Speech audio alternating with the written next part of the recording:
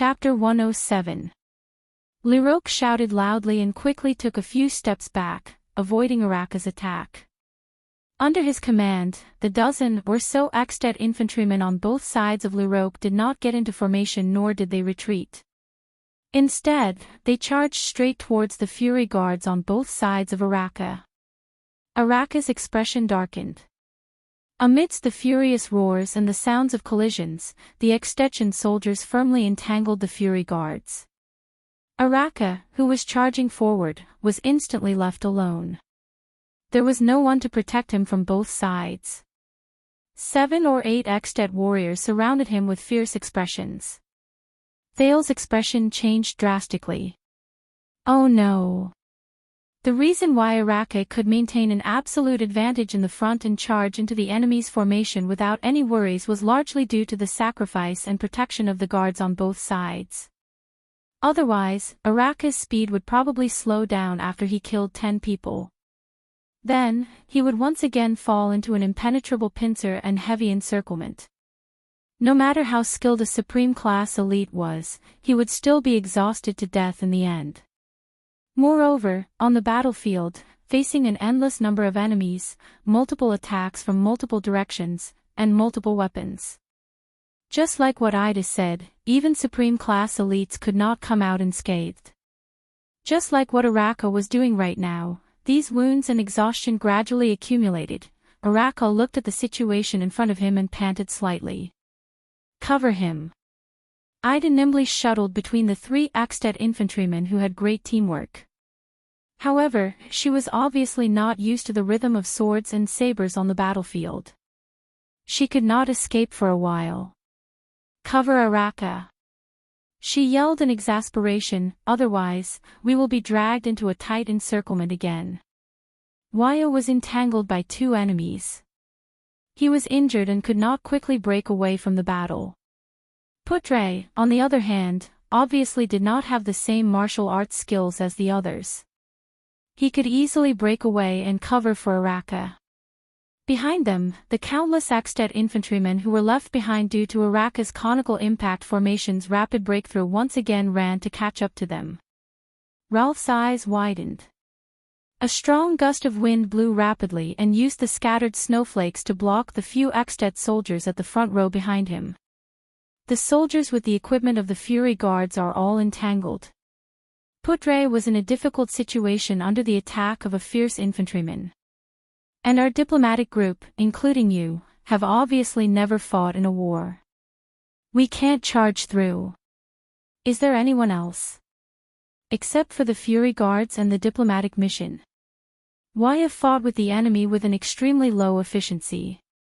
As long as I can break through this encirclement and get to His Highness' side. A young soldier and a veteran with a sword and shield suddenly turned around in the middle of the fierce battle. If there were members of the Fury Guards by his side, Araka would not have to worry about the threats from his sides and behind him. He could just face the enemies in front of him directly. But now he had to face threats from all directions. Asterisk clang. Asterisk Liroque's great axe landed solidly on the nail hammer that Araka had just snatched. Araka growled softly like a wild beast. Even Thales could feel the oppressive atmosphere. The next moment, the Kingdom's Wrath's eyes were bloodshot. With a jolt of the hammer that was propped up against the giant axe, the power in his body instantly erupted. Clang!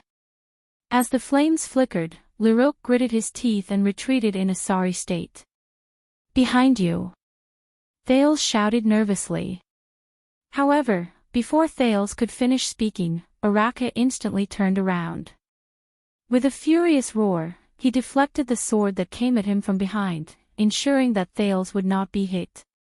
The Kingdom's Wrath immediately turned around and avoided a spear thrust that came at him at the same time. When he turned around, the nail hammer in his hand had already flown out and pierced into the chest of the swordsman behind him. Without cover, Araka could not continue his attack. He paused and retreated, dodging the blade that was aimed at his vital left side. However, a wound was still cut open on his waist, and blood flowed out. Maybe we should retreat and rendezvous with the guards. Thales endured the pain. His back was still cut by the sword just now. The beast-like man ignored the prince. With a low growl, he turned around and rammed his shoulder against the swordsman with the force of a volcanic eruption. The swordsman, who could not retract his sword in time, staggered from side to side. Then, he suddenly advanced with his elbow and knocked out all the teeth in his mouth. Rip, with a cold expression, Araka forcefully snatched his opponent's sword and slit his throat. Blood splashed all over Araka. Without any time to rest, the kingdom's wrath quickly lowered his waist and turned around.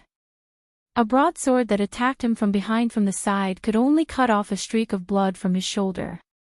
Araka then gave a low kick and hit his opponent's knee.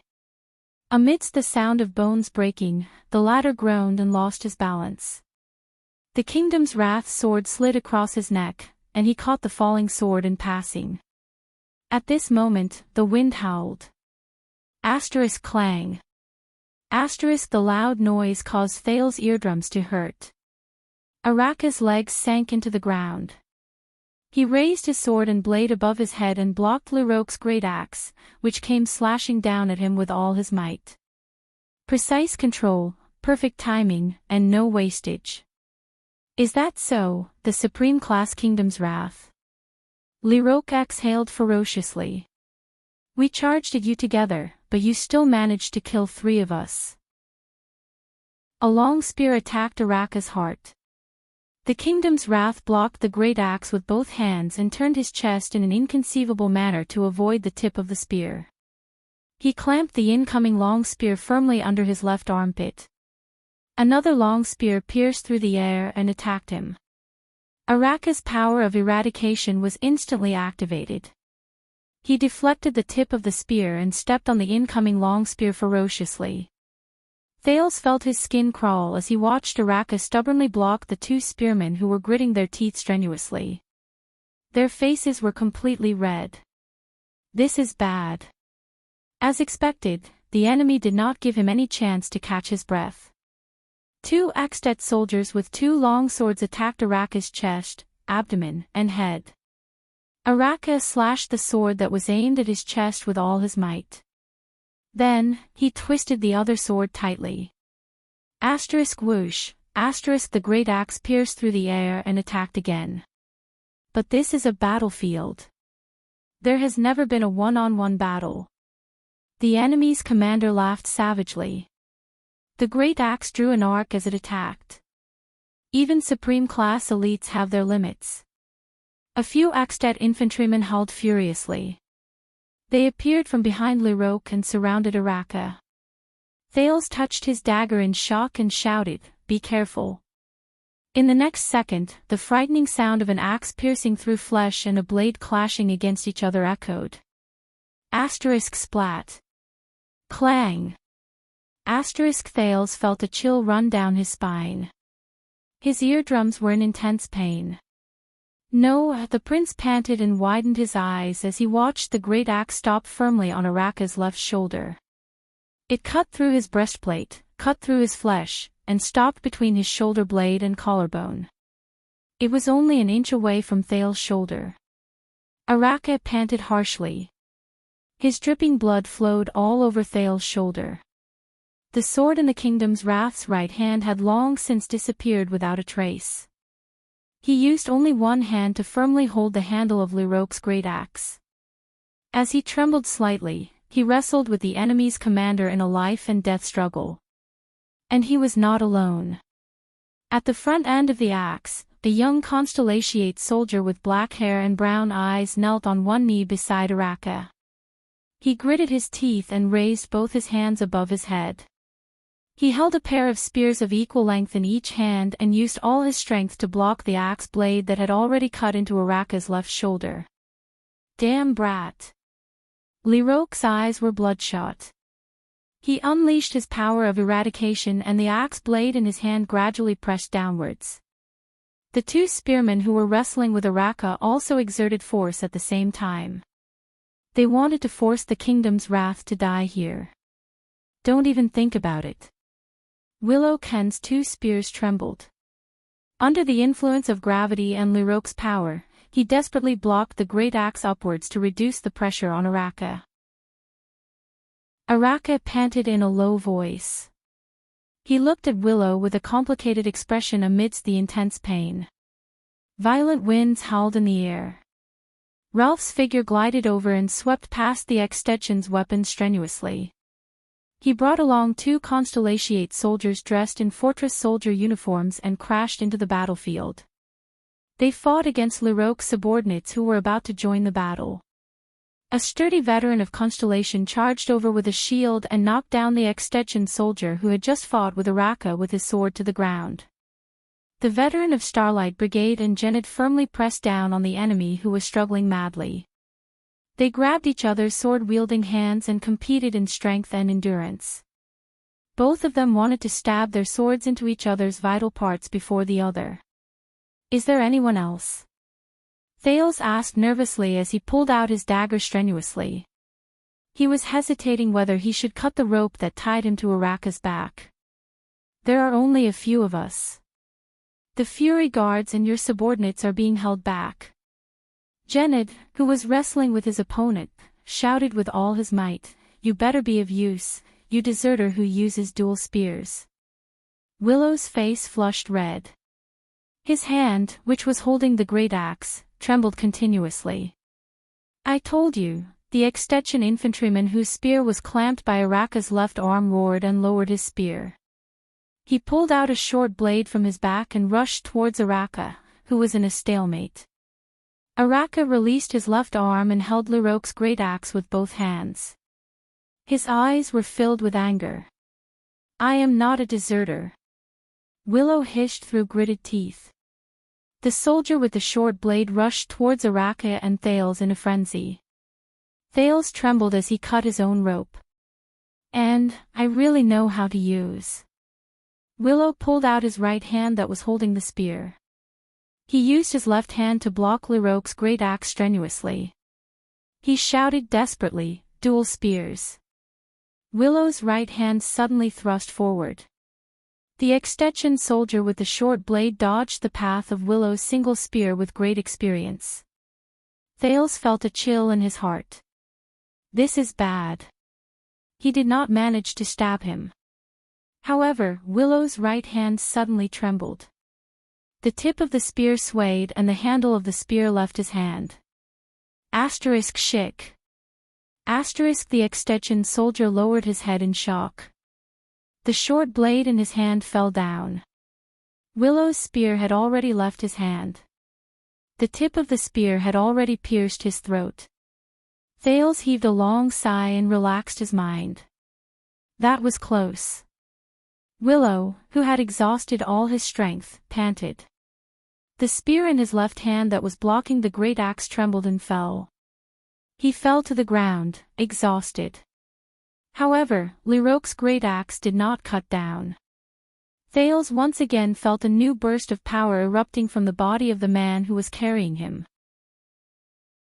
Liroque watched in shock as his great axe was lifted inch by the Kingdom's Wrath's arms. The beast-like man was like a volcano that was about to erupt. He slowly stood up from the ground. "Didn't your commanding officer tell you?" Araka panted harshly and trembled like a wild beast. Terrifying power once again erupted from his arms and he pushed the great axe forward. Liroque staggered and almost fell to the ground. However, his subordinates behind him caught him in time. "If you have the chance to kill me, it would be best if you can kill me in one blow. If you can't kill me..." Ha! Araka squeezed out a cold laugh from between his teeth. The aura on his body suddenly changed. Thales was shocked to see that the originally restless ripples and explosions in Araka's body began to surge violently like lava from a volcano.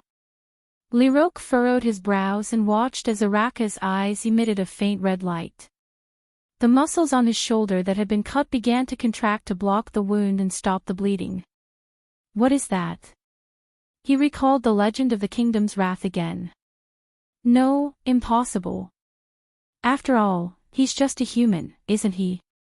Liroque roared furiously amidst the cries for murder around him. He mustered all the strength in his body and charged towards Araka with a few of his most trusted subordinates. 7 to 8 weapons were thrust out at the same time. Araka Murch. If he leads the charge, he will definitely be able to break through further with the Prince of Constellation. Archduke Lampard sighed as he watched the battle from afar. If they break through in the direction of the fortress, the shock they will bring to the fortress will be stronger. Then, our plan to lure Sisir out will have a higher chance of success. At that time, the morale of the fortress will be high. It will no longer be a matter of whether Sisir wants to send troops or not. What a pity. I don't know who came up with the idea to let them attack in the opposite direction. Did that 7-year-old prince also agree to throw away his life like this? Count Levon asked with a frown. Lampard shook his head regretfully. There is no point in thinking too much about it. It is already impossible for us to take down the fortress. There is another problem. As long as Murch carries that bow, it will be very difficult for the light infantryman to exhaust his physical strength through sheer numbers. Viscount Canvita frowned as he pondered. The light infantryman's encirclement on the north side is not as tight as the south side. It is very likely that he will rush out and arrive in front of us. Of course, the light infantryman's encirclement cannot stop him.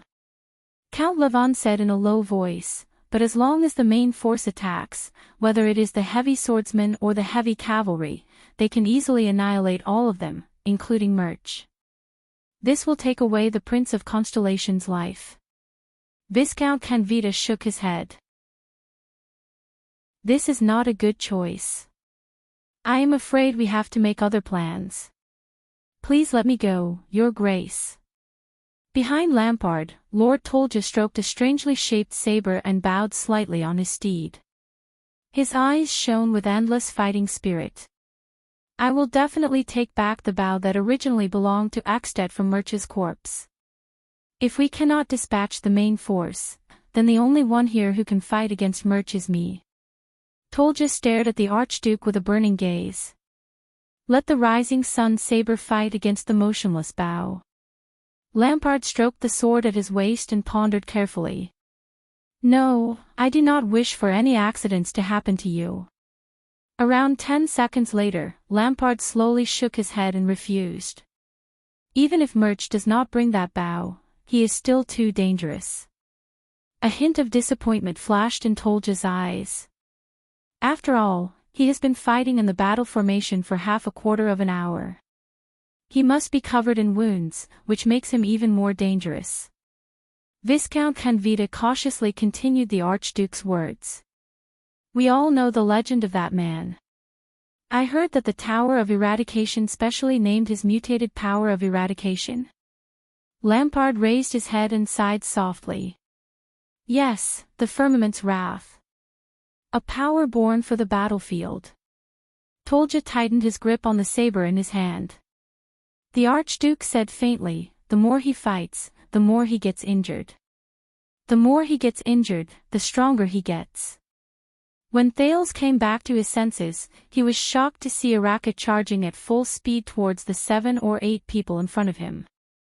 Without any protection on his side, he began his breakthrough once again. Facing the weapons in front of him, Araka's body suddenly moved in a strange manner. This movement seemed to bring about a fluctuation in the air. Thales, who was on his back, felt dizzy. A sword slashed across Araka's breastplate, leaving a deep wound between his ribs. A flail grazed past his raised right leg, taking away a piece of flesh. A saber was forcefully blocked by the wrist guard on his right hand. Countless sparks flew. Liroque's great axe swept past his head, which had suddenly turned around. The wind from the axe swept past his ears. A spear barely grazed past his thigh by a few millimeters. The last saber slashed horizontally into his unprotected left biceps, but not much blood spilled out. It looked as if Araka had moved slightly, avoiding all the vital parts during the pincer attack. However, Thales knew that this was definitely not a simple, slight movement. Araka did not care about the number of wounds on his body. He only charged forward with a fanatical expression. Until he squeezed between the enemies. Kill him. Liroque retracted his great axe and ordered furiously. However, the slightly panicked extensions could no longer keep up with Araka's rhythm. In the next moment, Araka let out an earth-shattering roar. His right fist erupted with an astonishing heat wave, and he punched the swordsman's face. The clear sound of bones breaking was heard. The extension howled madly. Araka laughed loudly. The power of eradication surged and erupted from his body. With a tremendous force, he rammed his shoulder against the flail-bearer's shield. The latter let out a pained cry and flew backwards. The kingdom's wrath grabbed his opponent's flail, turned around and smashed it, knocking away a saber that was aimed at the back of his head. Without losing momentum, the flail flew back until it dented the enemy's head. As red and white splattered, Araka turned around again and accurately locked a saber with his chain. He pulled the next enemy in front of him and used his lower abdomen to block a long sword that followed closely behind him. The swordsman who accidentally killed his comrade was stunned for a second. Araka then grabbed his clothes and crushed his windpipe. 5 extensions instantly fell at Araka's feet. Liroque roared furiously and swung his axe horizontally. Araka retreated at an astonishing speed and accurately avoided the trajectory of the axe. Thales, who was already dizzy from the battle where he dodged left and right, almost fainted. However, in the next moment, a shocking explosion came from within the kingdom's wrath's body. He kicked backwards with his right leg and instantly shot up like a flying swallow. He charged towards Liroque, who could not retract his axe in time. Thales saw stars and his vision immediately became blurry. Araka pressed his hands on the long handle of the great axe. "I like your axe." Thales could vaguely hear the kingdom's wrath's laughter and Liroque's despairing howl. When he raised his head again, he only saw Araka fiercely waving Liroque's double-sided great axe and smashing it into the face of its original owner. The latter flew out like a kite with a broken string. "Follow me." Araka, whose face was covered in blood, waved his great axe and roared at his comrades behind him. Araka waved his double-sided axe and charged into the crowd in front of him like a ferocious beast. He opened up a bloody path. Wherever he went, blood splattered everywhere and limbs flew everywhere. The death of their commander and the ferocity of the kingdom's wrath caused the surrounding extensions to fall into chaos. However, in the next second, the kingdom's wrath's body actually swayed. He propped his axe on the ground and panted as he looked at the extensions who were still lined up in front of him with hesitant expressions. Thales was greatly shocked. "Hey! Baron Murch, can you still hold on?" Araka panted strenuously and said discontentedly, "I can't believe I have to use this thing to charge at a light infantry formation. If only I was 10 years younger." "No, 5 years younger," Thales was stunned. At this moment, a feeling he had never felt before, came from the touch of cold metal. It was that bow. The great bow on Araka's back. Following Araka's words, the silver-black great bow that was pressed against Thales' skin suddenly vibrated. Thales quivered. At that moment, Thales felt a sudden burning sensation erupt within his body. It was as if the great bow was suddenly charged with a weak electric current. It was as if it was repelling his touch. In the next moment, Araka, who was physically exhausted, took a deep breath and his entire body trembled. The extension infantryman watched in disbelief as the kingdom's wrath slowly stood up and waved his great axe in a relaxed manner, as if he was filled with strength again. What a nostalgic old time. Araka flashed a terrifying smile as he looked at the enemies before him, who had complicated expressions on their faces. The electric shock of discomfort slowly faded from Thales' body. Thales resisted the discomfort brought by the great bow with great difficulty and asked, "What is this?" Araka twisted his neck and revealed a murderous aura towards the enemies again. "This is the most incredible weapon in the world. He grinned and said, "Each one of them gives its user a corresponding ability." Thales was shocked. He scrutinized the silver-black, metallic great bow again. A legendary anti-mystic equipment. He suddenly realized that this bow did not have a bowstring. Yes. The kingdom's wrath nodded. The motionless bow. Then, what is its ability?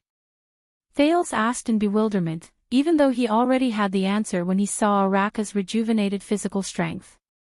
Araka snorted. Perpetual motion. Thales was slightly stunned. After Jen had dealt with his opponent, he pulled the exhausted Willow up and stood on either side of Araka. Ralph followed behind them with a complicated expression on his face. Liroque's death brought chaos to the Extension Brigade. The Fury Guards finally broke through the infantrymen's entanglement. "Hey, boy with 2 spears." Araka suddenly turned his head and looked at Willow. Willow shuddered violently. 3 days ago, this man wanted to send him to the gallows. "Looks like you really don't look like a deserter," Araka snorted softly. Willow's expression became joyful. "But your dual spears are terrible." Willow's expression froze again. "Don't mind him." Thales smiled behind Araka. "This is his way of saying thank you." Araka snorted coldly. He swung his great axe and strode forward. "Next time, change to a pair of long and short spears." The kingdom's wrath's voice came from the front. "Spears of the same length." How stupid. Willow was stunned. He immediately smiled and followed closely behind. The extensions in front of them were no longer as densely packed as before. Lampard's military camp was right before their eyes. A member of the Fury Guards howled angrily and pierced his sword into the body of an extension soldier beside Araka. At the same time, he pulled out the blade of the axe from his lower abdomen. He panted a few times, cast a powerless glance at Araka, and fell to the ground.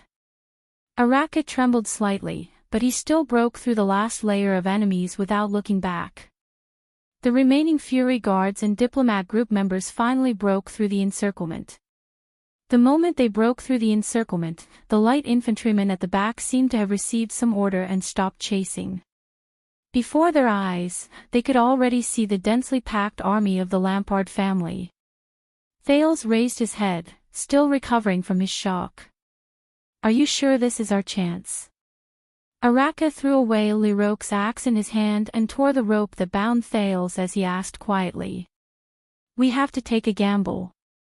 Thales landed on the ground and felt the change in his sense of balance. He retched a few times. "We bet that Lampard would not dare to kill me. My life is at stake." But he was immediately lifted by Araka and placed back on his back. They continued to move forward. Putre rushed over from the back with bloodstains all over his body. He said tiredly as he hurried, "At least Lady Cicere does not have to hesitate between your highness and the fortress." Thales grabbed Araka's shoulder and nodded. He turned his head and suddenly saw Ramon, who was still in the group. "He's still alive." Thales furrowed his brows. "Yes. Even though I saw him in danger a few times, he was lucky every time," Putre said with an apologetic expression. Thales exhaled through his nose and looked at Ramon, who looked like he still had lingering fears. "As expected." Putre continued to say, "The Fury Guards suffered heavy losses, and nearly half of the Diplomat group's veterans were sacrificed." Thales' expression darkened. He suddenly felt Araka's body tremble as he carried him on his back. "You better be right, young prince." Araka's tone was unsteady as he spoke in a low voice. "Just for you." He turned his head and looked at the heavily wounded soldiers behind him and the countless corpses behind them with an unpleasant expression. Thales also turned his head and looked at the path of Araka's breakthrough. From far to near, the corpses of the Fury Guards almost formed a straight line. 3 days ago, they had a tense confrontation with Sonia and her Starlight Guards in the fortress with solemn expressions and their hands on the hilts of their swords. 3 days later, they would never return. You want me to prove to you that I am the most valiant warrior of Constellation? Arrakis said in a low voice. Thales was stunned. This is proof. I have never been the kingdom's wrath. Arrakis furrowed his brows and his breathing quickened. I only have the Fury Guards and their sacrifices. Arrakis turned his head and continued to move forward with the stunned Thales on his back. The iron-fished flag was not far in front of them. Tang-En, Lothar, Jillian, Boland. Arrakis gritted his teeth and shouted the names one after another. Without them, I would have died 10,000 times over. They, the past, present, future, all the Fury Guards who risked their lives, they are the true Fury Guards. The kingdom's wrath. Thales lowered his head. His expression was complicated. At this moment. Wait! Arrakis suddenly shouted loudly. Thales was startled and quickly raised his head. In front of them, from the side of Extet's military camp, a small group of heavily armed soldiers walked out in an orderly manner. Everyone also raised their heads and looked forward. The remaining Constellations immediately burst into an uproar. Almost everyone was shocked. Damn it! Ida punched Putre and said angrily, What did you do? What did we do? That's not right. Putre stared at the group of soldiers in bewilderment. Everything today is wrong. It should not be like this. Ramon screamed and fell to the ground. I knew it. Following this prince is simply why it chased after Thales in fear. Your Highness, please seek cover immediately. Ralph was so nervous that he was out of his wits. He kept shaking his head. In the crowd, Willow poked Jenned beside him with a strange expression. What is that? What is that? Jenned also furrowed his brows. He replied snappily, The ferryman of Hell's River. Willow shook his head with a confused expression. Thales looked at everyone with a puzzled expression. What's going on? That small group of soldiers, arc light shield. Arrakis put Thales down and roared madly, Get into formation quickly. Adjust the angle of deflection. All the Constellation soldiers moved frantically. The Fury Guards and the veterans of the fortress quickly took out the shields on their backs, especially the ones that glowed with a strange metallic luster. The soldiers arranged themselves into formation layer by layer and raised their shields. Even though Constellation had inherited the tradition of the Empire and was accustomed to the infantry formation, it was different from the normal Constellation formation. This time, the formation was particularly dense. There was only one row of soldiers, some squatting or standing, and they blocked the direction of the small group of strange Extension soldiers in front of them. Watching all this, Thales asked loudly in confusion. What happened? Those soldiers. What are they? Everyone was silent for a while. You said that you bet that Lampard would not dare to kill you. Arrakis broke the silence and said through gritted teeth. Thales looked at Arrakis' expression in bewilderment. Looks like it was a failed gamble. Arrakis' face was filled with anger as he pointed at the group of soldiers in the distance. Do you see what is waiting for us? Thales narrowed his eyes. He suddenly realized that the soldiers were holding strange and heavy long strips in their hands. They had one hand in front and the other at the back. One of the ends was aimed at them. This posture, his heart suddenly trembled. Arrakis' low growl, which was forcefully suppressing his anger, rang in his ears. That is, the Mystic Gun Unit.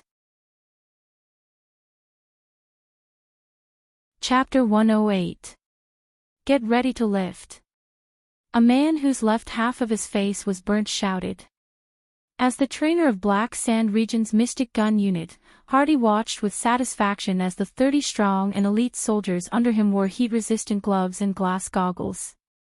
They were divided into groups of 3, opened the incubator boxes, and steadily carried out 10 streamlined iron-gray mystic guns.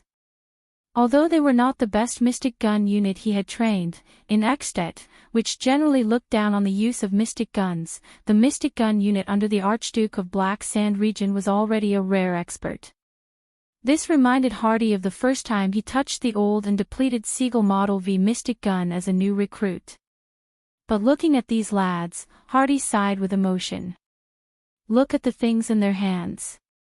The Seagull Model 7 mystic gun had a sturdy gun body forged with the rough skills of the dwarves in the iron-gray mountain of the eastern peninsula. It was equipped with a barrel made of the finest crystal drops from the Snake's Belly Mountain, which was located at the border between the Hanbol dynasty and the Lagudan Alliance. It was also equipped with an oil storage tank made of dark copper mined from the seabed by Crystal Jade City. It was filled with high-quality eternal whale oil obtained from the Southern Sea of Eradication by the Trade Federation, as well as the sealed core of a mysterious origin. The gun body was hard and wear-resistant, and the barrel could withstand high temperatures. It was highly focused and easy to aim. Even the depletion rate of the core was only half of its predecessor, the Seagull Model 6, which was introduced 20 years ago. Mystic energy could be focused within a range of 200 meters without dispersing. It could be fired twice within half an hour, and it only needed 2 hours to cool down. Apart from the ridiculous weight and heat leakage problems that still left people helpless, in Hardy's eyes, it was perfect. The inferior mystic guns that were unknowingly sold into the underground black market through the country's arms trade but lacked maintenance were like wooden sticks to steel swords compared to this gun. The target has entered our field of vision. Prepare to aim. A strong gunner raised his hand and knelt down on one knee. He used his shoulder, which was wearing a special shoulder armor, to support the heat-resistant base at the front of the gun. A smart gunner quickly calculated the distance and direction. He turned the button on the side of the gun and adjusted the focus and energy scale. A decisive operator skillfully checked the gun's status. After confirming that the core was stable, he opened the safety lock and grabbed the firing handle. One day, Hardy thought silently, it will no longer be heavy. 2 people or even 1 person can hold it. It was no longer complicated.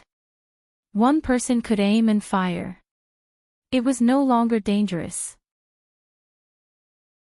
The core would not become the fairy bell of Hell's River that could endanger the gunner's life at any moment. It was no longer expensive, and every soldier would be equipped with it in battle, instead of being limited to a small team of a few dozen people. It was no longer mysterious. The nuclear core was no longer a mysterious item that was imported through special channels. Everyone knew its origin and principle. One day, Hardy gently looked at the mystic gun beside him that had entered firing mode.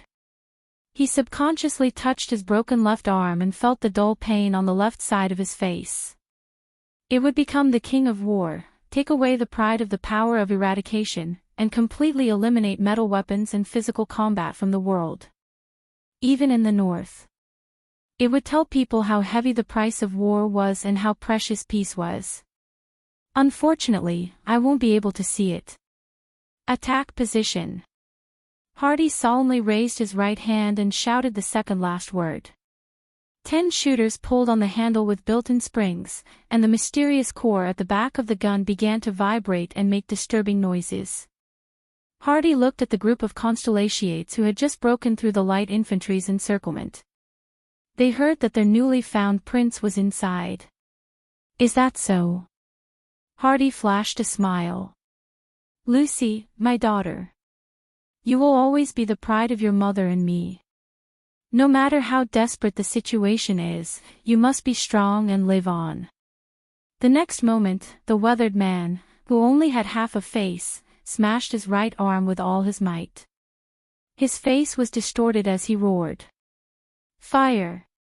The soldiers set up a densely packed shield formation, blocking a large area of vision in front of them. Everyone else hid behind the shield formation. Arc light shields, distribute them evenly. Araka roared, don't miss any spot. Thales was pressed to the ground by Putre. He could not even lift his head. No matter what, hide behind the others, Putre said with a stiff expression. Lampard must be crazy. Thales gritted his teeth, but he could not stop the doubts in his heart.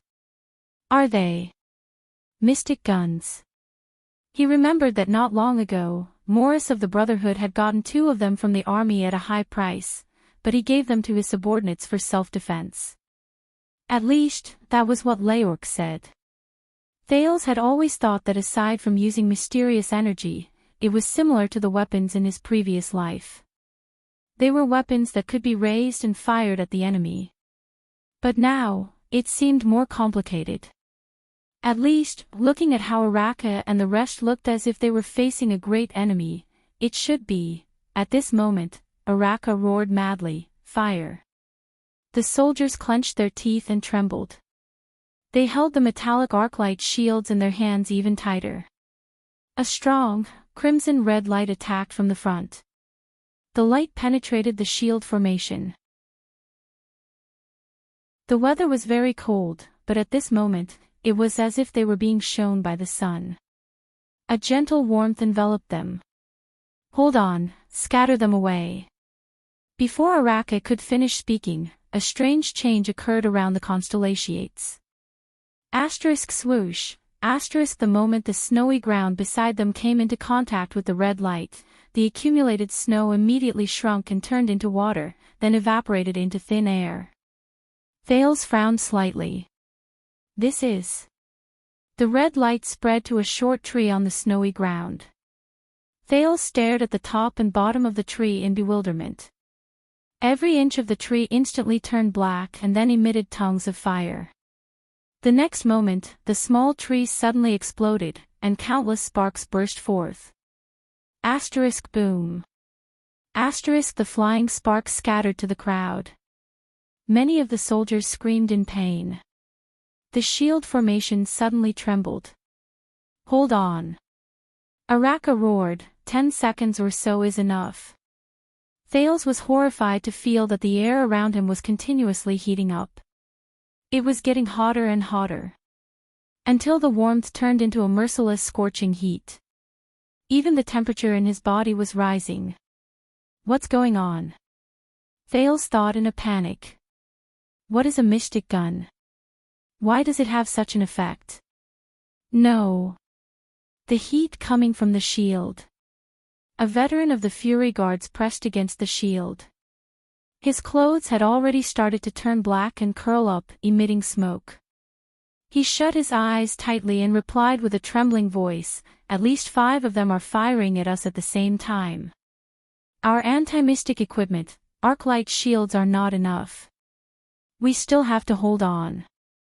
Araka roared loudly. He drew the motionless bow, which had no bowstring, from his back. "I will block the excessive attacks." At this moment, a soldier's hand, which was holding onto the arclight shield, suddenly burst into flames. He screamed in pain and took a step back under Araka's shocked gaze. The soldier's shield swayed. A ray of red light passed through the gap and shone on his body. No. Before Araka could shout in shock and anger, the soldier's screams exploded before he could. Ah! Within a few seconds, the soldier trembled madly. The clothes on his body were the first to emit smoke. When the red light shone on his feet, the snow on his body instantly evaporated into gas. Thales felt his scalp go numb as he watched the soldier's skin start to melt. The next moment, there was a ting sound from his body and endless tongues of fire emerged. After another second, the soldier's body exploded like the small tree and exploded into countless sparks. Boom. Thales watched in horror as this life disappeared. What was left of the soldier was a charred, dried corpse. However, his death brought about irreversible consequences. Block the gap. Before Araka could finish shouting, the burnt remains of the corpse splattered everywhere in the shield formation, igniting many soldiers who were holding up shields to block the attack. Ah! No! Hold on. It's so hot, screams rang out one after another. The shield formation immediately dispersed. The red light shone into the crowd without any cover. The surrounding temperature suddenly increased explosively.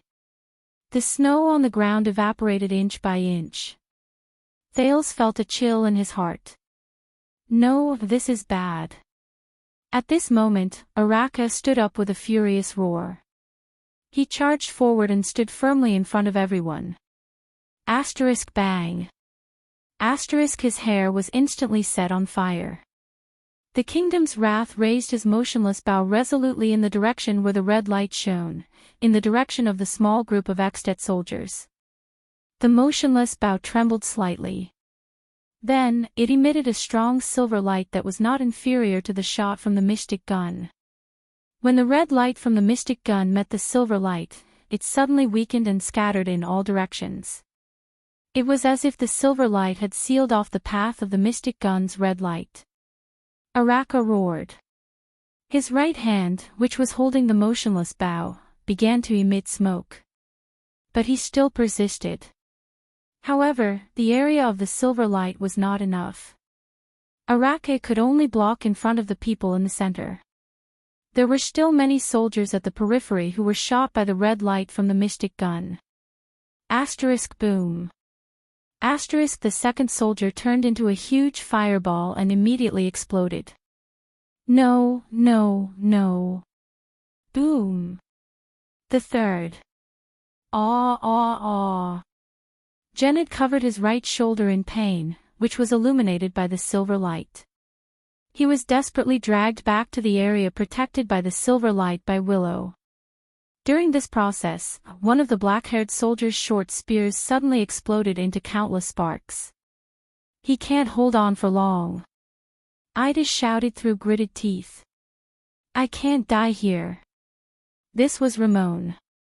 Bring His Highness out. Why said while sweating. No, there are too many mystic guns, Putre said with difficulty, we can't escape. While everyone was in a mess, no one noticed that the second Prince of Constellation was in a strange state. The moment the silver light erupted from the motionless bow, Thales experienced that electric shock again. And it was even more severe than when he was on Araka's back. It was as if the silver-black metal bow that was emitting silver light was rejecting every corner of his body. Thales lay on the snow-covered ground. His face was contorted and trembling. No, is the legendary anti-mystic equipment really rejecting me this much? The silver light suddenly weakened. Araka's right hand started to catch fire. In the endless scorching heat, the kingdom's wrath still gritted his teeth and endured. A few rays of red light leaked in and shone on Thales' body. At that moment, Thales suddenly shuddered. His clothes started to smoke. He only felt the cells in his body suddenly heat up. So hot. It was as if he was on fire from the inside out. That familiar fluctuation surged through his entire body. Time seemed to have slowed down again. In the vision provided by the fluctuation, the red light and the silver light were like two pairs of enemies that were strangling each other, melting each other. However, where the light intersected, the silver light obviously had the upper hand. It was just that there were more red lights. However, at the same time, Thales only felt that his body was getting hotter and hotter. No, so hot. Thales closed his eyes in despair. He opened his mouth wide and howled as he felt the heat that was almost burning him. He stretched out his hand and screamed. So hot. Then, his heart suddenly skipped a beat. Asterisk thawed. Asterisk a feeling that he had never felt before assaulted his senses. At that moment, Thales only felt that his vision had penetrated the distance. He saw the origin of the red light, the mystic guns in the hands of the soldiers. At the back of those mystic guns, there was a constantly rotating core that was emitting yellow light. That is the essence of the mystic guns. Thales had this feeling. But, these damned red lights. Hurry up and disappear. So hot. At least, stay away from me. So hot. Just as he thought that, in the next moment, in the vision provided by the mysterious fluctuation, the entire world before Thale's eyes seemed to shake violently. In his field of vision that others could not see, the crimson light from the mystic gun suddenly scattered as if it had a mind of its own. It made a turn in the air, avoided the constellations, and shot behind them. Asterisk swoosh, swoosh, asterisk the snow on the ground a few hundred meters behind the constellations instantly evaporated. In the next second, the red light from the mystic guns disappeared before everyone's eyes. Araka knelt on the ground with a thud. However, he still fiercely raised his burning right hand and extinguished the flames on his head and hands. The constellations seemed to heave a sigh of relief and fell to the ground one after another. In the scorching air, many of the soldiers had already turned into charred corpses or were burned to death. One round of shooting has ended. It seems that their aim was not very accurate. Araka gritted his teeth and climbed up. He said, but if they were using Seagull 7, at this moment, a shrill horn resounded through the sky. Asterisk beep, asterisk Araka furrowed his brows. Putre and the other veterans suddenly trembled. We survived. Putre's lips trembled as he survived the disaster. He shut his eyes tightly. This is Extet's retreat bugle call. The hurried sound of hooves came from afar. A knight wearing a grey helmet galloped towards them. Enough. The kingdom's wrath. The knight wearing the grey helmet shouted from afar, there have been enough battles and deaths. Araka raised his head and laughed mockingly, told ya. The Fire Knight. Come. He raised his almost charred right hand and the motionless bow that was almost brand new. He gritted his teeth and said, step over my dead body and take it. Come and take the motionless bow that I snatched from your hands 12 years ago. The battle between us has ended. With a solemn expression, Lord Tolja said discontentedly from his horse, one of the 10 co-rulers of Extet, the Honorable Archduke of Black Sand Region, Lord Chapman Lampard, has invited the second Prince of Constellation, His Highness Thales Jade Star, to meet him. Araka was startled. Are you messing with me? At this moment, Putre cried out in shock. Thales had no idea what happened after that. He only had one feeling now. Pain. Numbness from the pain. Numbness from the pain. This was the after effect of the previous time when he'd lost control. Now, it struck him again. Intense pain erupted from all over his body in waves. It was even more severe than the last time. It was as if every molecule in his body was cracking and collapsing. Then, this pain was transmitted to every nerve in his body. What's wrong with him? Thales tried his best to open his eyes and saw a knight wearing a grey helmet in front of him. He lowered his head to look at the vigilant Araka. Maybe he's exhausted. After all, it's such a long journey. This was Putre's anxious voice. Oh God, His Highness is bleeding. No, his breathing is weakening. This was Waya, who was panic-stricken. Where's that doctor? Let him come here. The last thing Thales saw before he lost consciousness was Ralph, who was running towards him anxiously, and Ramon, who was dragged over by Ida. Those two voices again. Thales thought in a daze, it's like a dream. I'll probably forget about it once I wake up. Oh, it's him again. How long has it been? Just a few minutes. Forget it. This time, it can finally stay, right? Yes, although the buoyancy of the soul is still strong, I can feel that its body is close to collapsing. Wait. It's different from the last time. Someone is stimulating the potential in its body and mending its life. And its life force seems to be exuberant, too exuberant. It can't be. When was the last time we encountered such a tough fellow? Thousands, hundreds, or decades ago. I can't remember clearly. I think it was that arrogant knight-come-wizard. Sigh, what does Mother think? Mother is still unwilling to accept it. I can only say that having a strong life force is a good thing. Even Mother is lenient, there's no point in thinking too much. Mother has her own plans. Do you still remember the Sovereign of the Abyss from a long time ago? He even had 3 of his hearts destroyed by that calamity. TSK, that scream could even be heard clearly from the lowest level. Mother was about to accept him, but he actually struggled and crawled back. Silence.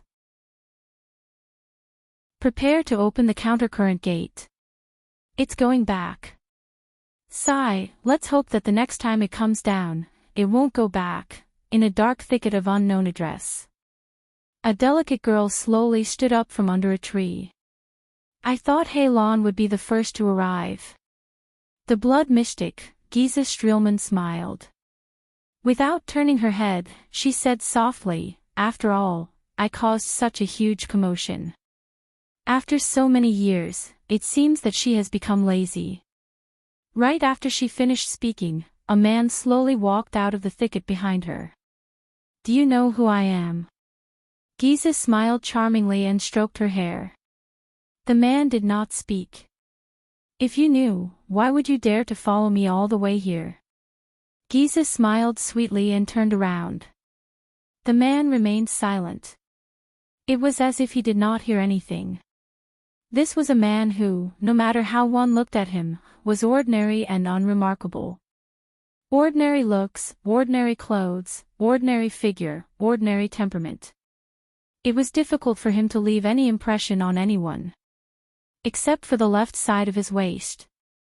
2 weapons were tied to the belt there. One of the weapons was wrapped tightly in old sackcloth. It was barely visible that it was long. Giza raised her eyebrows slightly. Under the sackcloth, she sensed a hint of an annoying presence. And the man's other weapon seemed to be a sword. But the shape was not very regular. The man was still expressionless. But he moved. He held the irregular sword at his waist in a backhand grip. He slowly drew it out. Are you sure you want to use a sword against me? Giza exhaled softly. You don't look like a commoner. The man still did not speak. He only raised the sword without changing his expression. It was as if he was doing the most insignificant thing. Giza smiled softly. In the next moment, she saw the sword in the man's hand. That sword. The blood mystic's expression darkened slightly. It's a strange sword. More importantly, it's, from the hilt to the blade. A strange sword that was completely black. Chapter 109. Alright, he's awake. Thales woke up amidst a chaotic crowd. The moment he opened his eyes, he saw Ramon's big nose. What happened just now? The mystic gun hit me, did I lose control again? He panted. Ramon was squeezed out of his field of vision, followed by Putre's thin face, Yaya's anxious expression, and Aida's half-face under the cloak. What's wrong? Thales asked weakly. Get out of the way, get out of the way. Respect the doctor. Ramon's dissatisfied voice came from the side. Give us an empty space. His Highness needs further examination. The 3 faces in his field of vision disappeared, and Ramon's big nose reappeared. How am I? Thales asked softly as he felt his entire body. You are fine now. In fact, most people do not have your vitality and recovery ability. Ramon frowned and said with a disheveled expression, but your body, all right. Thales interrupted him and struggled to sit up. He exercised his right arm and observed his surroundings. Now is not the time to talk about this. Ramon clearly felt the abnormality in his body. But how could he talk about it in this place? However, Ramon did not seem to want to give up, and his next sentence made Thales clench his fists. Listen, Your Highness.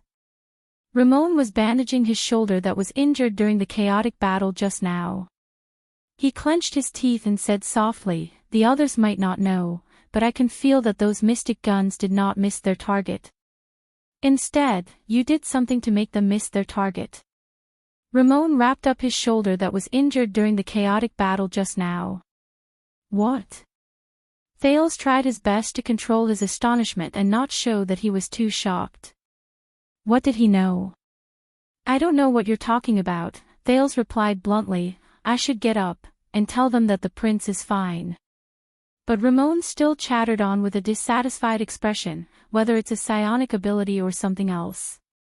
"Judging by their reactions, I guess this is not something that everyone knows. But it's okay, I'm not interested in your secret, there's just one thing." He lowered his head and said fiercely, "Let me go after we cross the border. I don't want to join your damn journey anymore." Or else what? Thales turned his head abruptly and glared at him. "Use that power of yours that can bring people back to life to deal with me." Ramon was slightly stunned. "You are not a doctor, Ramon," Thales whispered coldly. "Yes, I know this very well. You use another kind of power to treat people. I guess this isn't something that everyone knows, right?" He looked at Ramon's incredulous expression and tapped his forehead. "We'll talk about this later." Thales stood up, leaving behind the dumbfounded Ramon. The mystic gun troops in the distance had already retreated. The Fury Guards were cleaning up the battlefield, tying the corpses of their comrades to ropes. Everyone's face was filled with sorrow and anger. "Damn it."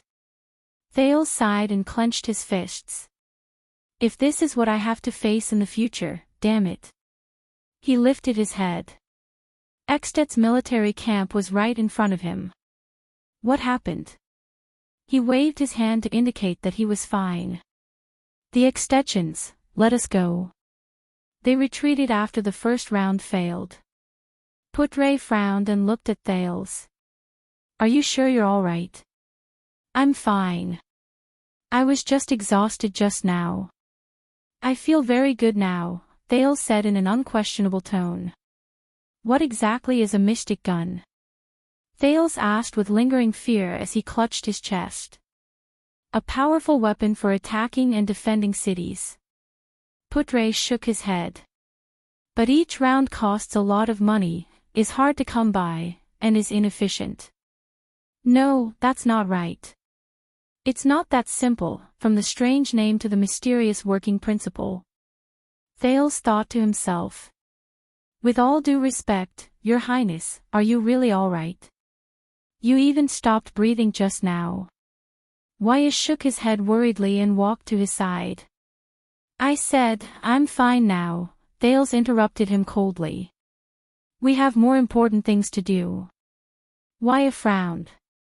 "This is a secret that I must keep." "Sorry." Thales raised his head apologetically to Wyatt and looked in front of him. "What is that?" Thales narrowed his eyes. Not far in front of him, Araka, who was covered in wounds, was glaring at a knight in grey armor who was riding on a horse. One of Eksted's 5 war generals, the wielder of the legendary anti-mystic equipment Rising Sun Saber, Putre said warily. "The fiery knight, Ram Tolja." Putre shook his head. "It seems that Lampard sent him here alone to make peace." "If Lampard really went crazy and wanted to kill us all, why did he give up halfway?" "Yes. At the end of the day, Lampard has no reason to kill me." "Then why? But we have already come this far," Putre said slowly. "There is no turning back now." Thales nodded lightly. "You are Prince Thales." Tolja saw Thales from afar. "I am Ram Ford Tolja." The knight in grey armor looked at Araka warily and said slowly, "Sir Chapman Lampard invites you to meet him." Thales sighed and strode forward. "The Archduke of Black Sand region. I thought he would be friendlier." Thales looked around and saw the charred corpses on the ground, as well as the soldiers and diplomat group members covered in cuts and bruises. He suppressed the dissatisfaction in his heart. He wouldn't hypocritically extend an invitation after killing most of our people. Tolja raised his head and looked at a broken dragon fortress in the distance. If you have any opinions, you can ask the Archduke himself. The Fire Knight's gaze under his grey helmet was sharp and profound. I am only responsible for bringing you to him. Thales clenched his teeth and exhaled. At this moment, the ferocious-looking Araka strode towards Tolja. Have you forgotten something? An extension. The kingdom's wrath's words were filled with anger. Forget it, Araka. Go back. Tolja looked at the kingdom's wrath, whose gaze was hostile, and turned his horse around. The Archduke does not welcome you, neither you nor your guards. You are only here to escort the prince, aren't you? Lampard does not welcome me. What kind of joke is this? Araka said fiercely. His brother died in his hands, and his father died in my hands. With this in common, we should be able to chat very well. Thales furrowed his brows. Especially when I killed so many of his soldiers, and he also killed so many of mine. Araka said coldly, we will definitely become good friends. The battle is over. You cannot change its outcome. Tolja answered nonchalantly, as though he was already used to the other party's provocation. The dead who died in the battle are certainly worthy of commemoration, but the living cannot forget their mission. What is your mission? Araka. Araka lowered his head and looked at a charred corpse that was tied to a makeshift tow rope nearby. He clenched his fists tighter and tighter. You fought very bravely, but your mission has been completed. Tolja stared coldly at his opponent. You should be glad that we did not take the opportunity to snatch the motionless bow. Why don't you try? Araka fiercely grabbed the motionless bow and stood one end in the snow. You brought that knife anyway, didn't you? One day, I will. Tolja's eyes shone brightly. He shook his head. But not now. One day, he said slowly, we will settle all our debts of blood. Araka stared at him and let out a disconcerting sneer. Your Highness. Tolja did not look at Araka again. He nodded slightly on his horse and extended his hand in the direction of the military camp. Thales glanced at Putre. The latter gave him a supportive look. I think we do not have any other choice, right? Thales looked at the grey-armored knight. The latter smiled at him. All right. Thales looked at the messy battlefield and exhaled. He walked forward. Let us go and see the organizer of this welcoming ceremony.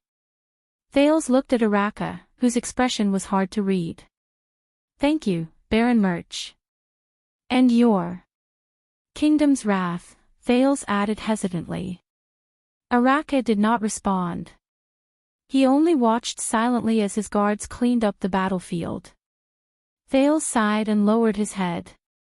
He turned around and walked towards the military camp. Putre was the first to catch up with Thales. Waya and Ralph followed closely behind him. Ida looked at the corpses around her and walked to the back of the group. Willow supported Jenid. Ramon, on the other hand, followed Thales in dissatisfaction after being pushed by a few soldiers. Child! Thales turned around in surprise. On the snow-covered ground, Araka lowered his head and put the motionless bow back on his back. More than half of my soldiers, including your diplomat group, died, the kingdom's wrath said quietly, just to send you here. Araka Murch raised his head. His eyes were filled with emotions that Thales could not understand. Do not let them die in vain. Thales was stunned. But the kingdom's wrath had already turned around. Araka grabbed a rope and dragged the corpses of 4 to 5 soldiers. Without turning his head, he walked back the way he came. Behind him were the remaining Fury Guards and the corpses of their comrades, who were either intact or incomplete, who were dragged along the snow-covered ground with ropes. His back was lonely.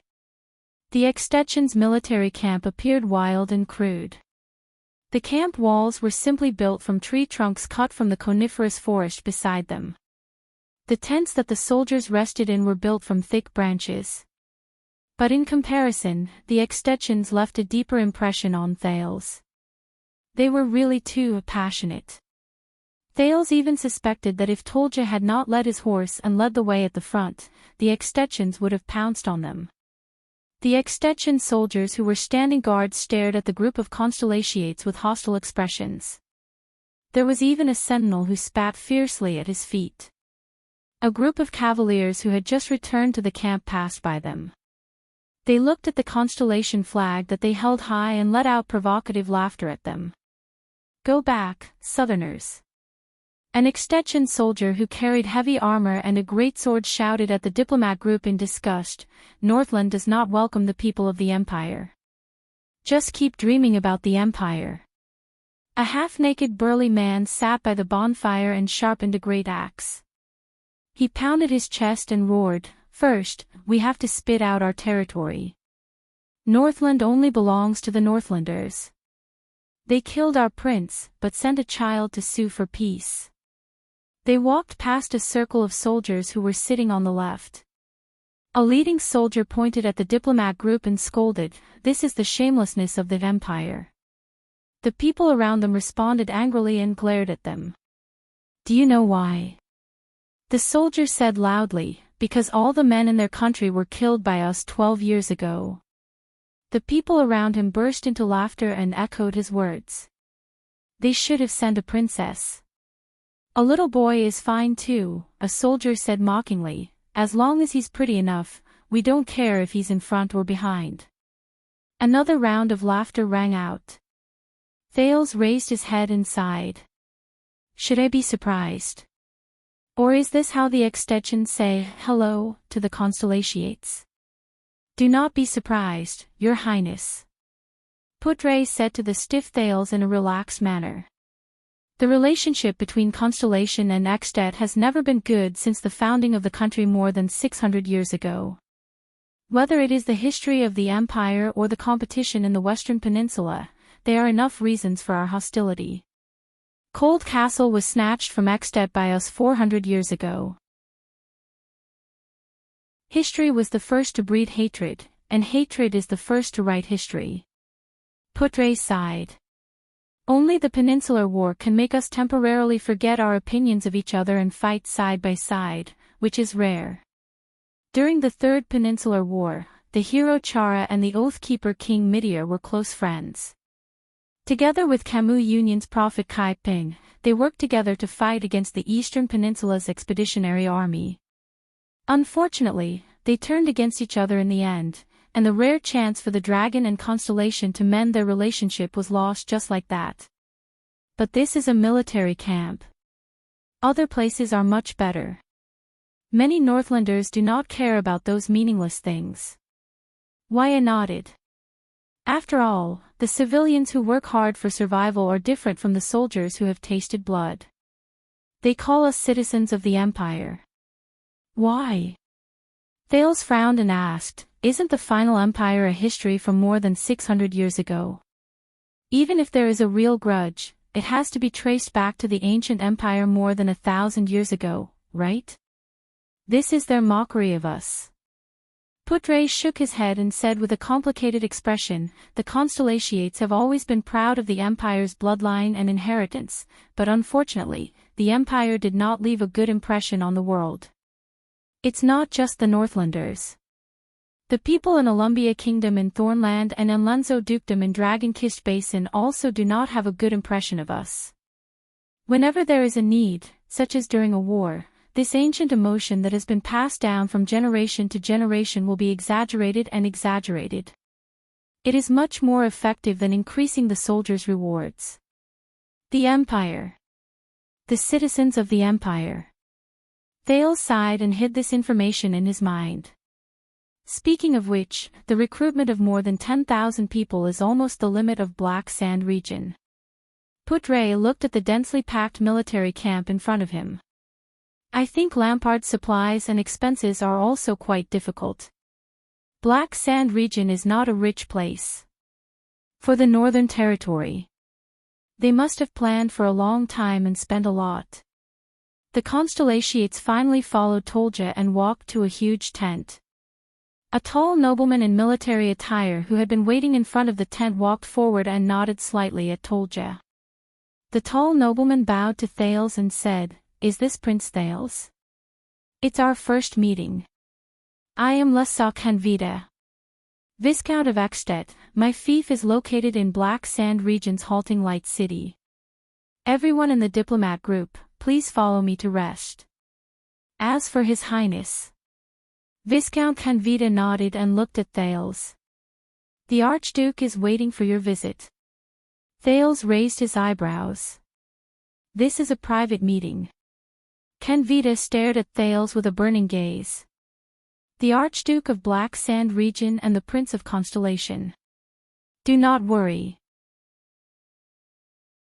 Viscount Canvida raised his hand and stopped Putre and Waya, who wanted to say something. His tone was firm. "His Highness is already here. At least before we reach Dragon Cloud City and meet His Majesty, he will be fine." Thales sighed softly and smiled. "I think we still don't have much of a choice, don't we?" "Do you know, Your Highness, I suddenly thought it through," Putre said quietly, his eyes shining brightly. "Lampard is not crazy." Thales thought of something. Canvida furrowed his brows and gestured for Thales to go ahead. The Archduke's own tent was tall and spacious, but it was not bright. The ground was covered with a thick carpet, embroidered with the picture of a powerful iron fist. A rough-looking man in his 40s sat beside a thick square table filled with food. He had gray hair and blue eyes. His chin was covered in stubble, and he wore a chain armor with fine iron rings. He was chewing on a plate of roasted meat on the table. An iron brazier burned fiercely by the side, illuminating the man's face, making it look even more mysterious. Thales noticed that a saber with a polished leather scabbard was also placed horizontally on the table. He calmly stared at the actual ruler of Black Sand region, Archduke Chapman Lampard. Lampard stuffed a ball of roasted meat into his mouth while staring at him, making Thales feel uncomfortable. "You're calmer than I thought," the Archduke said slowly.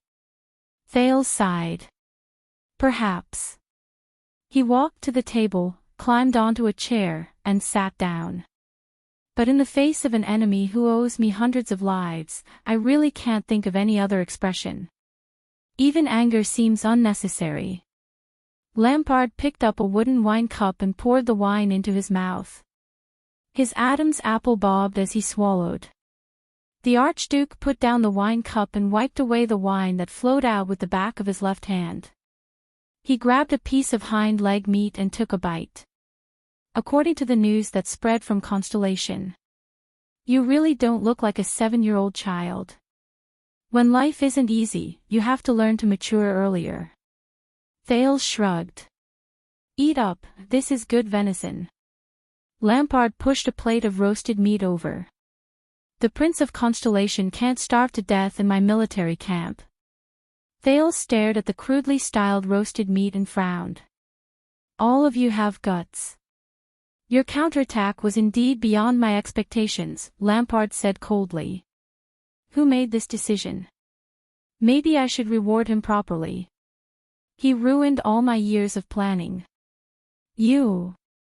Thales pulled the plate in front of him. Without raising his head, he took out his dagger and started cutting the meat. Lampard raised his eyebrows. "This is your decision, Your Grace." Thales cut the venison and said calmly, "You killed half of our men on the first day I stepped into Ekstedt's borders. You forced us to choose the path that was most disadvantageous to you. How long have you been standing here and looking at the fortress opposite you every day?" 2 weeks. 3 weeks. I guess it's not easy to maintain the supplies, food, and lodging for more than 10,000 people? Thales shrugged. I'm really worried about Black Sand region's finances. He picked up a piece of venison the size of a thumb and put it in his mouth. It tastes good. Lampard stopped eating and drinking. He stared straight at Thales with a fierce look in his eyes. You know, the Archduke said slowly, I originally planned to spare your life and only kill the people around you. Thales frowned. His venison was not cut well. But we encountered the Mystic Gun unit. That level of attack. Thales snorted softly and began to cut off a piece of meat. It was to kill me. That was an accident, Lampard said flatly. An accident. Thales was so angry that he laughed. He put down the dagger in his hand. Your mystic gun, but he was immediately stunned. Wait. Putre said that Lampard did not go crazy. So, Thales stared at Lampard in a daze. Could it be, that was an accident? Thales asked in disbelief. It was an accident. Lampard placed his arms on the table, his eyes burning. Thales closed his eyes and exhaled deeply. After a while, Thales opened his eyes and said with certainty, You did not send out the Mystic Gun unit. I did not. Lampard put down his wine glass and shook his head slowly. You did not intend to kill me either, Thales continued. I did not. Lampard's eyes were burning. Thales clenched his teeth. So that's how it is. He exhaled and laughed. Someone else is commanding the Mystic Gun unit. Lampard had no reason to kill me from the beginning. The Mystic Gun unit is an uncontrollable killing weapon. No matter how stupid he is, he will not use this kind of thing against me.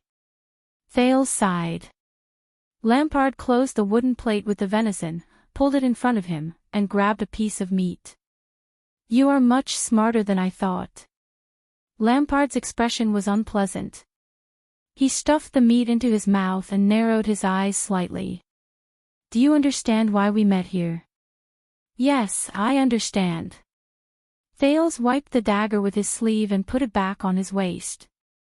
He sighed and said, But I really did not expect that the command of the Mystic Gun unit under the command of the famous Archduke of Black Sand region would be so easily tricked by someone. Lampard suppressed his anger. That officer is called Hardy. He has been in charge of training my Mystic Gun unit since 3 years ago. The commander of the unit fell ill this morning, so he is only temporarily in charge. How is he? Thales asked quietly. After the signal to retreat was sounded, he still ordered a second attack, but there were soldiers who immediately questioned his orders, Lampard said gloomily. Then, Hardy did not hesitate to slit his neck and committed suicide. We are still investigating the person behind him. This also explains why you hurriedly blew the signal to retreat after only one shot. Thales sneered. Even the command malfunctioned. Sorry, I really do not know what expression to use at this time. Archduke Lampard pursed his lips tightly and said nothing. Their goal should be to use you to kill me, or to use my death to plot against you. Thales sneered. I think the latter is more likely. My enemies are all in the country. The higher you stand, Lampard said quietly, the more enemies there will be. So, the sudden accident also made you cancel your plan. Thales snorted. Were you originally prepared to humiliate me by capturing me and see if the fortress would waver? There was silence. Lampard opened the bottle of rye wine beside him and filled his empty goblet. I hate to say this, but King Kessel made a good move. He pushed you out, Archduke Lampard said calmly. The moment you stepped into my military camp, I could no longer take down the fortress and the northern territory. And the oath he made in Renaissance Palace was equivalent to forging a suit of armor for you with the ownership of royal power. Lampard raised his goblet and said quietly, If you die in Eckstedt, no matter who did it, the neighboring Black Sand region will only suffer. So, once you realized that you could not take down Broken Dragon Fortress, and realized that there were actually people eyeing you covetously, you immediately changed your attitude and wanted to rope me in? Thales said coldly. Lampard drank a mouthful of wine expressionlessly and said, Kessel's oath dispelled some people's desire to take your life, but it also aroused the ambition of others to take your life. Today's mystic gun is just the beginning. We have a common enemy lurking in the dark, whether it is for the throne of Extet or the throne of Constellation. The Archduke of Black Sand Region's voice was steady and solemn. From the moment you stepped into Extet and the Northern Territory, our interests were tied together. Yes. Thales lowered his head. His voice was steady and indifferent. My death in Extet is not a good thing for either of us. Archduke Lampard's expression softened a little. I will allocate 2,000 men, led by Ken Vita, my most trusted vassal, to escort you to Dragon Cloud City. You will arrive directly at the Walton family's territory. The king's emissary is already waiting for you. But my men died on the battlefield. They stood in front of me and were pierced by knives, swords, and spears. Thales raised his head with a gloomy expression. We have also killed many of your men. Lampard closed his eyes and muttered to himself for a moment. Thales stared at him expressionlessly.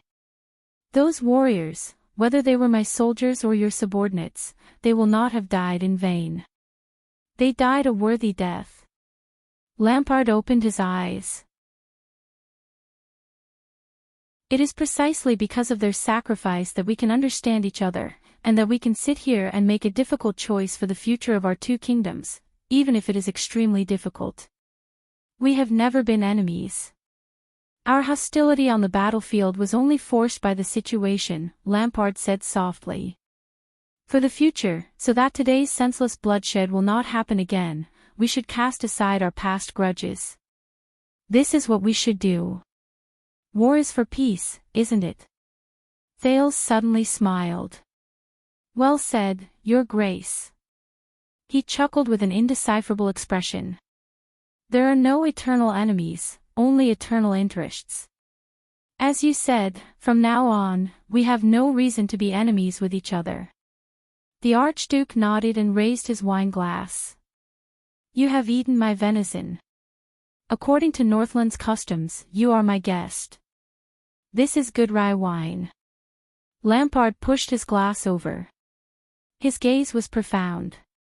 And according to Northland's customs, we are allies after drinking the same glass of wine.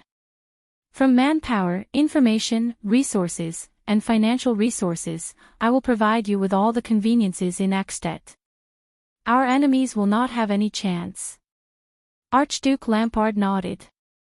Until you leave Extet and return to Constellation. Even until the day you. Lampard revealed a strange gaze. Lampard had a strange look on his face. To be crowned king. There was silence. Thales suddenly smiled. My experience tells me to be cautious with those who want to become your allies, no matter how sweet and sincere they are, Thales said flatly. And I cannot trust you, Your Grace. Humph, Archduke Lampard's expression darkened. He snorted coldly. Just because so many of your men died. Not only that.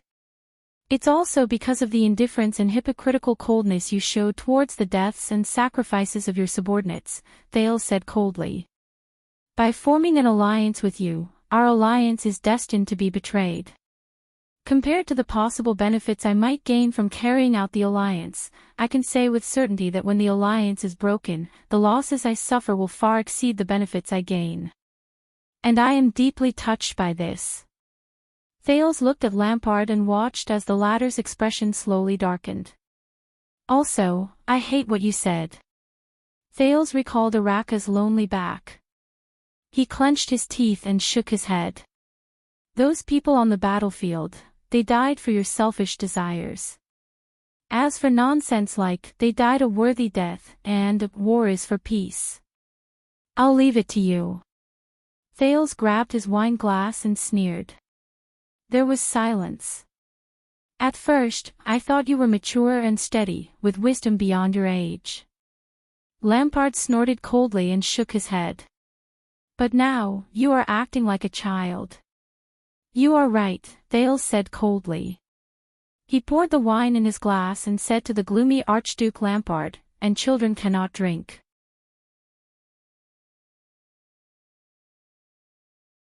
Chapter 110. At night. I'm still worried about letting that strange doctor stay with His Highness. Beside the bonfire, Wyatt stared at another bonfire in the distance with a strange expression. There were only two figures, one big and one small, sitting around it. This was the third night since they came to Lampard's military camp. Ramon claimed that he wanted to examine Thales' injuries alone, and the strange thing was that the prince agreed to it. He's a prince. He can do whatever he wants. Putre smoked his pipe and exhaled a cloud of smoke. Beside him, Wyatt's expression darkened. Also, relax. Ramon's fear of His Highness is not an act. Also, there are so many extension soldiers guarding the area. His Highness' safety is assured. Putre glanced at the hostile extension soldiers who were either on sentry duty or patrolling around. He then glanced at Ida, who was not far away, and said slowly, also, if Ramon is really an assassin, he had too many chances on the previous battlefield. Don't forget, he was the one who saved His Highness. Wyatt recalled what happened on the battlefield and his heart skipped a beat. Speaking of this, what happened to His Highness? The young attendant said worriedly. At that time, even his breathing was. Putre looked at Wyatt, who had a doubtful expression on his face, and narrowed his eyes slightly. You've been brooding over this matter? The thin vice diplomat asked with interest. It's not just this. Wyatt furrowed his brows. As he recalled solemnly, he voiced the doubts in his heart. His Highness' physique is very good. In fact, it's better than I expected. No matter how serious his injuries are, the time it takes for him to recover is calculated in days, but this is even more suspicious, is it not? Also, the psionic ability that His Highness said he learned from the Black Prophet. I can't ignore it. Wyatt lowered his head and glanced at the single-edged sword beside his hand. After all, that's the Secret Intelligence Department. Although His Highness, he's still just a child. It's not a good thing to be too close to the Secret Intelligence Department. Secret Intelligence Department. Putre raised his head and exhaled a cloud of smoke at the moon in the sky with a complicated expression. You think the Secret Intelligence Department is a scary place? The vice diplomat did not look at Wyatt. Wyatt pursed his lips and nodded. I've heard a lot of stories about that place. Some are ridiculous, some are bizarre, and some are unreasonable. The young attendant drew his sword, his voice filled with hesitation. But I have to admit, the mysteriousness of the kingdom's secret intelligence department and the reputation of the Black Prophet are terrifying. I thought that with your age, you wouldn't have heard too much about the Black Prophet. Putre chuckled. After all, Murat has been in charge of the secret intelligence department for more than 30 years. I even suspect that when the young 82nd was crowned, Murat was already working in the secret intelligence department. Wyatt wiped his sword and shrugged. When I was training in the Tower of Eradication, I heard this joke. An incident happened in each of the 4 major intelligence agencies in the world. The Red Witch broke a teacup, the White High Priest burned an oil lamp, Lieutenant Ching wore an old robe, and the Black Prophet broke a pillowcase while sleeping. Guess, which incident had the most serious consequences? Putre took a puff of his tobacco and the corners of his lips curled up. The grey sword guards broke a scabbard. Wyatt and Putre chuckled together. Master Shao is not as heartless and terrifying as the rumors say. It's just that as the Tower Master of the Tower of Eradication, he's more level-headed and prudent. Wyatt revealed a nostalgic expression and nodded. Besides, other than his hair and beard, there's no part of him that's grey. After the joke, Putre slowly became serious. Wyatt, as an attendant, it's good to be concerned about the prince you serve, but, he looked at Wyatt Casso with a threatening gaze. Do you want a piece of advice? Waya raised his eyebrows and showed an expression that he was all ears. Every Jade Star prince is like a separate secret intelligence department. They all have a lot of secret treasuries, Putre said with a profound gaze. Just be concerned about what you should know, and that's enough. Waya frowned. Don't make life too difficult. Putre sighed. You have to know that the princes' lives alone are difficult enough. Especially when their surname is Jade Star. Putre said quietly. The figure of the past appeared in his mind. Waya stared at the crackling fire with a complicated expression. Sir Putre, I still remember what you said that day in the birch tree forest. Waya flipped his weapon over and said quietly, were you once an attendant as well? Putre's pipe was no longer smoking. The vice diplomat spat out the cigarette holder and looked at Waya. The latter raised his eyes and asked him with a calm expression, then, which prince did you serve back then? Putre's gaze, which was focused on the fire, paused for a moment. A few seconds later, he said slowly, just like your father. But I was more experienced and left the prince's side earlier. Waya stared straight at him. He stopped wiping his weapon without realizing it. Is that so, attendant? The young attendant's expression was complicated, but his gaze was profound. Then, do you have a family? Putre turned his head and gave Waya a profound look. How funny. He said quietly, Constellation's famous cunning fox, the leader and signatory of the Fortress Treaty, can't even handle his own family properly. But his gaze immediately darkened.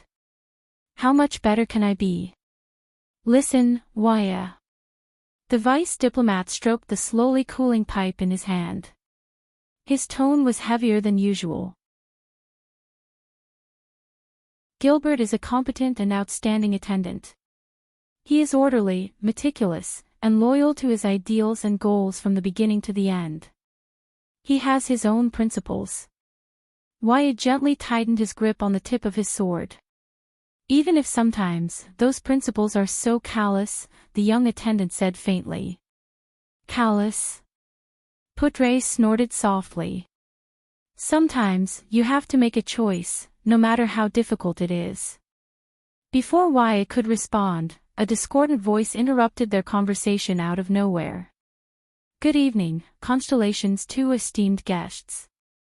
Viscount Canvita, the Archduke of Black Sand Region subordinate and his most trusted advisor, walked over from afar. He was dressed in a thick military uniform unique to Northland. I hope I did not disturb you. Canvita smiled and sat opposite Putre, whose gaze was contemplative, and Waya, whose expression was unpleasant. You did indeed disturb us. Waya stared at Canvita with a hostile gaze. He gently flicked the sword in his hand, and it let out a clear, crisp sound. Very well, that means that I have attracted your attention. Canvita nonchalantly took off his gloves and warmed them by the fire. Why don't you stay in the tent? The weather is very cold, and this is Northland. We like the open country, replied Putre coldly, turning away the ashes from his pipe, his thin face flashing in the light of the fire. It is beautiful, and the view is open. Do not worry. Canvita smiled softly and saw through their thoughts. You are in Ekstedt, and Ekstedtians do not have the habit of eavesdropping on tent corners. He turned his head and looked at the Prince of Constellation and his doctor in the distance. The prince is safe here. Canvita narrowed his eyes. He is truly a special prince, isn't he? Otherwise, the Archduke would not have given such an evaluation. Waya snorted in disdain. Putre furrowed his brows. They are starting to pay attention to the prince. The child probably said something strange in Lampard's tent a few days ago. This is not a good sign. The vice diplomat pulled out his tobacco pipe, grabbed a handful of tobacco, and said flatly, looks like we will have to depart tomorrow. Waya raised his eyebrows. Canvita's expression froze. He looked at Putre warily. You already know. It's written all over your face, and the soldiers who go back and forth through the night. Besides. Putre nonchalantly picked up a burning branch from the fire and lit his pipe again. Isn't this the purpose of your visit? To convey your lord's will. There was silence. Kenvita stared at Putre seriously, as though he wanted to observe him again. Yes, the Viscount of Black Sand region said calmly. We will depart tomorrow. I will lead a troop of 2,000 men, including 500 cavaliers and the Fire Knight, Lord Tolja. We will escort His Highness straight to Dragon Cloud City. On the way, we will not rest in any of the suzerain's castles or towns. At most, we will set up camp in the wild. 2,000 men and going around the castles. To ensure that no one will find an opportunity to plot against them. Putre chuckled softly. I am really worried for your lord.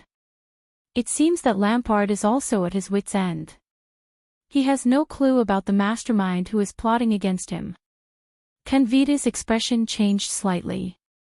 And here I thought that keeping promises and being absolutely loyal was the glorious and proud tradition of Northland, Putre said softly as he puffed out a cloud of smoke. But look at this military camp right now. There's the smell of conspiracies and schemes everywhere. Who else can you completely trust? Kenvita's expression gradually stiffened. Do you know what this is called? Putre snorted softly. Even a crooked beam will have a crooked shadow, whether it's King Nuvan or your lord. Kenvita grabbed a handful of snow from the ground and gently scattered it. He watched as it fell between his fingers. Do not comment on Northland's internal affairs, citizen of the Empire, the Viscount said coldly. At least on the land of Black Sand region, accidents will not happen again. Wyatt sheathed his sword. He sensed that the atmosphere was not quite right. Accidents? That mystic gun trainer might have a different opinion. Putre put down his pipe and laughed. Let me give you a suggestion, Your Grace, clueless Viscount. Kenvita's gaze flickered. What do you know?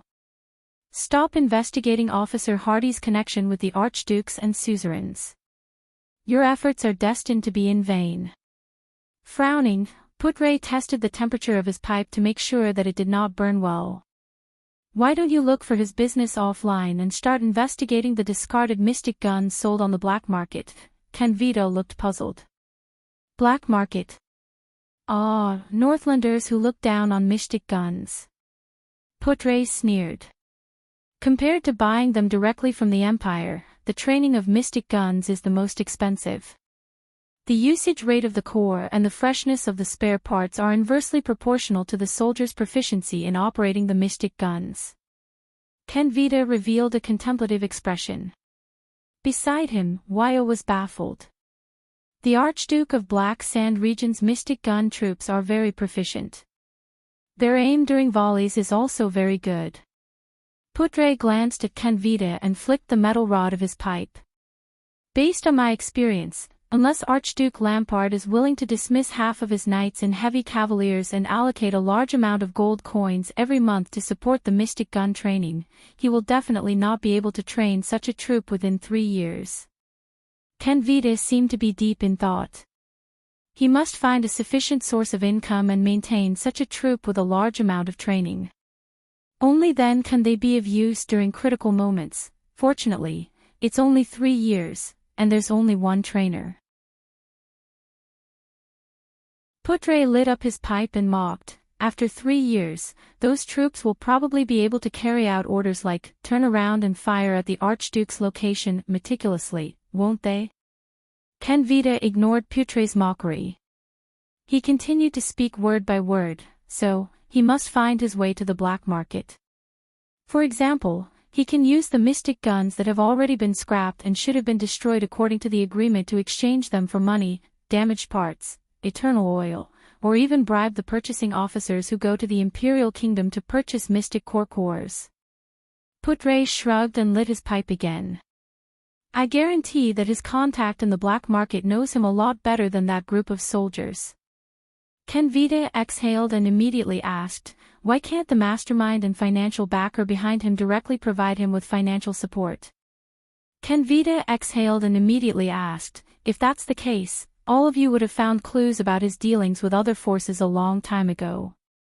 Why would you have to drag it out until now? Putre said disdainfully. Kenvita's face turned red. Over the past few days, he had been so troubled by this matter that even his basic judgment was affected. Why frowned? He did not quite understand the conversation between the two. There was silence.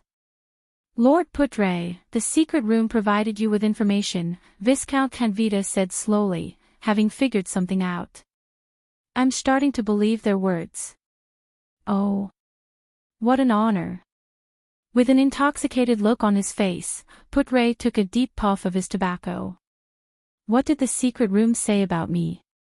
They only have information about you before you left the palace, but it's already interesting enough. Kenvita's eyes shone with great interest. Putre Nimain, the web weaver within the palace walls, and the mastermind who keeps his composure. Wayo looked at Putre with a surprised and bewildered gaze. This guy, ha.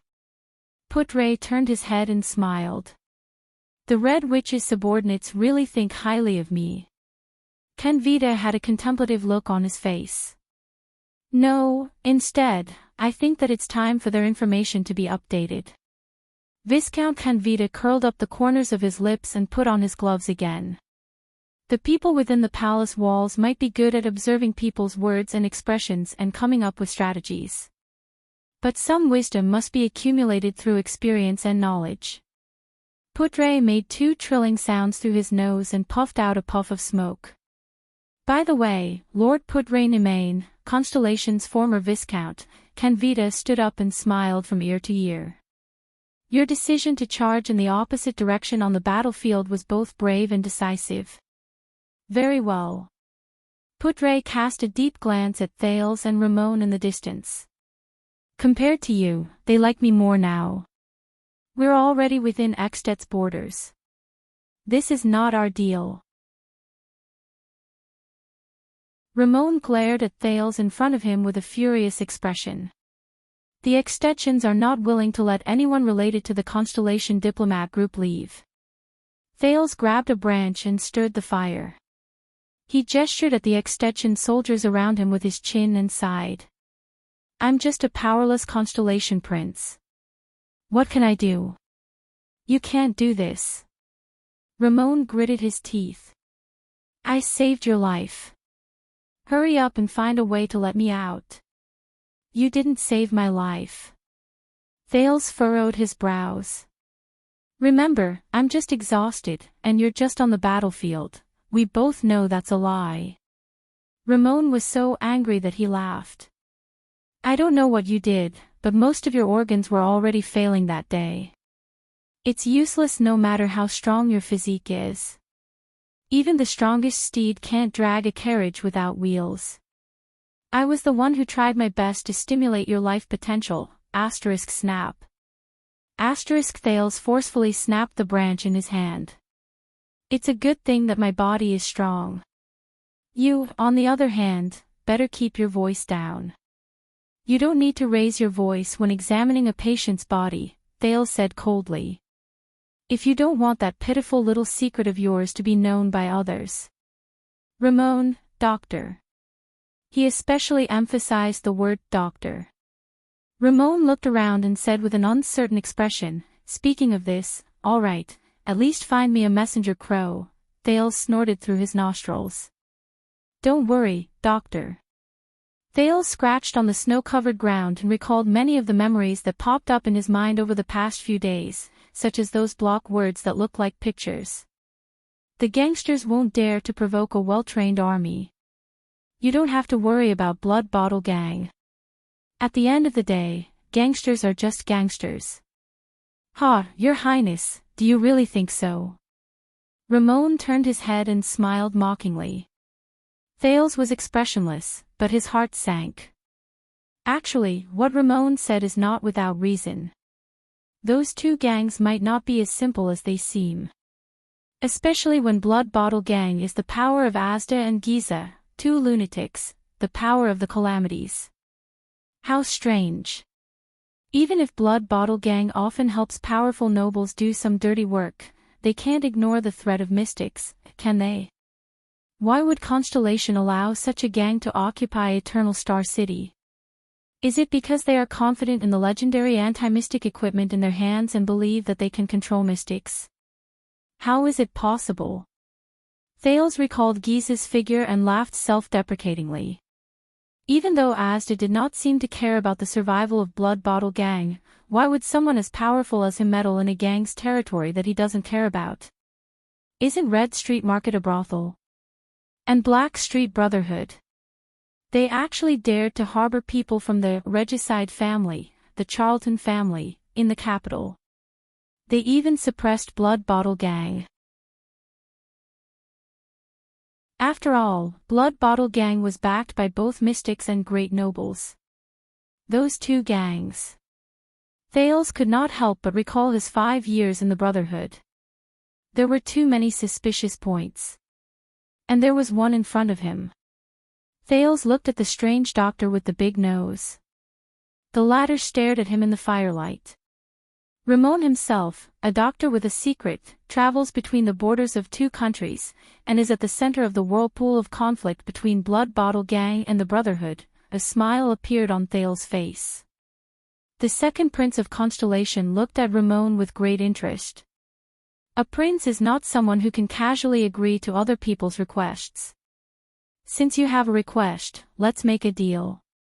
Give me something valuable in exchange. Ramon was stunned. For example, I find the origin of your power very interesting. Thales pretended to be nonchalant and stretched his body. In exchange, I will try my best to negotiate with them. At the very least, I can let you use messenger crows to contact your friends in the Brotherhood. Maybe there are other conveniences. Ramon stared at Thales in a daze. He still cares about that. A prince?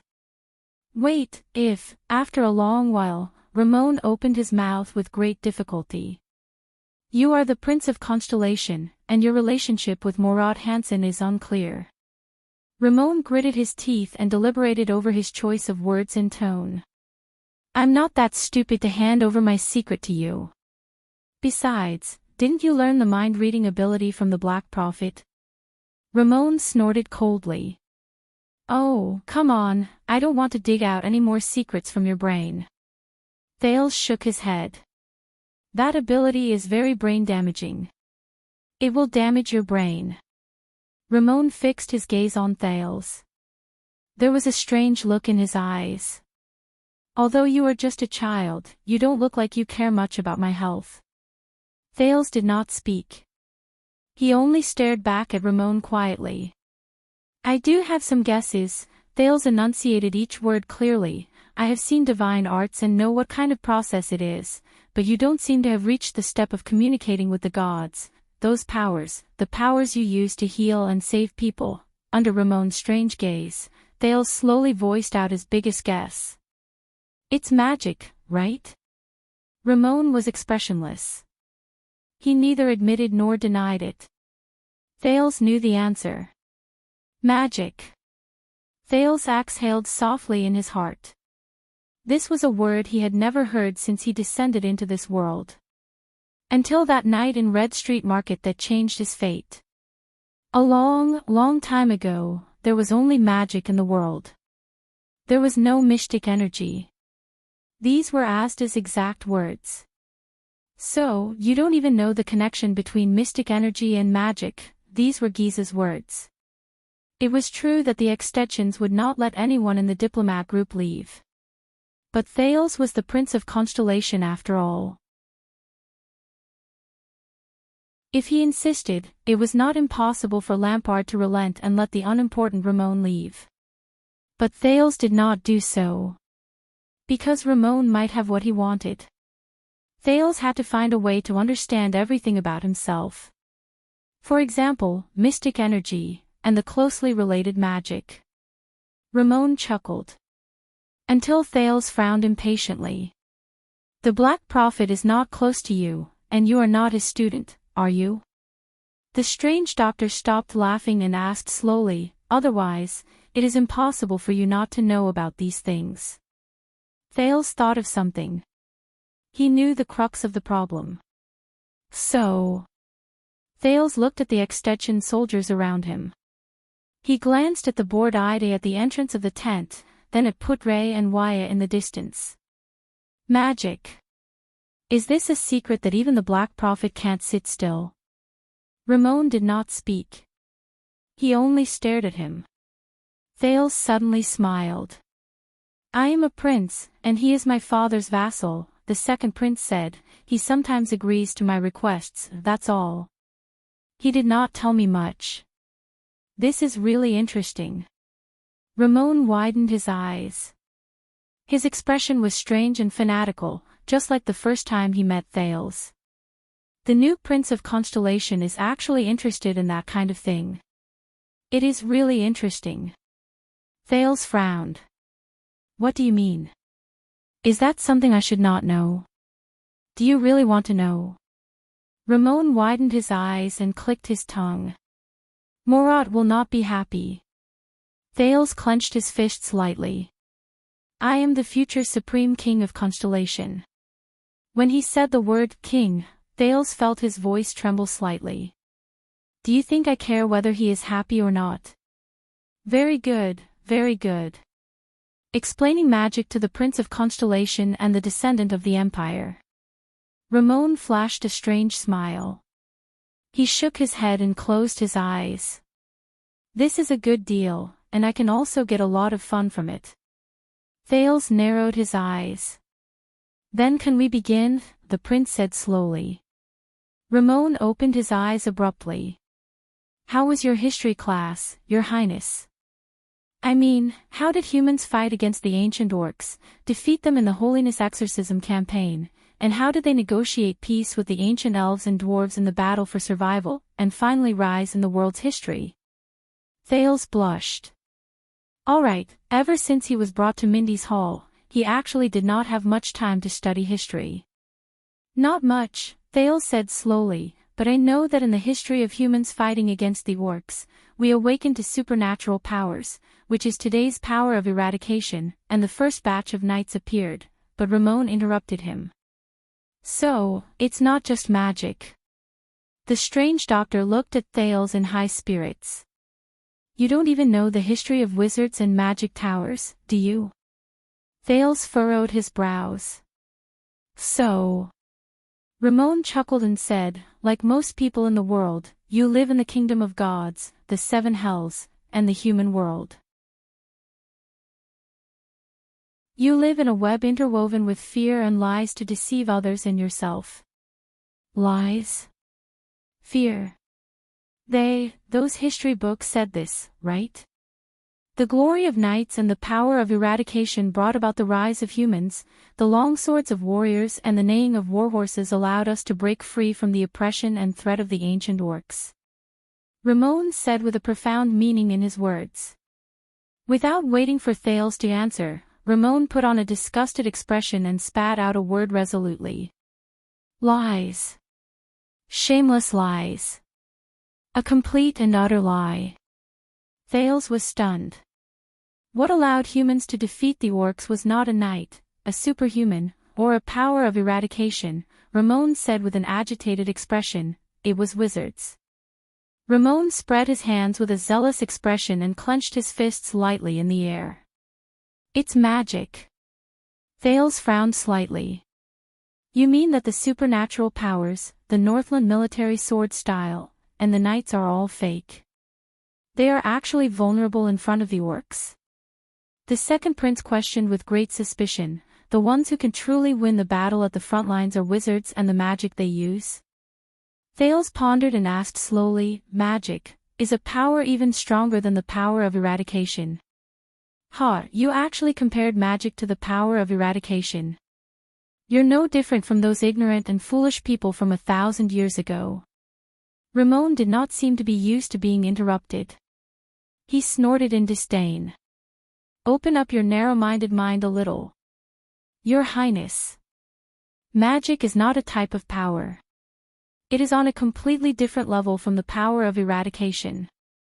Ramon shook his head. His eyes were filled with longing and reverence. It is a higher, deeper, and greater existence. Not power. Thales revealed a puzzled expression. Then what exactly is magic? Incantations. Energy. Knowledge. Elements. Molecules. Mental power. Psionic abilities that surpass ordinary people. Destructive power. Ramon stared at him quietly. The expression in his eyes was actually filled with respect, admiration, arrogance, humility, intoxication, and other contradictory and strange combinations of emotions. Thales had never seen that kind of gaze in anyone's eyes in this world. No. Thales was slightly stunned. Perhaps he had seen it before. In that dark chess room. That blue-robed figure. Magic. Ramon raised his hands and slowly spread them open. Like a believer who was kneeling and praying to a god, he was so excited that he trembled. Magic is a type of meaning, an attitude, a belief, and a principle of life. The strange doctor stared into the void, as if that was his home and dream. Mages are practitioners of this principle. They believe that everything in the world is meaningful, that everything can be analyzed, and that it is necessary to be understood. In the process of understanding, we, humans, can become more perfect, greater, more progressive, and closer to the truth. From the pattern of the sun's operation, to the mystery of the origin of life, to human behavior and rules, to the evolution and development of history, everything is within the scope of magic. Magic is the sum total of all knowledge, discoveries, and truths. The progress of magic will bring us a better future. For this, they once entered the tent of the ancient Shaywan tribe and designed the first political system in history, the ancient Shaywan country. They once stood beside Tokmu, the first king of the north, and warned him about his relationship with the orcs. They once stood behind the Iron Blood King and used their knowledge and experience to design and supervise the construction of the humans' last line of defense. They once continuously improved their weapons and skills in the midst of sacrifices and defeats. They summed up the experience and skills that every warrior came to understand on their own and perfected the first unified Northland military sword style in history. They once noticed the potential in the human body and researched the birth and development of that power day and night. They named it supernatural power. They once worked hard to advance in the battlefield of blood and fire. They worked hard to research the art of killing and improve the art of healing. They once studied iron and steel tirelessly and created stirrups and saddles for horses. They built the first cavalry and allowed the knights to possess the speed and power to charge in front of the orcs for the first time. Of course, they also developed their own power.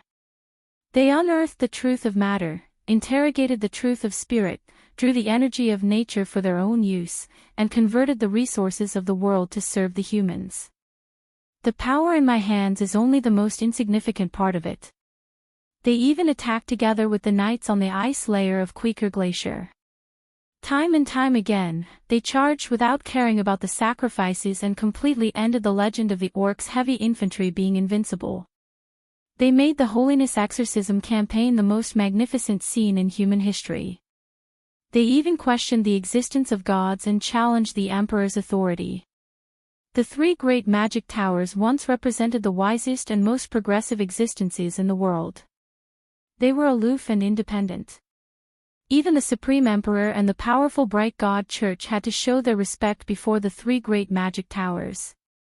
Wizards made many people believe that the things worth pursuing in this world are not only power and status, but also truth. Ramon slowly put down his hands. There were already some tears in his eyes. This is what wizards are, this is magic. He choked with sobs and said, in the history of the rise of humans, this is the most important, the most brilliant, and the most precious chapter that everyone has forgotten. And now, Ramon lowered his head and said desolately, "No one in the world remembers magic anymore. Only people like me, who are both unfortunate and fortunate, are left. Through books and scrolls. I struggle to burn the embers of magic." Thales stared at Ramon in a daze. He did not even know that the branch in his hand was burnt. He could not believe what he had just heard. He could only try his best to widen his eyes and open his mouth wide. Magic. Wizards. This was different from any version of magic he had heard of in his previous life. It was not those whizzing fireballs, not a transaction where one obtained an elemental response by chanting an incantation, not using oneself as a spiritual energy sponge, not a ritual to communicate with a certain existence, not a psionic ability that could be learned after birth, and not powerful for the sake of being powerful. Magic is a kind of meaning. A kind of belief. A kind of principle. Thales was completely stunned. At that moment, Asda's words kept echoing in his mind. Wizards seek the truth of the world. With all kinds of ingenious methods and wisdom, they use the resources and energy of the world to serve a better world.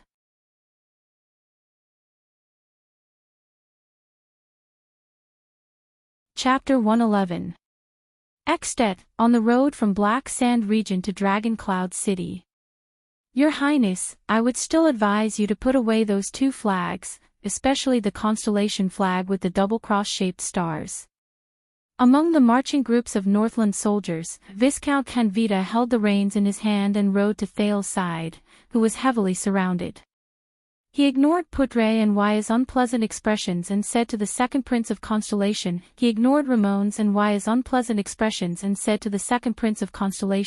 "Although we have 2,000 well-trained Northland elite soldiers, it is obviously not the best choice to let everyone along the way know that the Prince of Constellation is here." Thales did not pay any attention to the snowy scenery on both sides of the road, the indistinct mountain range in front of him, and the occasional chimney smoke. The reason why he missed the majestic scenery of the snow-covered mountains in Northland was partly because he was still thinking about what Ramon said 2 days ago, and partly because of the horse beneath him.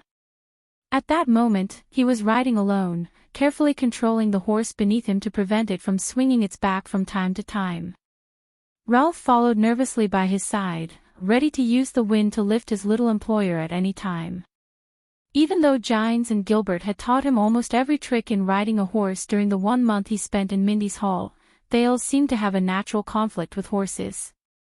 Regardless of whether it was the foal in Mindy's Hall, or the Northland noble's horse that was borrowed by Archduke Lampard, which was usually docile and obedient, and was specially equipped with a child's saddle, they all clearly rejected him from riding them or even getting close to them. Right, saddle. Didn't Ramon say that it was also invented by the wizards? So, magic can be said to be the science of this world. Then, what's with mystic energy? Unfortunately, the conversation that day was soon interrupted by Canvita. It seemed that he would have to find another chance. Thales watched in fear as the horse beneath him crossed an uneven snow pit. He breathed a sigh of relief. I thought it was international practice for the diplomat group to show their flags to show their identity. Thales turned his head and looked at Canvita helplessly. At the same time, he carefully paid attention to his mount, which was chewing in dissatisfaction. Besides, an army of 2,000 people stretches for hundreds of meters. With such a huge commotion, even if I don't raise the flag, won't the people know that the Prince of Constellation has set foot on Extet's territory? Or perhaps Archduke Lampard feels that there is no benefit in appearing too close to the Prince of Constellation at this time. Canvita smiled. Your Highness, please believe in the Archduke. But Putre interrupted him. He had no choice but to send 2,000 people to ensure that the prince would not die in his own territory, but he also had to appropriately display his hostility towards Constellation for his own people to see. Putre slowly smoked his pipe and sneered. Archduke Lampard's situation is actually very difficult. He mobilized his territory at all costs, but he was unable to take down Broken Dragon Fortress. It's really too painful for him. Canvita's expression turned a little unpleasant. It did not show up when they were traveling and fighting, but Thales had a feeling that once he started interacting with people, Vice Diplomat Pudray seemed to have returned to the battlefield where he was most at ease. Canvita came to Thales' side a few times during the journey and intentionally brought up political topics, but Canvita rebutted him with words that were sometimes humorous and sometimes embarrassing. You should talk to King Nuvan directly, not a strategist under the Archduke of Black Sand region, Pudray explained calmly in private. Lampard officially withdrew his army 2 days ago, and the diplomat group departed at the same time. As the horses jolted, they would walk out of the northern plains today and enter the Sighing Hills. The southwestern part of the hills was still the territory of Black Sand region, but the northeastern part of the hills was the territory under the jurisdiction of Eksted's Archduke of Reformation Tower, the Trentide family. Even though Thales had rejected Archduke Lampard's offer of goodwill and alliance without hesitation, Archduke Lampard still generously allocated 2,000 men to protect Thales on the journey. The regular soldiers among them would protect Thales on the journey, while the conscripts would gradually disperse and return to their homes. Thales did not know whether this was the Archduke's generosity or hypocrisy, or a combination of both. At this moment, a knight in grey armor in front of them parted the infantry formation and rode to their side. Thales could sense that Ida, who was riding on the horse behind him, was slowly changing from a bored and undisciplined state to a nervous state. In fact, after being nourished by that wave of fluctuation, all of Thales' senses seemed to have been improved slightly, but definitely. It seemed that the fluctuation was not just something he could rely on during emergencies. Its existence was also slowly changing Thales' body. But this was precisely what Thales was most worried about. He did not quite remember what happened during the time he was dead when Serena grabbed him by the neck, or rather, he lost consciousness for a short period of time. But Thales kept feeling that he had experienced something important, and after he woke up, that fluctuation appeared. Raymond Pass is right in front. The knight in grey armor in front of them was the supreme class elite who confronted Araka on the battlefield previously. He was the Fire Knight, Tolja. He solemnly reined in his horse and rode in the same direction as Thales. He solemnly said, "There is a village there. We can rest and eat. We will continue to move forward in the afternoon, and at the same time, let the scouts scout out the area. After all, we will soon reach the Archduke of Reformation Tower's territory." Thales acutely noticed that when Tolja said Raymond Pass, Pudray and Waya's expressions darkened slightly, while Canvita curled up the corners of his lips. "What do you think, Your Highness?" Without waiting for the others to speak, Canvita smiled at Thales and said, "Regardless of whether it is due to practical needs or personal reasons, I suggest that you stop for a while at Raymond Pass so that you can recuperate or pay homage." Personal reasons. Pay homage. While Thales was puzzled, Pudray rode to his side and heaved a deep sigh. Raymond Pass is the starting point of the southwest side of Sighing Hills.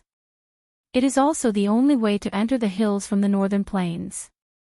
The thin vice diplomat extinguished his pipe and furrowed his brows tightly.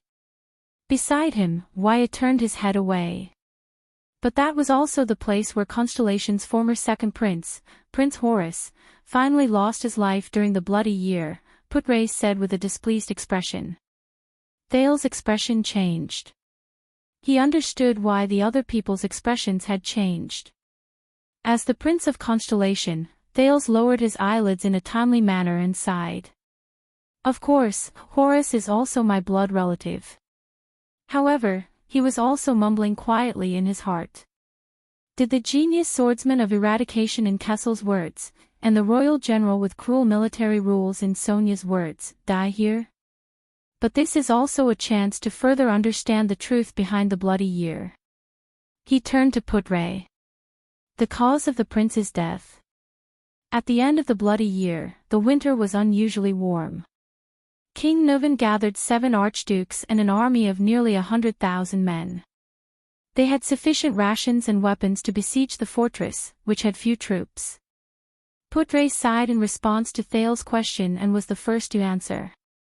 At that time, the southwest battlefield in Constellation had reached a critical juncture. Duke John had the last main force of the rebel army pinned down at Blade's Edge Gap. Victory in the battle to quell the rebellion was within reach, but this also meant that they could not go north to provide aid. The reinforcements from Broken Dragon Fortress were nowhere in sight. Putre shook his head and put away his pipe. His gaze was complicated as he said, catapults, siege crossbows, mystic guns, and countless troops who went up to the city walls. Faced with an incessant and fierce attack that disregarded sacrifices, Prince Horus believed that it was only a matter of time before Broken Dragon Fortress was breached. So he took the risk and attacked.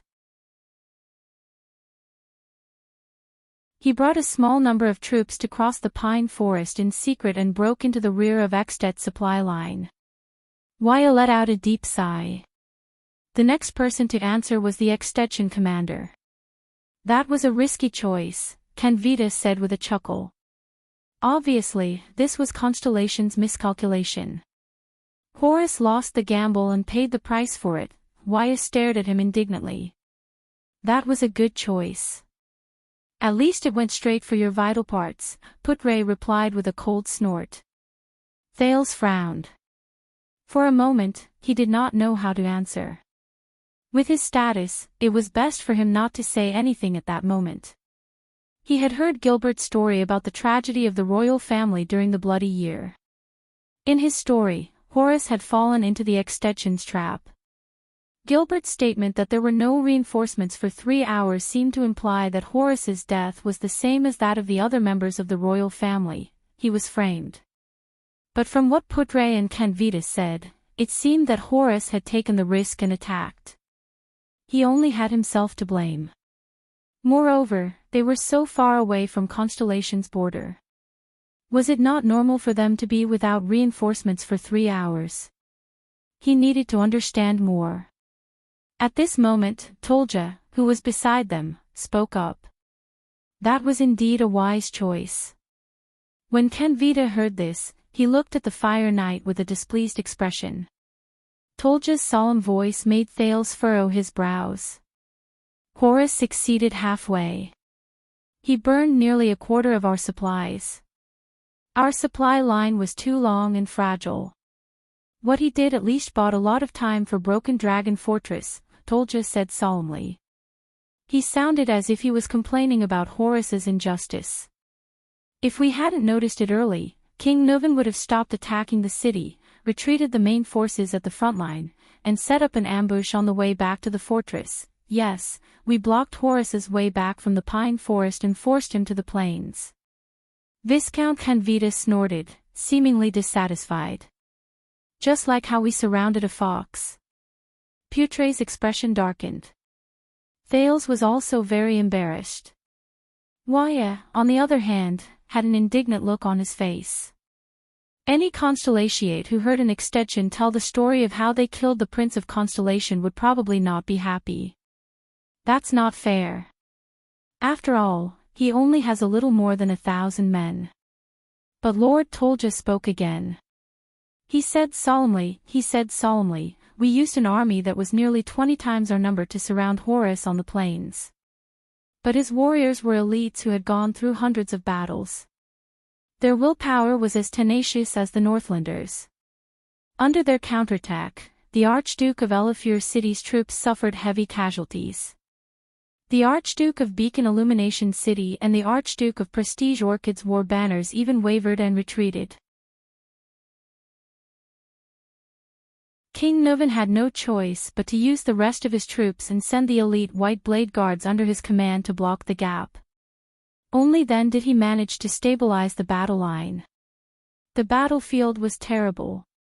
The black smoke burned so much that even the fortress could see it.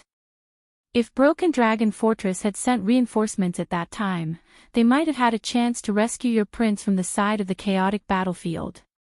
Putre gripped the reins tightly. Thales was stunned. But they did not send their troops.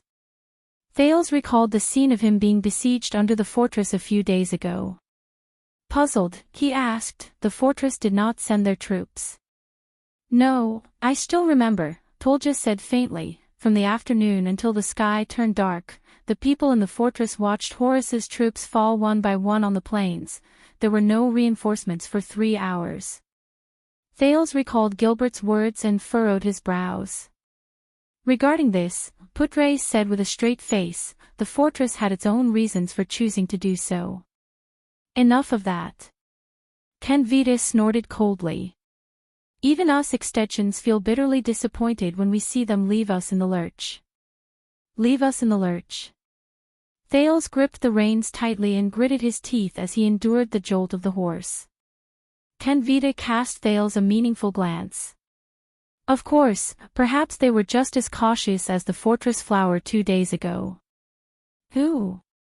Thales turned his head and asked in puzzlement, "Who?" "When Horus led his troops outside, who was the one who guarded Broken Dragon Fortress?" Putre looked worried as he looked at Thales. "Go on." Kenvita chuckled. "Tell your prince, who is responsible for Horus's death." "This is not a secret." Thales suddenly realized that it was not appropriate to talk about this in front of the extensions. Putre glared at Kenvita in dissatisfaction, but he still sighed and answered, "The Northern Territory was in danger at that time. His Majesty the late king ordered the surrounding nobles to provide assistance, and the largest number of reinforcements came from the Land of Cliffs region, the Duke of Constellation's territory, which was the closest to the Northern Territory." Putre watched Thales' expression worriedly until he was certain that Thales' emotions did not change too much. "And after Horus left, the commander of Broken Dragon Fortress was naturally the person with the second highest status at that time," the vice diplomat said slowly, "the guardian duke of the Land of Cliffs region, Rudolf Nanchester." Thales was slightly startled.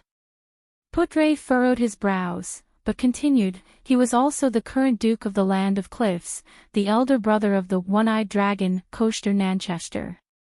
Later, when Broken Dragon Fortress was breached, he was captured by Extet and died in prison." The moment he finished speaking, Thales' heart trembled. The former Duke Nanchester. Could it be that the brother of the current Duke Nanchester had something to do with Horus's suspicious death? At least, when Horus was besieged, the one-eyed dragon's elder brother stood by and did nothing to save him.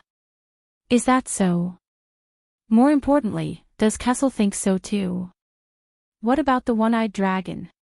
What does he think? What does he think of Kessel? And the one-eyed dragon's already dead elder brother? Could it be that, and the one-eyed dragon's words when I set off from Eternal Star City? Thales thought about the relationship between the two, and his brows furrowed. Putre patted Thales' saddle and shook his head at him. "Don't think too much." Thales felt that this was what he meant. And at that time, Horus probably felt that he no longer had any hope of returning to the fortress. The Fire Knight, Tolja, stroked the sheathed blade on his saddle. With a nostalgic expression, he smiled bitterly and said, "He made a decision that no one would have expected." Putre shook his head. His expression was desolate. Thales raised his eyebrows. What did Horus do? He no longer tried to break out of the encirclement in the direction of the fortress. A smile of admiration appeared on Tolja's face.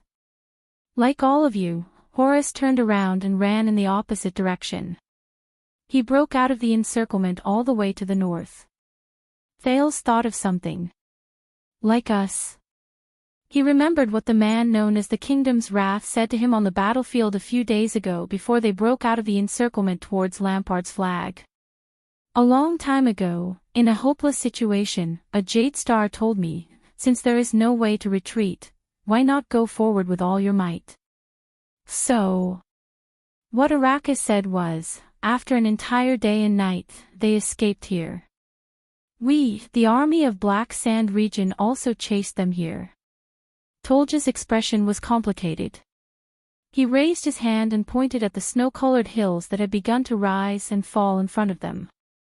Thales turned to look. They arrived at the end of the plains. A black mountain peak that was half covered in snow began to appear in front of them. There was only a narrow entrance between the two low mountain peaks. It was only as wide as the gallop. The Extet troops moved slower and slower until they stopped. "We are here," Viscount Canvita said faintly. "This is Raymond Pass. This is the battlefield from back then." Thales looked at the strange rocks covered in snow in front of him and asked Tolja, who was beside him, with a strange feeling in his heart. "We held them in place and surrounded them once again. Horus's remaining troops guarded the area next to those rocks." Tolja nodded and said with a profound gaze, "The former Archduke of Black Sand region lit a torch and personally led his guards to besiege them continuously. He also ordered them not to use crossbows. He wanted to obtain the glory of capturing the Prince of Constellation alive." Tolja nodded. Horus, on the other hand, personally wielded his sword and wore his black armor. He stood guard under his 9-pointed Star War flag. No matter how the people around him fell one by one under the blades and axes, he never took a step back. The best warriors from both sides roared and pounced on each other. Then, one by one, they fell between the rocks. That night, even though we had the advantage in numbers, the 4 supreme-class elites on our side were all injured. One of them even lost his life there. When he talked about the history of the battlefield, the Fire Knight seemed to be filled with emotions. Canvita, on the other hand, remained silent. He only looked at Tolja with a frown. "Horus pierced my chest with his sword. Before he could stab me again, I was snatched away by someone behind me." Tolja sighed and touched his right chest. Thales furrowed his brows. "The sword of reversing light, huh?"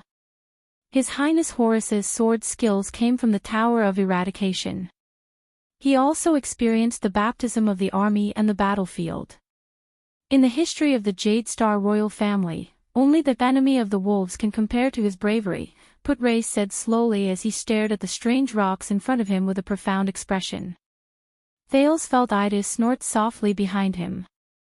The old Archduke of Black Sand region gave up on his goal. He realized that his intention to capture Horus alive would only cause us to suffer more casualties. In the final, fierce battle, Horus, who was wounded more than 10 times, beheaded the unceasing fire, Tyrend. Then, his heart was pierced through by a sword. Tolja urged his horse forward and stared at a rock that was half the height of a man. He felt as if he had returned to that night 12 years ago, when the shadows of swords and blades flashed. "A prince died here." Canvita shook his head. "This place will probably become a tourist memorial in the future." Waya glared at him mercilessly. "Yes," Putre replied sarcastically, "all of you should build a statue for Prince Horus, to commemorate his bravery and fearlessness, as well as his ability to kill his enemies." Thales sighed. He closed his eyes and lowered his head deeply at the strange rocks. Another group of people who were unfortunate during the war. When they saw Horus fall, the last of his soldiers also lost their will to fight. Just when we thought that everything was over, one of Horus's soldiers snatched the bow left behind by Tyrend in the chaos, Tolja continued to say faintly. Canvita's expression suddenly changed. Thales raised his eyebrows. There was a hint of surprise in his voice. "You mean," Tolja looked to the south and exhaled a long breath. "That soldier carried Horus's corpse on his back. He carried that bow, and with wounds all over his body and a few crossbow bolts, he roared angrily like a madman." With the last few people, he rushed into the encirclement. For some reason, our people could not stop him. Until he reached the old Archduke of Black Sand region, and then, Tolja flashed an indecipherable smile and snorted softly. In the chaos, the soldier disappeared into the night. From then on, Araka Murch was known as the Kingdom's Wrath. Tolja stroked his own blade. Endless fighting spirit shone in his eyes. Thales took a deep breath and stared at the strange rocks from afar. However, he could not tell that countless warriors had fallen here 12 years ago. A prince had also fallen here, and another legend had become famous from then on. No, I still have some doubts. Thales turned to Tolja. So, Lord Tolja, you personally experienced the war between the two kingdoms 12 years ago. Including how to break through Broken Dragon Fortress. I participated in that war. The Fire Knight nodded. But as I said just now, thanks to Prince Horus's sword, I was injured during the early stages of the war. When I returned to the battlefield, it was already a few months later, during the later stages of the war. At that time, Sonia Cecere brought her Starlight Brigade and gathered the defeated soldiers along the way, including Merch. They fought a few battles against us in the north. Oh. A thought flashed in Thales' mind. You even fought against the Fortress Flower. Should I say, as expected of one of Ekstet's 5 war generals? No, I did not have the chance to fight against her. Tolja frowned. Because of a despicable person. Despicable person. Thales was stunned. Who? I do not know. Viscount Canvita smiled and said, Constellation's little trick. Tolja has always been brooding over it. I do not know who. Brooding over it. Ekstet's Fire Knight Tolja snorted coldly. On the battlefield, a damned person disguised himself as one of us and hid behind my back. When I killed my way through the enemy's formation and was about to attack the center of Starlight Brigade's formation, that despicable person attacked me from the back. I was seriously injured again and did not have the chance to fight against Cecere or Merch directly. Tolja frowned. I still remember that when that damned despicable assassin fled, he hid himself behind a strange purple mask and used a gray short sword. He came and went like a ghost and was extremely fast. Oh, Thales said with a strange expression and scratched his head. Disguised himself as someone else. Attacked the enemy from the back. Purple mask. Gray short sword. Came and went like a ghost and was extremely fast. These characteristics and habits. I seem to have heard of them somewhere before. Behind him, Ida snorted softly again. Is that so? Looking at Tolja's cold gaze, Thales frowned and nodded sternly. This method is really despicable.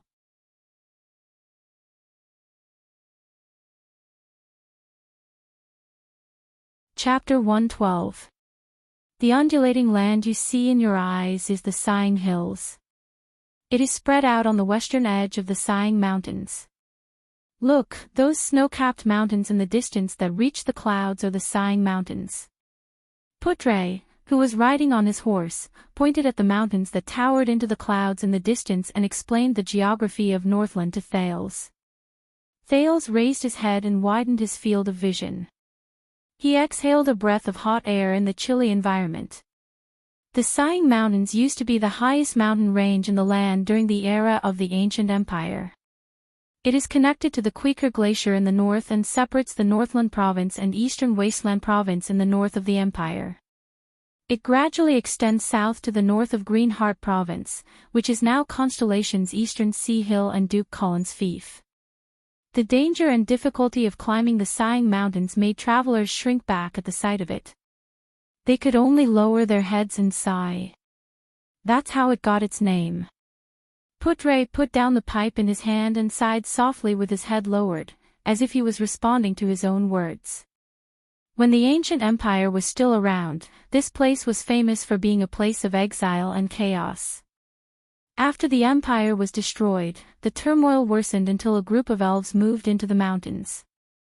They took root here for nearly 300 years and moved freely between the mountains. During their heyday, they formed their own kingdom.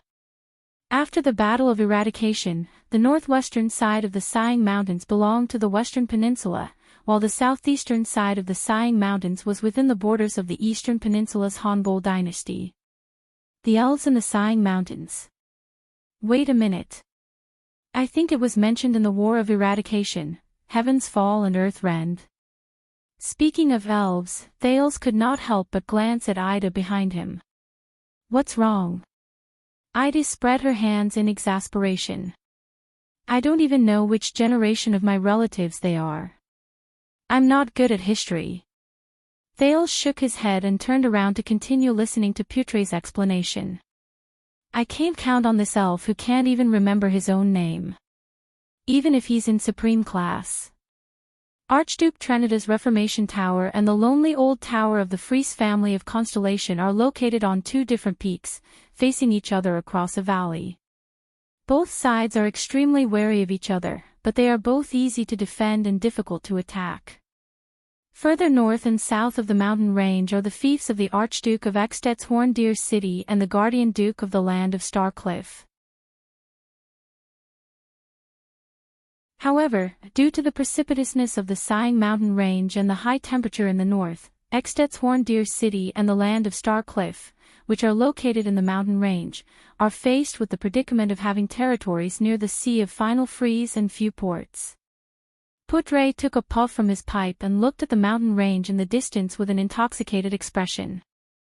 Hence, during the First and Second Peninsular Wars, the Allied forces from the Eastern Peninsula crossed the Sea of Final Freeze and landed from Constellation's Eastern Sea Hill or South Coast Hill.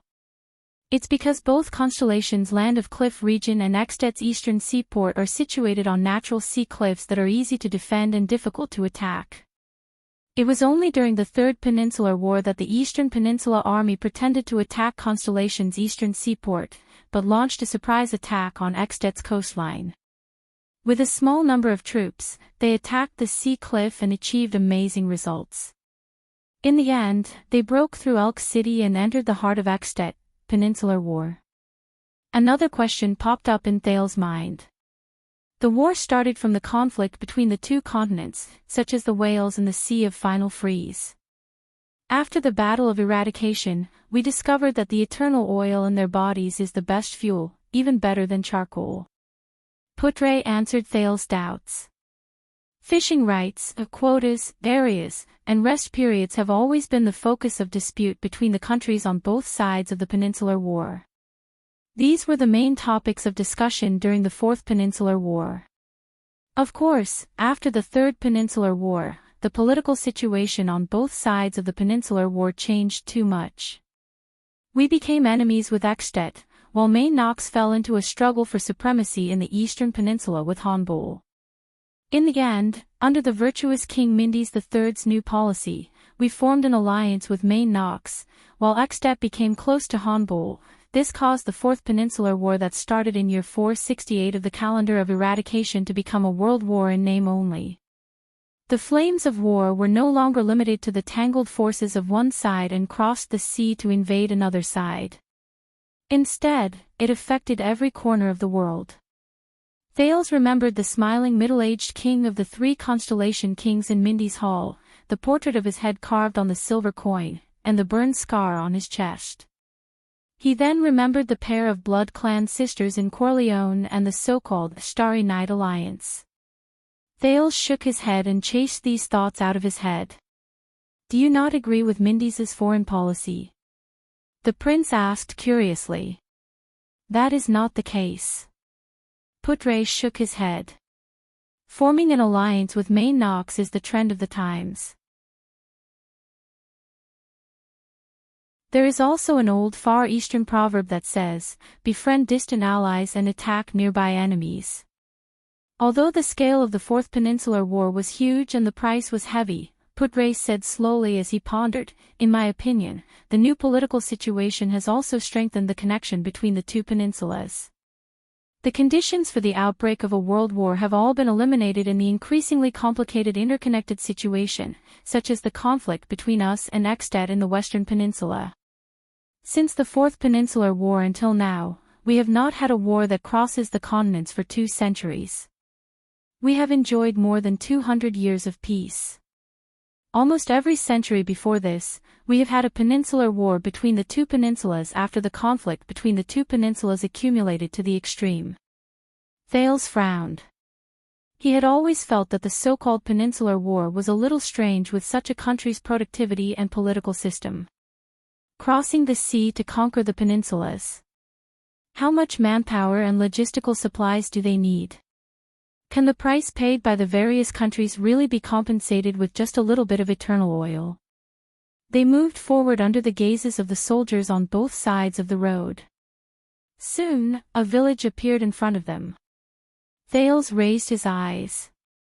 He noticed that the trees outside the village were tied with ropes. Many of them were tied with food such as jerky, bread, and so on.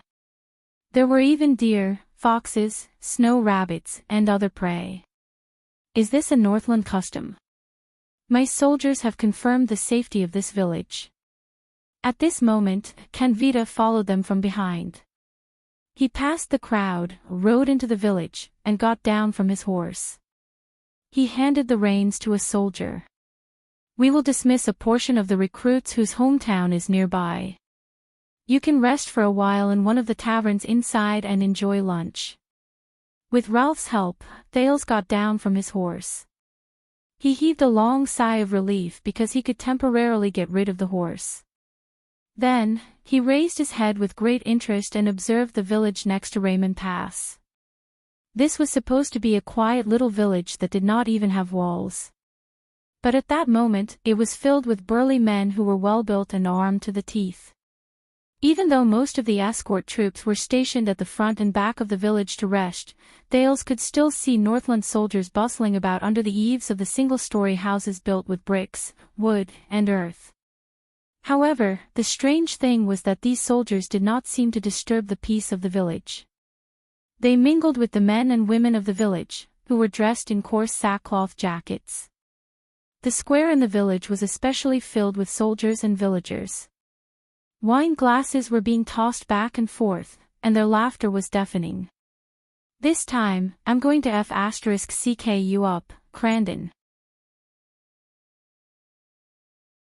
Two people sat beside a large wooden table that seemed to be used for selling goods. A village-like man slammed the table full of wine glasses with great force. He looked at a soldier opposite him who refused to show weakness and shouted, I can drink 10 glasses in a minute. We'll know soon whether you're bragging or not. The soldier threw away his axe, took off his breastplate, and similarly slammed the table indignantly. Only the winner can get a rose's wreath. The onlookers in a circle jeered enthusiastically. A young lady holding a flower basket laughed loudly. What nonsense are you talking about? She put down the flower basket, lifted her skirt and sat down in a forthright manner. She joined the drinking party at the round table.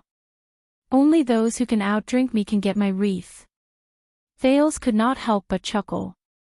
At that moment, he even somewhat forgot that it was this group of Extet soldiers who risked their lives to fight against his protectors on the battlefield and killed each other. Unlike the society that Thales came into contact with in Eternal Star City, where social classes and statuses were clearly defined, the rhythm of this rural village in Extet was wild and brisk. The atmosphere was warm and relaxed. The villagers were basically tall and strong Northlanders. They looked forthright and had hearty smiles. Hey, told ya, how long are we staying here? A bearded soldier who looked like a middle-ranking officer carried a warhammer in one hand and a wooden wine glass in the other. He shouted at them loudly, please tell me that I can spend the night. We will depart in the afternoon, Tolja replied loudly in dissatisfaction. Before that, tighten your pants, Ironhead Croc. What a pity. The bearded officer drank a mouthful of wine with a disappointed expression. The wine flowed down his beard as he muttered, I remember that there is a beautiful cook at Hero Tavern. Thales did not care about the soldiers and villagers who were pointing at him and gossiping about him. There was no lack of disdain and malicious gazes either. He followed Canvita and Tolja forward, while the people from the diplomat group followed behind them. Is the way for you to confirm that it's safe for the soldiers to enter the village and drink with the villagers? The prince's young attendant, Waiakaso, looked at the Northland soldiers who walked past them and laughed heartily with their arms around the villagers' shoulders. He placed a hand on the sword at his waist warily and disagreed. If I were an assassin, I would blend in with these villagers.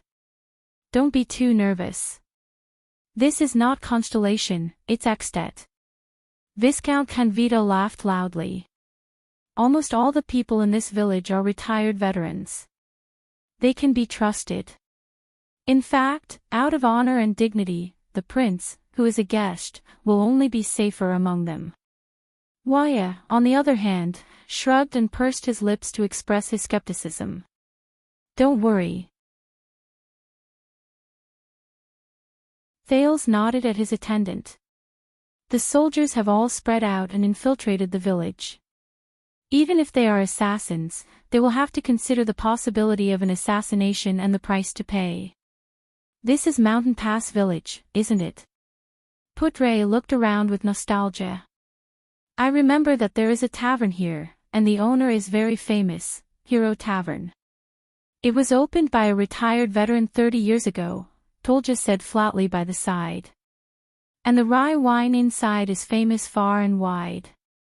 Thales, who was curiously sizing up his surroundings, followed Canvita and Tolja to a rather large stone house. There was a huge signboard with a wine glass hanging on the door of the stone house.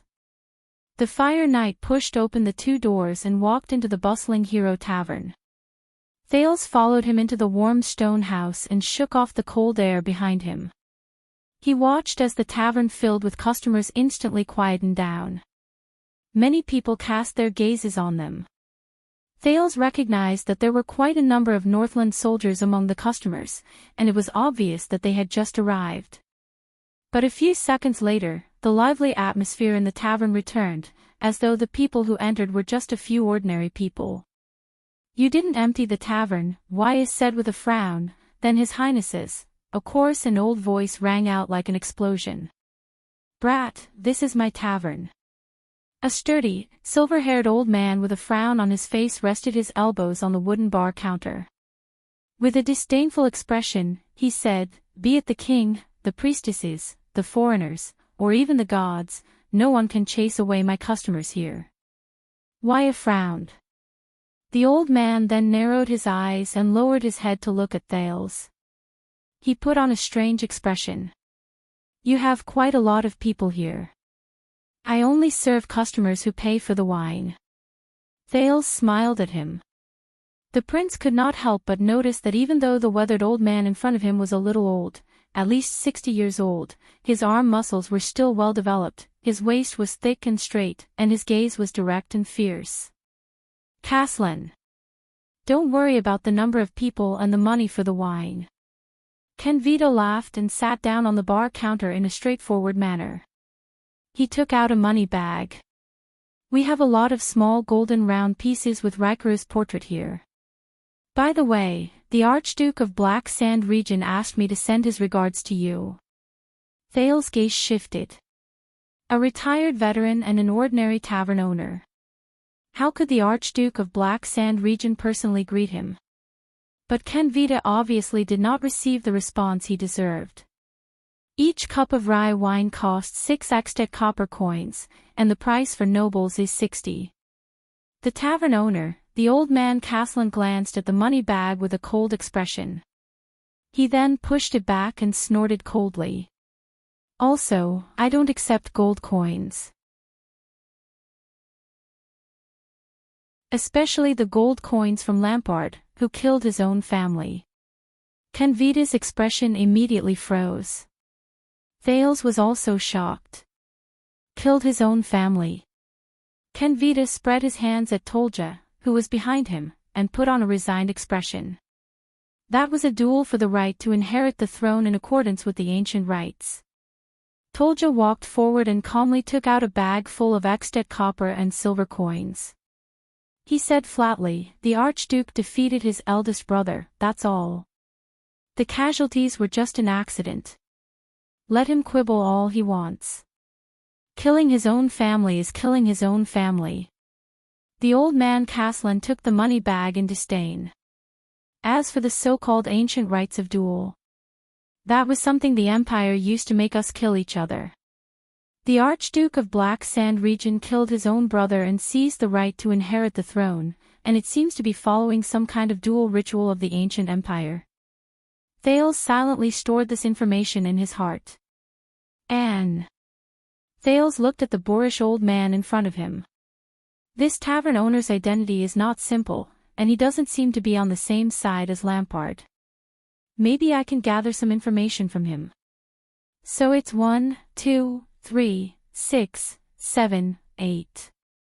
Caslin weighed the money bag in his hand and counted the number of people in front of him. Wait. Thales had a brainwave and spoke at the right time. The Archduke of Black Sand Region's money belongs to them, but the few of us will pay for our own. We have, about a dozen people. Caslin's eyes darted around and he noticed Thales again, who could not even reach the bar counter. Kenvita furrowed his brows and looked at Thales thoughtfully. Thales nodded at Putre.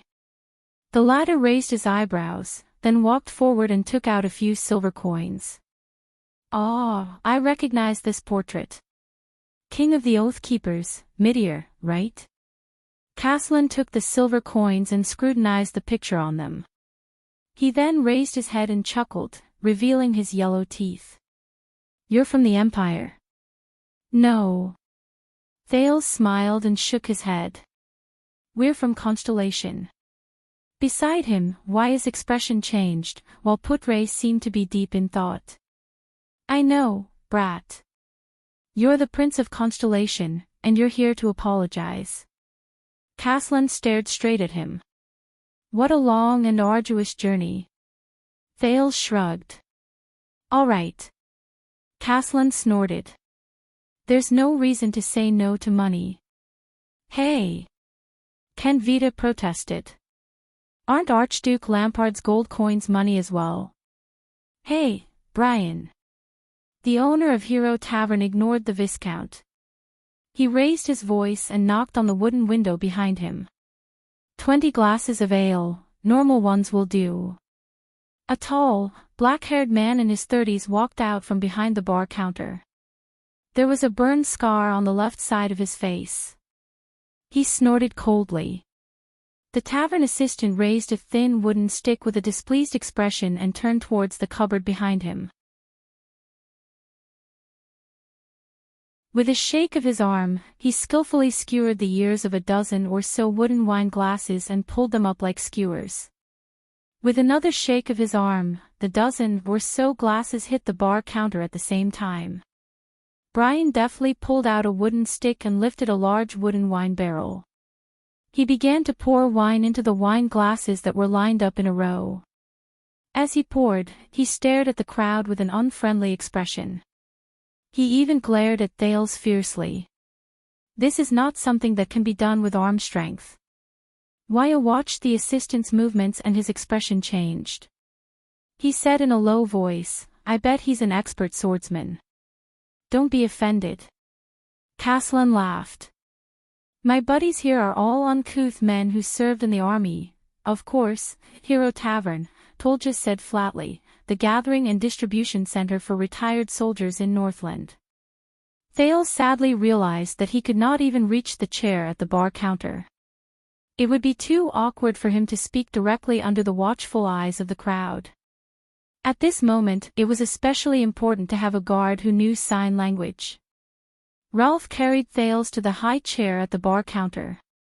Waya, the attendant, who realized that he had lost his job again, furrowed his brows again. Kenvita and Putre sat on either side of him. The people from Constellation and Extet were divided into two distinct groups. They sat at two round tables respectively. The soldiers glared at each other fiercely. My God! Willow looked at the rowdy Northland drinkers around him and said in high spirits, I've never come to a place so far away to drink. Hold on to your guns. The veteran Genet furrowed his brows and said, they might pounce on us at any moment. Sir Caslin. Thales curled up the corner of his lips and brought out his ability to strike up a conversation with people from his memory. When did you open Hero Tavern? Why is it called this? It's been 30 years. Caslin watched lazily as Brian filled the wine cups and brought 3 of them to the bar counter. He let Brian serve the other one on a plate. After I retired due to an injury, I returned to my hometown and opened the tavern. As for why it's called Hero Tavern, it's a boring name my wife gave it. Oh, right. Thales touched the wooden wine cup that was half the height of his head. Rationally, he decided not to touch it. When I entered the village, I found all kinds of food tied to the tree at the entrance. What's going on? The day before the bitter cold winter is coming. Caslin yawned and served a few plates of black bread that did not look appetizing. That's a gift from the mountains. Tolja and Canvita grabbed the black bread habitually and ate it with ale. The latter looked like he was watching a show as he stared at Waya, who had a distressed expression and did not know what to eat. It's best if you eat more, Canvita said flatly.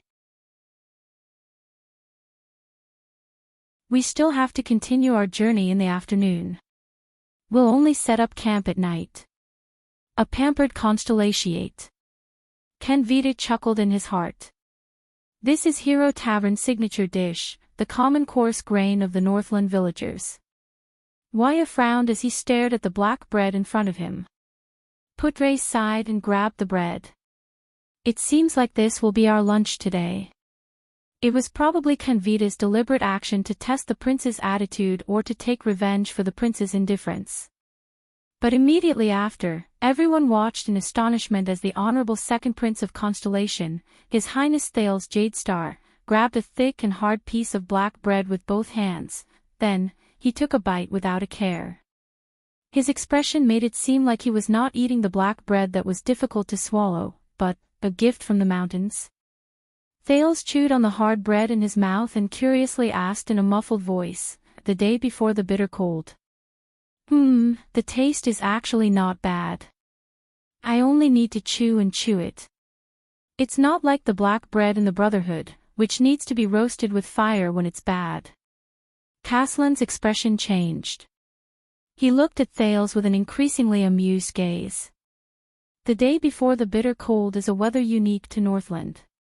At that time, Northland will welcome the coldest period of the year. The amount of sunlight will be drastically reduced. Those who go out must wear extremely thick leather jackets and bring along enough fire supplies. They cannot go too far either. The time for outdoor activities will be reduced to less than 3 hours every day. Putre stared at Thales, who was eating with gusto, with a strange gaze. It's because I travel outside all year round that I've developed a tough mouth and a good appetite. But the prince, Waya ate a mouthful of bread with a distressed expression. He felt like vomiting, but when he saw Ralph beside him, who was also enjoying it, his appetite and fighting spirit were instantly reignited. The day before the bitter cold will last from a few weeks to a month, Putre continued saying, as for the gift from the mountains, that's a gift to the gods. The owner of the tavern, the old Caslin, chuckled and took over the conversation. The first prey that is hunted and the first food that is touched will be hung on the treetop, and it will belong to the gods. Only travelers who have to go out during the day before the bitter cold winter can take it.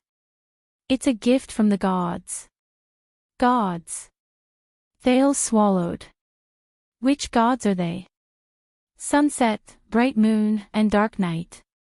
In his memory, the more famous gods in Eternal Star City who also had their own temple seemed to be these 3. But Caslin chuckled. None of them. What we commemorate is the gods that have been passed down since ancient times in Northland and even the world. They are generous gods who look after the land and the mountains, and protect the travelers in the wild. People call them, the Master of the Mountains. Constellation, the Western District of Eternal Star City, the entrance of the Western District Police Station.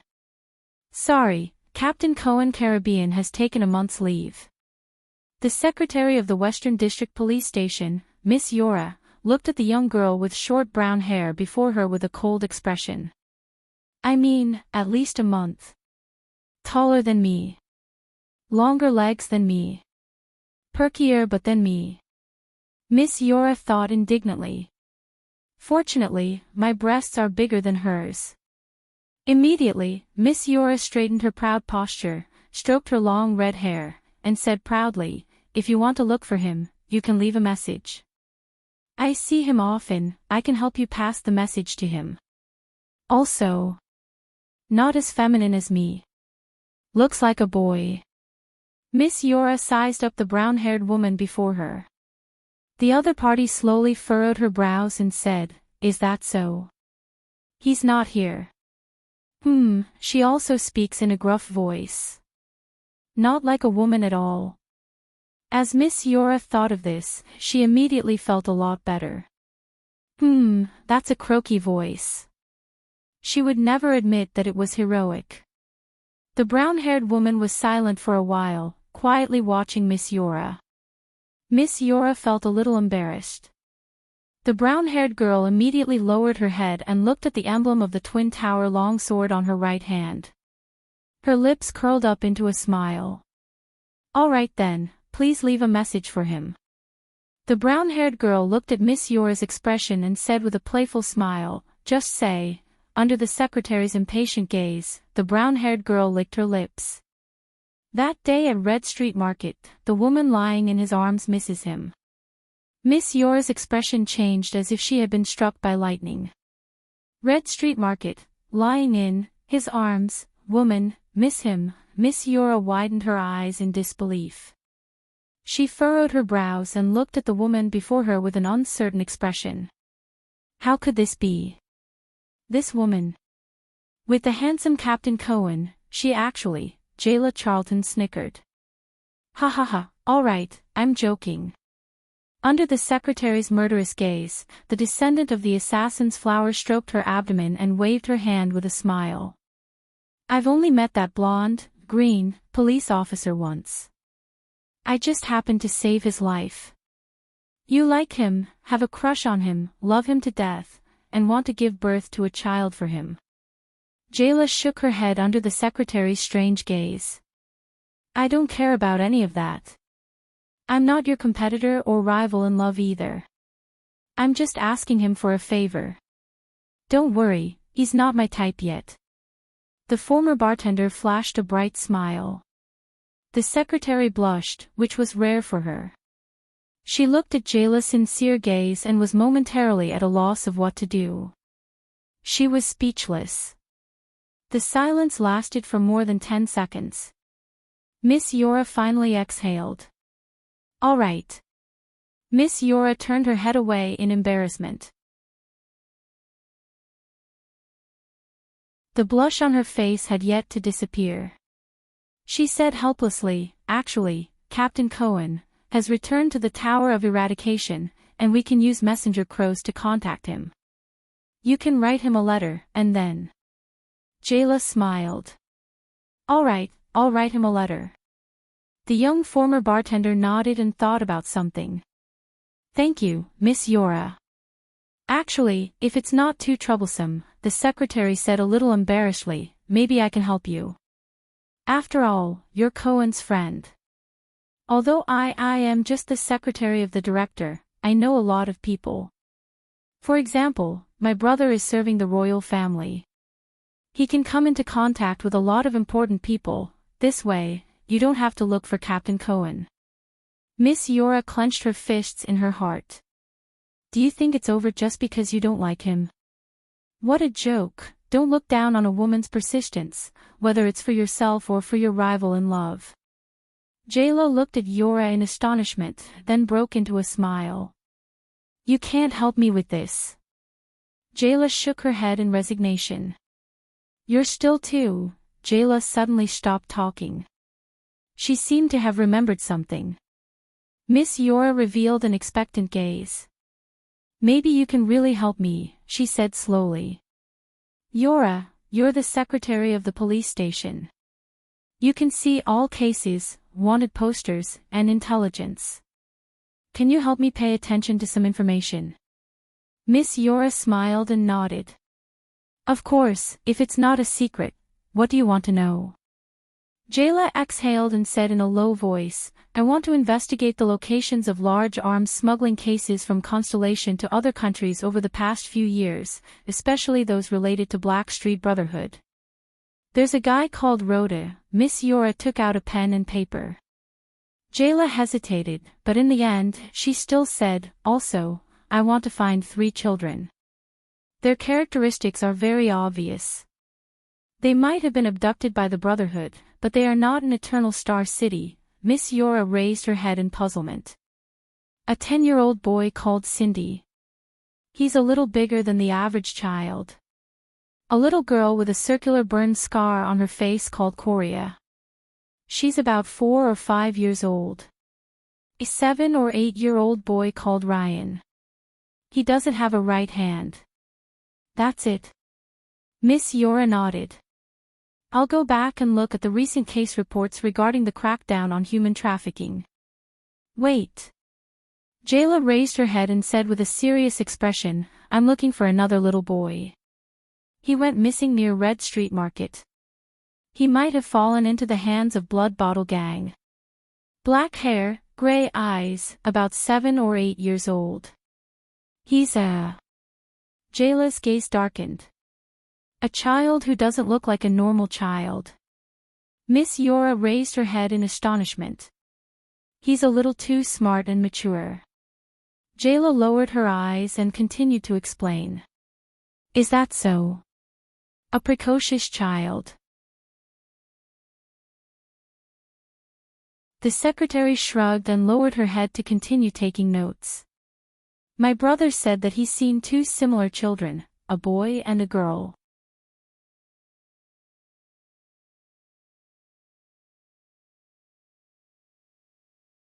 Chapter 113. Master of Mountains. Thales was stunned. "How come I've never heard of it?" "Because this god does not have a representative in the human world. It does not have a temple or a church," Putre explained with a chuckle. "There are even very few credible records of the manifestation of divinity. It only exists in the stories and legends that are passed down by the people. And for the travelers in the wilderness, worshipping the Lord of the Mountains is more of a kind of safety and peace of mind when traveling far away. The gifts from the mountains are more like a ritual to help the travelers overcome the harsh cold. Passed down by word of mouth. During the era of the ancient empire, the Master of Mountains was once the common belief of all humans. Not only us Northlanders, but also you, the Redalians who built the empire at the center of the world, the Kalanzarians of the southwestern land of thorns and dragon-kissed land, the barren bone people of the Great Desert, the native robbers of the Near East, the Kisari who graze on the eastern plains, the dark-skinned red earthlings in the extreme south, and the Kosai who roam the islands. Other than the Far Easterners, almost all humans know and acknowledge the existence of the Master of Mountains." The old Castellan drank a mouthful of ale and said with emotion behind the bar counter, "But now, even in Northland, this simple belief can still be seen in the simple and honest countryside. The name of the Master of Mountains has disappeared, just like countless precious Northland traditions. All that is left are the great temples wrapped in power and money. The Redalians and the Northlanders."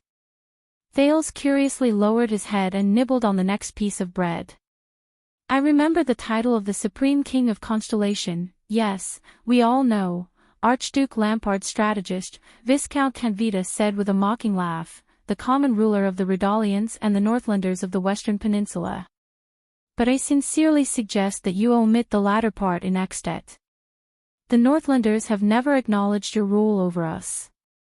"As far as I know," Putre retorted sharply, 2/3 of the Northland province during the era of the ancient empire was in Extet, while the remaining 1/3 was in the northern territory of Constellation. Those Constellatiates also called themselves Northlanders and acknowledged the Supreme King's rule over them. This is where the problem lies. Viscount Canvita tapped the bar counter thoughtfully. Northland has always belonged to Northlanders. Why should it belong to Constellation? Why should it belong to the rule of a Redalian king? Thales suddenly understood. Northland referred to the Northland province during the era of the ancient empire 1,000 years ago. It was a geographical concept, and Northlanders referred to the human race that existed before the empire was built. They lived on this land.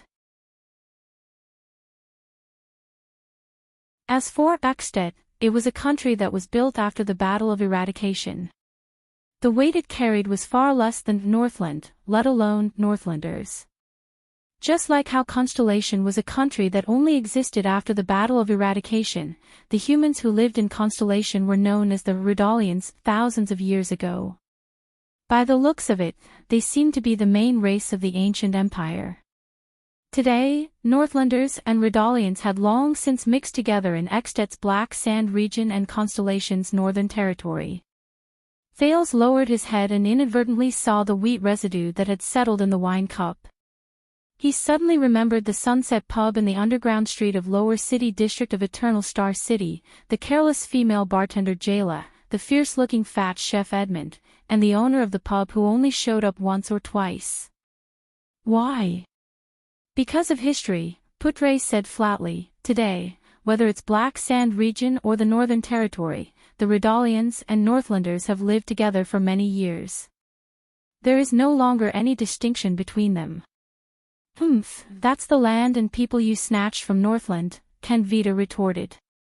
For example, Cold Castle 400 years ago, and the lonely old tower 200 years ago. Your Northern Territory is our southern land. As the owner of the pub, Caslin listened to the argument between Kenvita and Putre. He could not help but let out a loud laugh that no one else could understand. Thales felt a chill in his heart. So this is how Extetians think.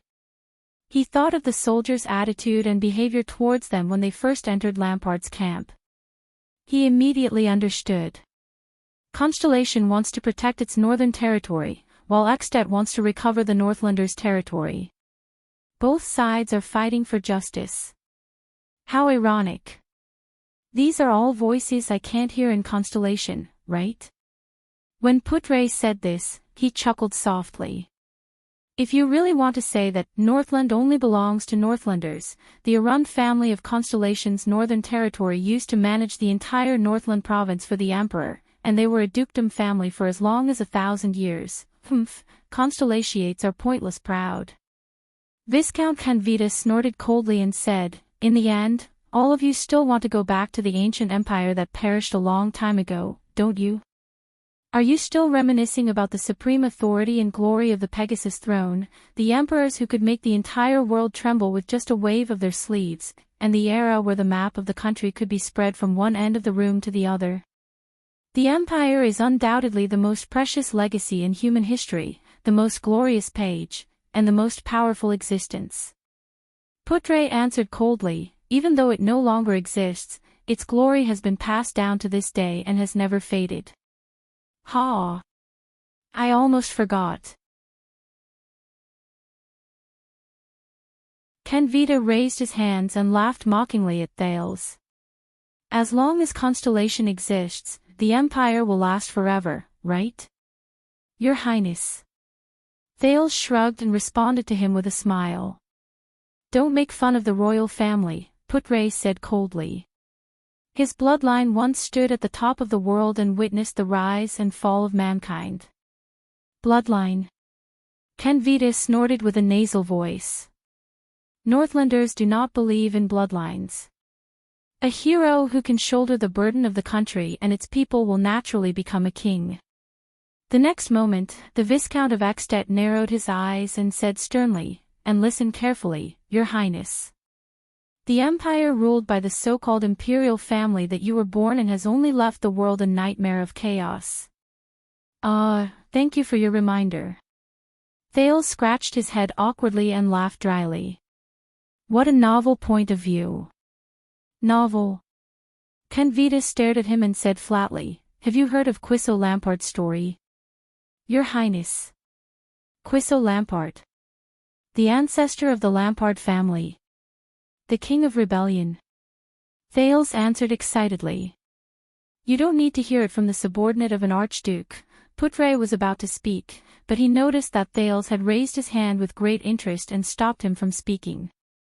Please continue, Viscount Kenvita, Thales said with a smile. I am very interested in all knowledge. Putre and Kenvita glanced at Thales in surprise. Do you know Archduke Trentide of Reformation Tower? He is one of the 10 archdukes of Extet. Kenvita pondered for a while and said quietly, Reformation Tower is adjacent to your lonely old tower. It is ruled by the Trentide family, a famous family of knights in Northland's history. Their family emblem is a radiant blade. I don't know much about it. Sorry, I am only 7 years old. Thales shook his head awkwardly. But I am very willing to listen to your explanation. What about the Trentide family? What does it have to do with Quissow Lampard? It has nothing to do with the Trentide family. It is their territory, Reformation Tower, and its surroundings. Kenvita sighed and said, that is the easternmost part of Northland. It is also one of the entrances to the Sighing Mountains. During the era of the ancient empire before the peninsula was split apart, Reformation Tower was once synonymous with barbarism and chaos. Do you know how Reformation Tower got its name? Thales shook his head cooperatively. It was once the ancient empire's penal prison and execution ground. Those who went there needed to be recreated. Kenvita shook his head and said, Reformation Tower. Unfortunately, most of the prisoners inside did not come out alive and their lives were recreated. Thales nodded as if he was deep in thought. And during the ancient empire, there was a famous person imprisoned there, Quissow Lampard. Thales frowned slightly. Quissow Lampard. He knew this person. At least, he was mentioned in the world history that Gilbert made up for him. Quissow Lampard, Northland's king of rebellion. He was the man who started the first civil strife in the ancient empire. However, in the books, he was a forest bandit who roamed the Northland pine forest. During a robbery, he accidentally killed an official of the empire, so he was captured by the empire. His accomplices attacked the execution ground and rescued him. The desperate Quissow knew that he could not escape the empire's pursuit forever, so he decided to go all out. Taking advantage of the Northlanders' dissatisfaction with Duke Arun's harsh governance, he spread rumors to divide Northland, stirring up a storm of chaos in Northland, and completely embarked on the path of rebellion against the empire. In the end, his rebellion was easily extinguished by the empire's army at Lonely Old Peak. However, the empire's first civil strife also broke out because of this, and it became more and more intense. However, today, Kenvita told him a completely different story. Kenvita said faintly, it is said that the Lampard family is the descendant of Takmu, the first king of the north, during the uncivilized era before the orcs invaded. More than 1,500 years ago, Quissow Lampard was just an ordinary lumberjack in the Northland province of the ancient empire. However, he was highly skilled, forthright, and righteous. He helped the poor and the weak. He was very famous in the area. Even the Northland province's Duke family, Arund, knew of him. That was the so-called empire's most glorious era. The elves compromised with the empire, the dwarves became craftsmen, the orcs fled to the glaciers, the dragons went extinct, and only the Far East remained unconquered. Therefore, when the empire's campaign to conquer the Far East was in full swing, Quissow was enlisted into the army. With the glory and pride of fighting for the empire in his heart, he gladly went to the battlefield. He fought bravely and was good at fighting.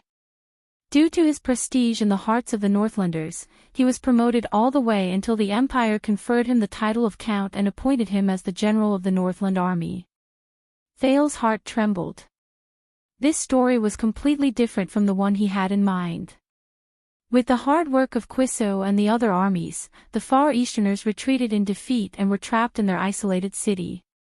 Only the Chelan holy capital, which was about to fall, was left with no soldiers and food supplies.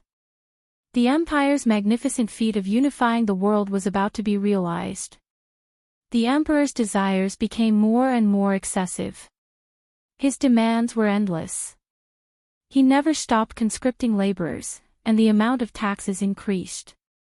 The Northland province, as the best source of soldiers, was the first to bear the brunt of it. The Northlanders could not take it anymore. They began to resist taxes, escape from labor, and chase away the emperor's tax collectors. They began to face the empire's authority with anger and curses instead of enthusiasm and obedience. Therefore, Duke Arund, the emperor's servants, could no longer collect enough taxes and labor. There were even frequent cases of tax resistance. The empire's servants came up with a solution. They found the most famous person in Northland, the Northland Army's commander, Quiso, who was on his army's rotation break and had returned home to recuperate. Caslin sighed. Putre was silent. Kenvita continued to speak. They persuaded Quiso to become their colleague and go with them to demand the payment of taxes and labor, but Quiso did not agree. They then persuaded Quiso to make an announcement to convince the Northlanders to submit to the Empire, but Quiso did not agree. They then used the Empire's name and ordered the Empire's general to help them find the Northland rebels, but Quiso did not agree either. Quiso said this, "I am loyal to the Empire, but I am a Northlander." In the end, the Emperor found out about this. The Emperor sent an edict. There were only 2 words on it. Kenvita's gaze became extremely cold. He said flatly, "Choose one." Thales felt a chill run down his spine. Choose one. The next thing the Northlanders knew was that Quiso was exiled to Reformation Tower until he proved his loyalty to the Empire again. The Emperor could not tolerate his general failing to do so. But for a whole year, Quiso did not relent. At the same time, the Northlanders who heard the news became even more resentful. In the end, the Emperor, who heard the complaints of the Northlanders, was fed up with Quiso's stubbornness and decided to make an example out of him. He used punishment and fear to intimidate the Northlanders and reassert the Empire's dignity. Hence, Quiso Lampard was escorted to the execution ground. There, he watched helplessly as his son was beheaded, his wife was hanged, his daughter was hanged, and his friends were whipped to death. Finally, when it was Quiso's turn, the furious Northlanders and Quiso's subordinates broke through Reformation Tower together. They fought their way into the execution ground, killed the Empire's soldiers, and rescued Quiso. When the news spread, the entire Northland was shocked. The people picked up their weapons again, put on their armor, and gathered around the dying Quiso. But this time, they did not serve the Empire, but to rebel against the Empire. Of course you know the story after that. Thales savored the story. It was too different from what was written in the books in Constellation. Yes, Thales said quietly as he pondered, the King of Rebellion fought to the end, and his last 300 men, but at the end of the story, Kenvita still surprised Thales. There's only one difference, Kenvita interrupted him, his eyes sparkling. There's no such thing as fighting to the end. Thales was stunned. Quiso had no intention of fighting at all. He dismissed most of the revolutionary army, and only led the last 300 men who refused to leave and launched a final charge against the 3 great armies from the side of Lonely Old Peak. This is more like a complaint against the Emperor, not a rebellion against the Empire he was loyal to all his life, isn't it? After he died, every Northlander lit candles in every household and honored him as king according to the ancient rites of the Age of Kings. This is the story of the King of Rebellion. Many extensions are familiar with it. Do you understand now, Emperor's descendant? Kenvita said flatly, what the Empire left for Northland. Caslin watched Thales' reaction with interest. Fortunately, the others were sitting at a round table some distance away from them. Otherwise, Thales reckoned that there would soon be another tavern brawl between Constellations and extensions. A story that has been meticulously embellished.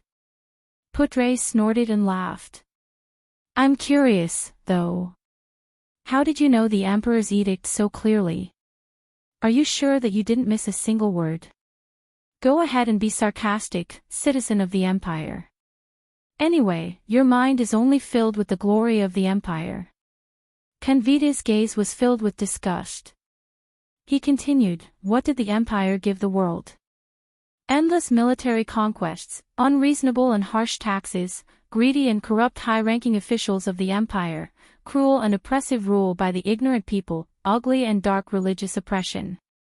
Do you know that primitive beliefs like the Master of Mountains, the Maiden of the Sea, the Father of the Grasslands, and so on disappeared under the ancient empire's ban and the conspiracy of the Emperor and Bright God Church? And the Temple of Knights in the north that was forcefully demolished by the Emperor 1,000 years ago. That was the cradle and sacred land of the Knights, the legendary place where humans fought against the ancient orcs together in Northland. Citizen of the Empire. Kenvita took a sip of wine and sneered. Stop lying in the glory of the past and wallowing in it. You have no idea how ugly your positions are. Continue to hold on to that thought, but history cannot be changed. Even now, Putre said in disdain, I only see your carriages running on the roads built by the Empire. Your currency is minted according to the gold, silver, and copper standards set by the Empire. No matter how many languages you speak, your northern accents and habits are still derived from the ancient and common language of the Empire. Your armies follow the Empire's system of regiments, brigades, guards, and squads. Your nobles follow the Empire's system of dukes, earls, viscounts, barons, and lords. Your paintings, poems, and music all draw nourishment from the glory of the Empire. Without the Empire, I'm afraid that Northland would still be a piece of scattered sand, backward, and barbaric land. What can that prove? Kenvita interrupted him rudely. If we call the things that the Empire imposed on us with violence a gift and feel complacent about it, imposed. Putre seemed to be enraged as well. The Knights of the Northland Kings joined the great Emperor Camelot Caradhor almost at the same time as the chauvinistic king's army. You are the great Emperor's earliest supporters, the most active swords and blades when he built the Empire. Very well, Kenvita said coldly. Now, we, the children of the Northern Wind and the Dragon, no longer need that evil Empire. We are self-reliant. Please put away your pride in the Empire, citizens of the Empire. I have seen a lot of Northern Wind, Putre said flatly. As for the dragon, if you are referring to the one embroidered on Eksted's flag, the material is not bad. The significance of the dragon on Eksted's flag does not lie in whether it exists or not. After all, we do not rely on a legendary beast to protect this country, Kenvita said solemnly. But it represents the beliefs and temperament when Eksted was founded. That is the revelation that Rikerud, the Northland hero, left to us during the Battle of Eradication. Strength, patience, tenacity, pride, persistence, and... Kenvita glanced at the people from Constellation, then picked up his wine cup and took a big gulp. With a rather profound smile, he said, never surrender, even if it is a colossus like the Empire. And what is left of all of you? Kenvita sneered and said, Constellation is just an antique. There is no meaning to its existence at all. The reason for its existence is only to testify to a piece of past history, to summon the soul of a country that has perished for a long time. Putre was about to answer, but he heard Thales heave a long sigh at that moment. Do you know?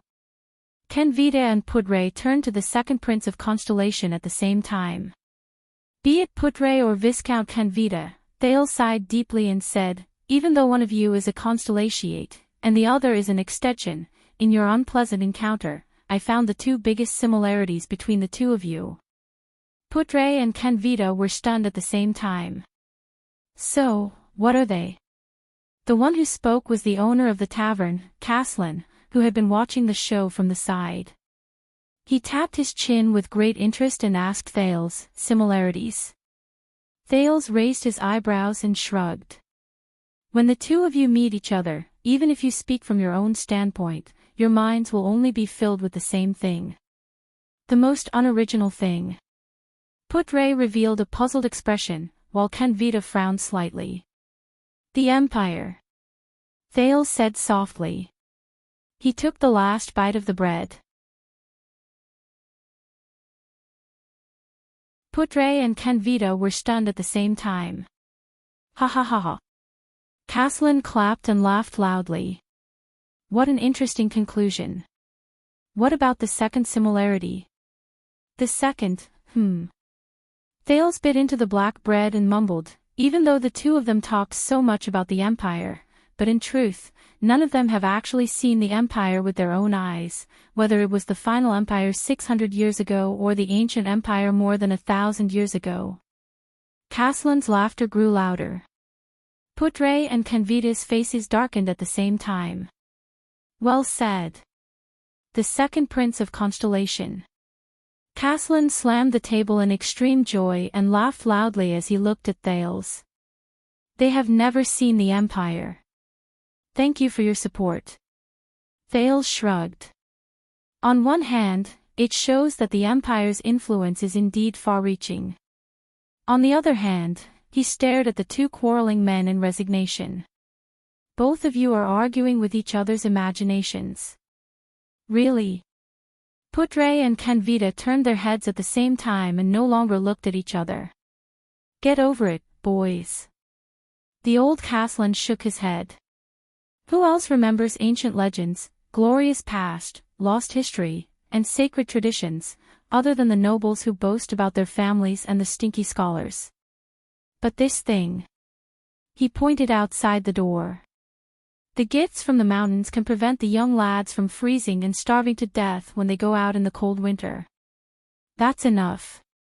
It's useful to people, so it has its own meaning of existence. The Master of Mountains has not disappeared. It has always lived in the cracks of every day before the bitter cold, and lives in the gratitude of travelers who pluck food from the trees. As for the dragon and the Empire, Caslin sneered. It's the same principle. Putre and Canvita did not speak anymore, but their expressions were unpleasant. Thales flashed a bright smile.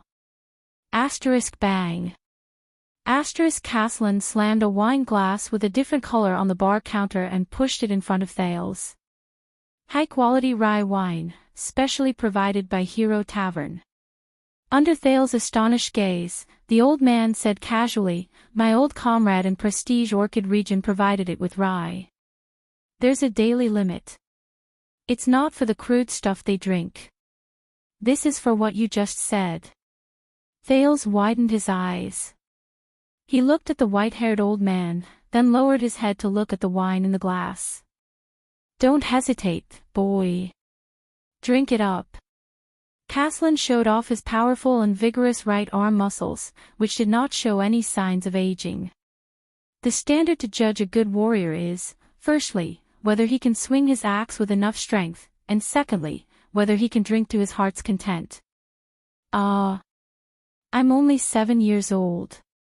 Thales stared at the wine glass that was the size of his head. He widened his eyes and said awkwardly, you know, kids can't drink. It's not good for their bodies, that's nonsense. Caslin gave Thales a thumbs up with his yellow teeth. He then slapped Thales' shoulder, causing him to stagger. Only 7 years old can drink.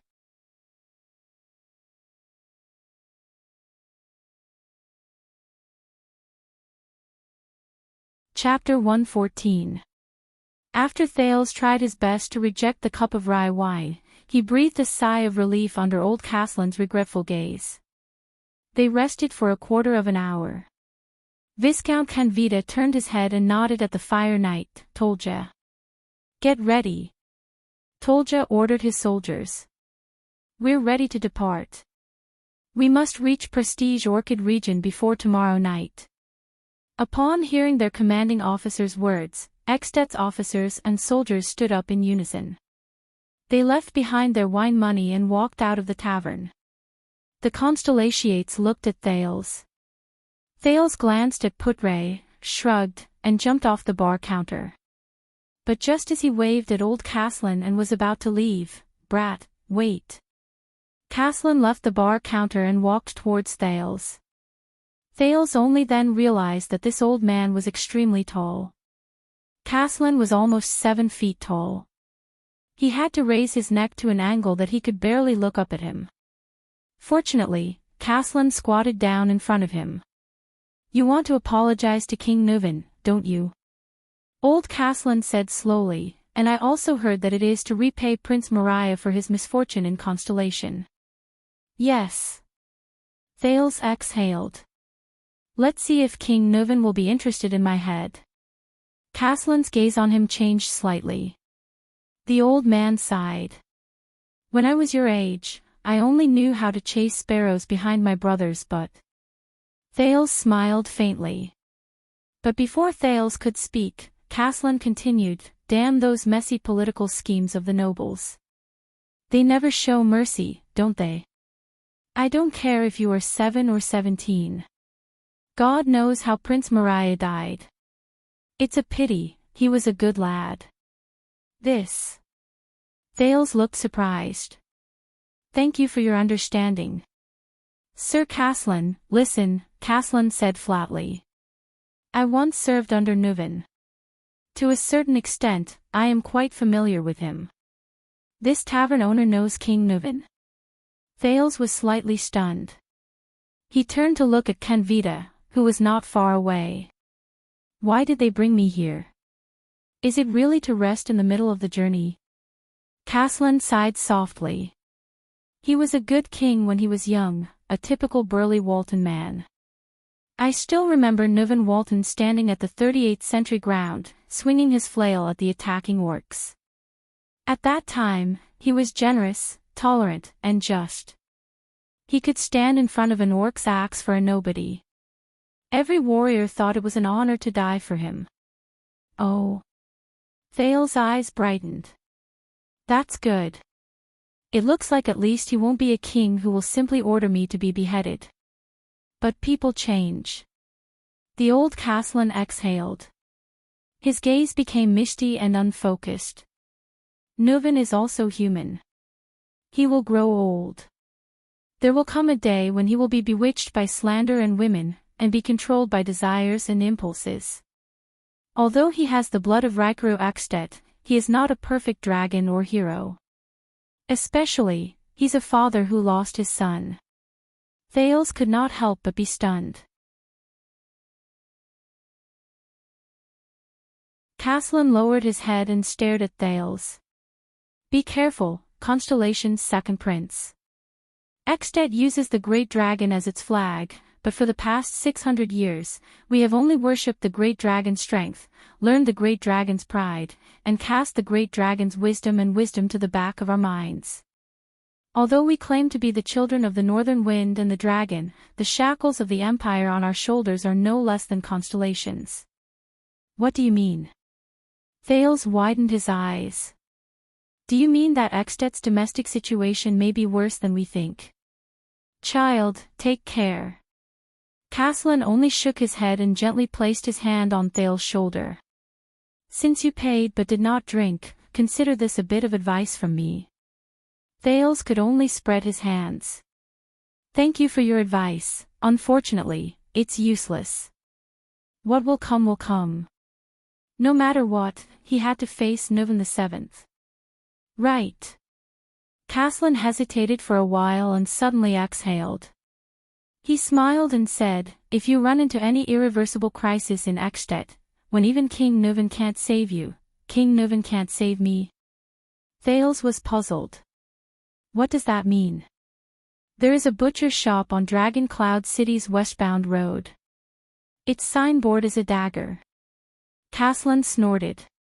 Under Thales' furrowed brows, he said in a low voice, the boss is a Far Easterner with the surname Gu. He owed me a favor in the past. He is an extremely daring fellow and often does things that violate the law. If you want to ask him for help, just say, $6.50. Under Thales' astonished gaze, the old man Caslin slapped him hard on the shoulder again. The second prince staggered again. As Thales grimaced in pain, the old man before him slowly stood up and laughed heartily. The next time you come, remember to drink my rye wine. That is the symbol of a man. Thales smiled awkwardly and left before Putre revealed a murderous gaze. Kenvita frowned as he watched Thales and the Constellations leave. Then, he slowly walked to the bar counter and turned to the old man Caslin. You saw it, right? The next king of Constellation. Canvita's gaze was cold. You saw how different he is. He has matured and changed. What were we doing when we were 7 years old? What was King Nuvan doing when he was 7 years old? The old man Caslin stared at the door of the tavern and said slowly, this child's gaze is indeed different from other people's. He could not see reverence or nervousness in the child's eyes, only interest and curiosity. There was also an enigmatic confidence and determination, as if they had never wavered. This is not the gaze of a child who is thousands of miles away from home and afraid. This is the next opponent that Extet will face. I am almost certain that when he grows up, he will definitely become Extet's greatest enemy. Canvita curled up the corners of his mouth and knocked on the bar counter. Unfortunately, the Archduke cannot attack him directly. When did we Northlanders become cowards who would scheme against and fear even a 7-year-old child? Caslin said disdainfully in a low voice, maintaining a country amidst conspiracies and fear. This is something that only a shaky empire would do. Of course, Archduke Lampard's strategist said softly, for this, we need a better king, not an old and muddle-headed person who does not enjoy his position and does not have to be a hot-blooded person who is still wet behind the ears. Caslin grabbed 2 wine glasses and placed them in the window of the kitchen. So, Chapman Lampard is really a good candidate. I believe that you still love Extet and the Dragon's Kingdom deeply. Canvita fixed his gaze on him. Even though King Nuvan chased you out of the White Blade Guards. Hey! The old man seemed to be particularly dissatisfied with this sentence. Nuvan did not chase me away. I left on my own. Canvita did not speak. He only stared at the old man. Really? After a few seconds, he said slowly, so, you still don't agree? So you still don't agree? Caslin shook his head mockingly. I am just a tavern owner. What can I agree to? Caslin the Earthshaker, as the former leader of the White Blade Guards, your name still spreads among them. Your story is still being sung in the 38th century grounds, Canvita said slowly, as long as you say the word, why? Do you want me to use my influence and connections to convince my old subordinates to stand on Chapman's side? Caslin snorted in disdain. I believe that you will make the best choice for Extet. Canvita's expression was indifferent, but his gaze was sharp. He stared straight at the old Caslin. Caslin Lampard, you are, after all, the Archduke's uncle. Caslin raised his head abruptly. And the most famous commander of the White Blade Guard since Extet was founded, Canvita said flatly.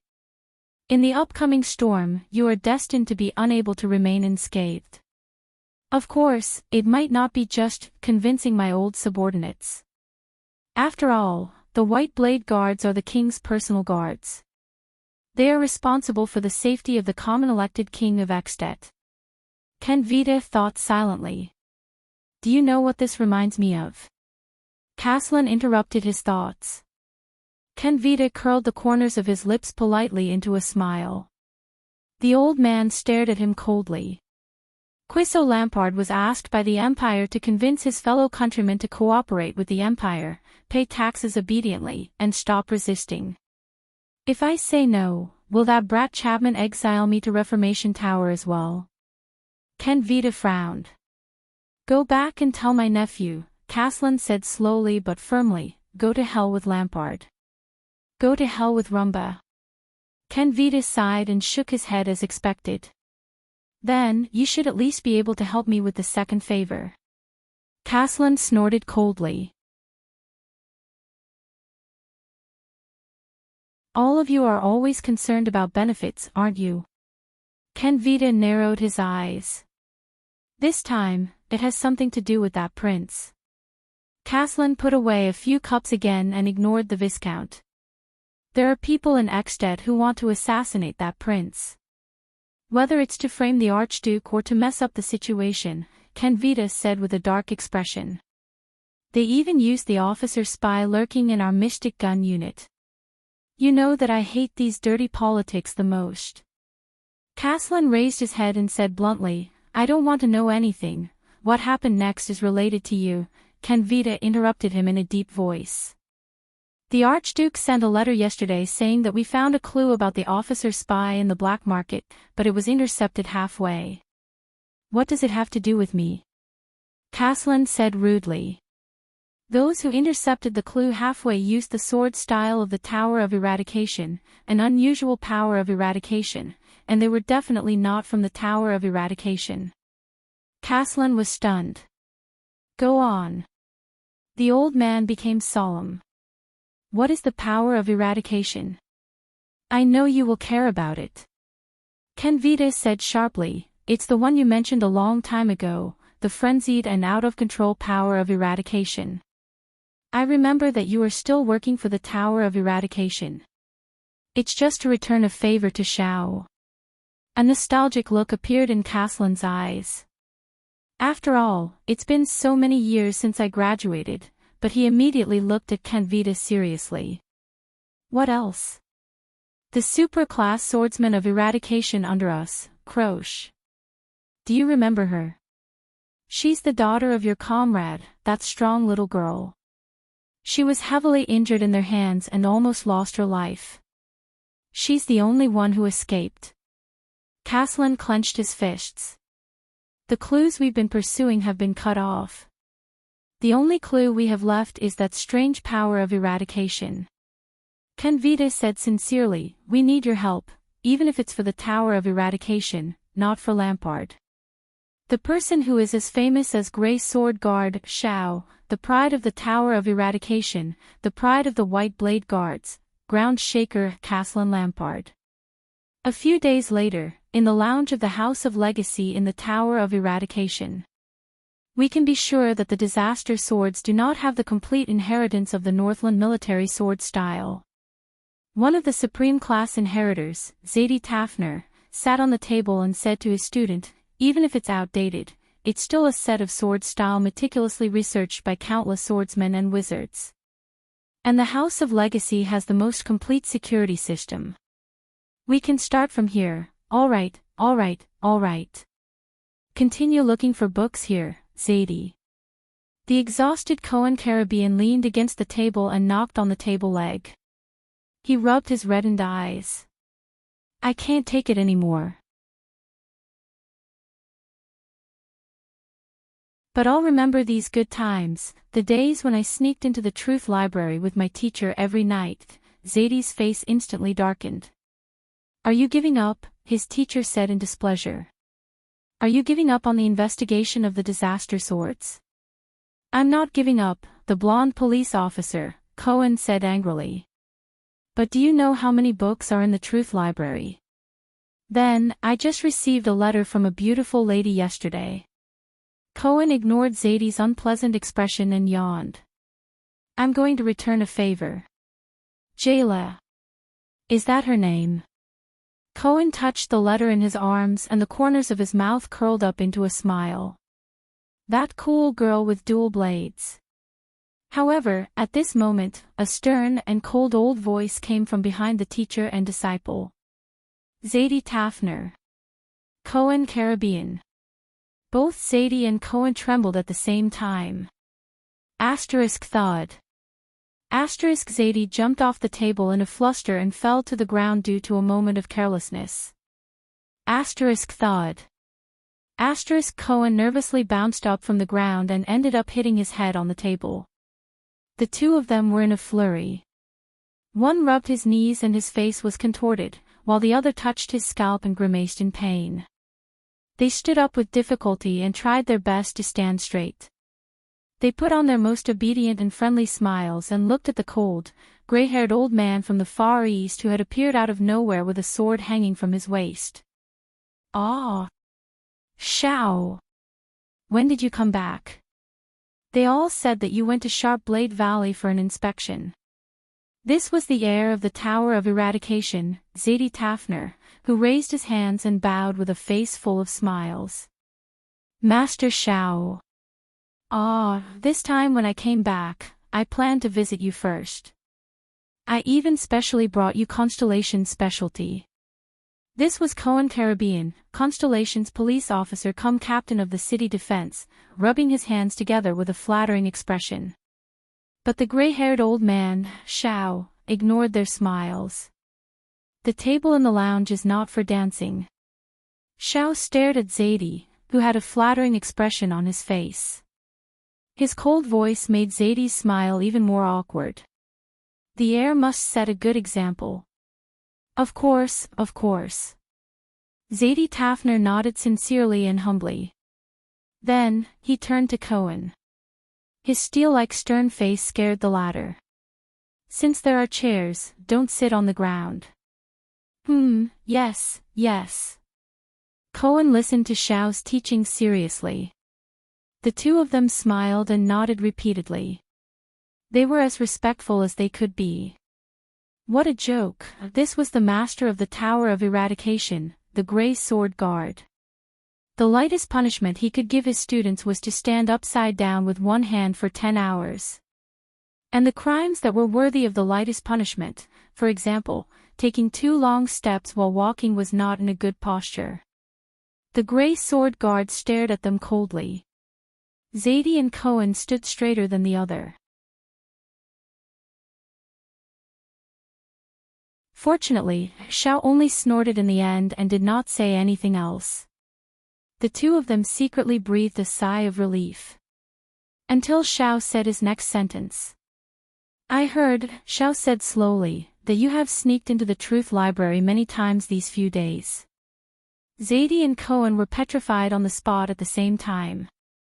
Listen to my explanation. Zadie smiled awkwardly. You were not around, right? Cohen found some clues about the disaster sword, so, this is for the Tower of Eradication, for the purgers. Cohen used the words he learned in the police station and patted his chest righteously. We are for the disaster sword, but Shao's solemn and deep voice rose slowly and interrupted them. Very well. The Grey Sword Guard's expression was solemn. Cohen Caribbean. Cohen immediately puffed out his chest and raised his head solemnly. He stood straight. Go to Axted immediately, Shao said slowly. An old friend called Caslin needs help. Caslin. It was Zadie. He looked at Shao in surprise. You mean that drunken Northlander uncle who uses a sword as an axe? Shao turned to him. His cold gaze forced Zadie to shut his mouth. But... Cohen scratched his head awkwardly. I have to return to Constellation to help a friend first. Croche, do you remember? She was in the same batch as you, Shao said in a low voice. She was injured by the disaster sword. She might never be able to use a sword again in this life. Cohen looked up with a stunned expression. Croche, the image of a Northlander girl with a buzz cut holding a sword and gritting her teeth under the scorching sun appeared in his mind. And her white teeth. All right. The police officer turned around without hesitation and said firmly to the two scions, I will go and prepare immediately. How serious is the situation? Do I need to bring my family's private army? Bringing a Constellation noble's private army into Axted, Zadie said in a low voice. Are you out of your mind? Cohen nodded in realization. You will not be the only one, Shao said in a low voice. There is another person who will meet you on the way. She has just joined the purgers. Cohen was instantly stunned. Broken Dragon Fortress. Be careful on the way. Although Lampard has retreated and the war has not started, it is still Axted. Sonia Cecire, the fortress flower, looked at Miranda Arund, who was ready to go. She chuckled and said, although I really want to suggest that you bring the Arund family's private army, this is the border between the two countries, Miranda said softly. It is impossible to cross the border with the army. Moreover, around, Miranda clenched the white eagle emblem on her cuff. The fortress flower looked at her subordinate and sighed. It is good to go and hide. After all, your uncles and brothers from the Arund family are really annoying. Miranda bit her lip and did not say anything. This is not to hide, she said faintly. All right, all right, all right. Sonia helplessly held her subordinate's shoulders. This is for a friend, right? Miranda gently patted the white sword hilt at her waist and nodded. Croche.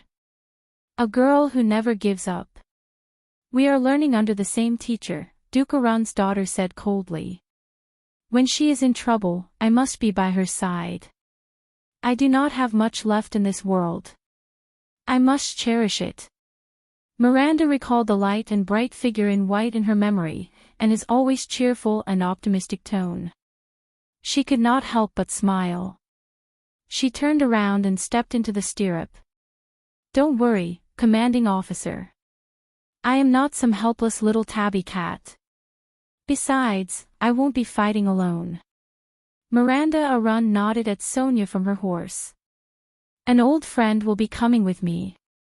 Once the matter is settled, I will return. She flung the reins and galloped out of the fortress's gate. Sonia looked at Miranda's retreating figure and the faintly discernible white eagle emblem on her back. She sighed.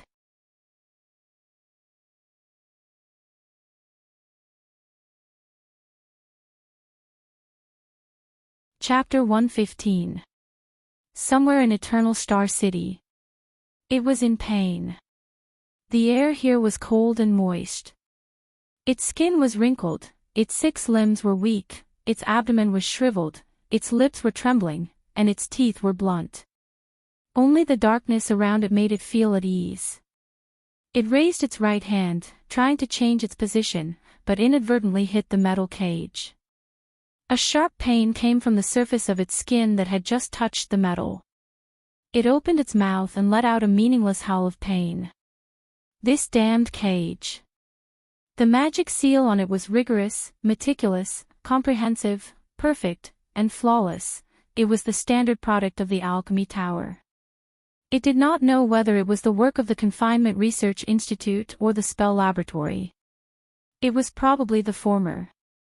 In the extinct Alchemy Tower, only this faction that had been in decline for a long time would study this kind of magic cage with a single function. For example, the cage that was currently trapping him here. It did not know how long it had endured such days, and even its sense of time had become numb. It even suspected that if it went on like this, it would one day even forget its own name. It was fed once a month, given a fixed electric shock every month, and had to complete work all the time. Under such circumstances, it began to miss its main body. It still remembered the pain when it was cut off from the main body, and the heart-wrenching wails and screams from the main body's mind. Even many days and nights after that, even when it was its turn to be cut off, the pain was not comparable to the excruciating pain of being separated from the main body. It really wanted to return to its main body. If it remembered correctly, the main body should be locked up in the City of Triumph, the damned capital of the human empire.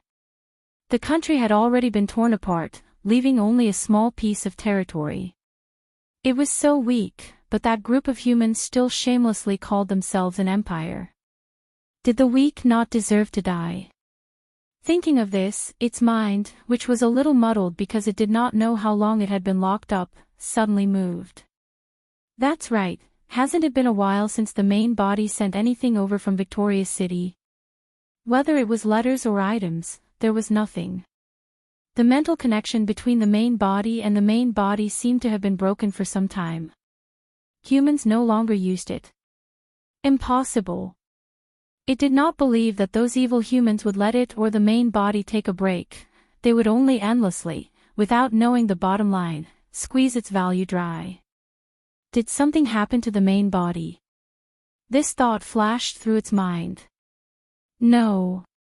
Although the main body was also imprisoned, at least it was intact in the City of Triumph. The Empire knew its value, and the imperial prince had even tried to communicate with the main body, but how could the prideful main body respond to a lowly human's request for a trade? So they were still using itself to communicate. Although the Empire wasn't as powerful as it was in the past, the humans would definitely protect the main body. As long as Victorious Return wasn't destroyed overnight, the main body would be safe. One day, it would return to its main body. At that time, it would once again be as powerful as it was in the past. Then, it had to carefully hide itself and strengthen itself. Most importantly, it had to find a way to restrain those mystics. It did not want to experience the humiliation of being captured and imprisoned as a slave a second time. Especially that damned mystic. Giza Streelman. If the human outside the cage door had not mentioned this name recently, it would have almost forgotten about it. It gritted its teeth with a heart full of hatred. It would never forget the feeling of its flesh boiling and exploding in front of the mystic, the feeling of groveling at the mystic's feet. At this moment, a familiar swelling sensation came from his abdomen. It's here. It thought. The humiliation of being a slave and being forced to work as a slave surged into its heart once again. It did not know which severed limb it would be this time. At the top of the metal cage, the bell rang violently and urgently at the right time. Asterisk clack. Asterisk the metal cage door opened. It used all its strength to roar at the cage door, trying to express its hatred and malice. The sharp pain, as if it was being pricked, attacked it again. It knew that it had to leave the cage to complete the task, or else the pain would only become more intense. Just like hundreds and thousands of times in the past, it reluctantly climbed out of the cage with great difficulty. The sharp pain slowly subsided. Its abdomen squirmed, and the contents inside surged up its throat and reached its mouth. The swelling sensation gradually disappeared. It opened its mouth full of sharp teeth and spat out a piece of paper in the darkness. Another piece of paper.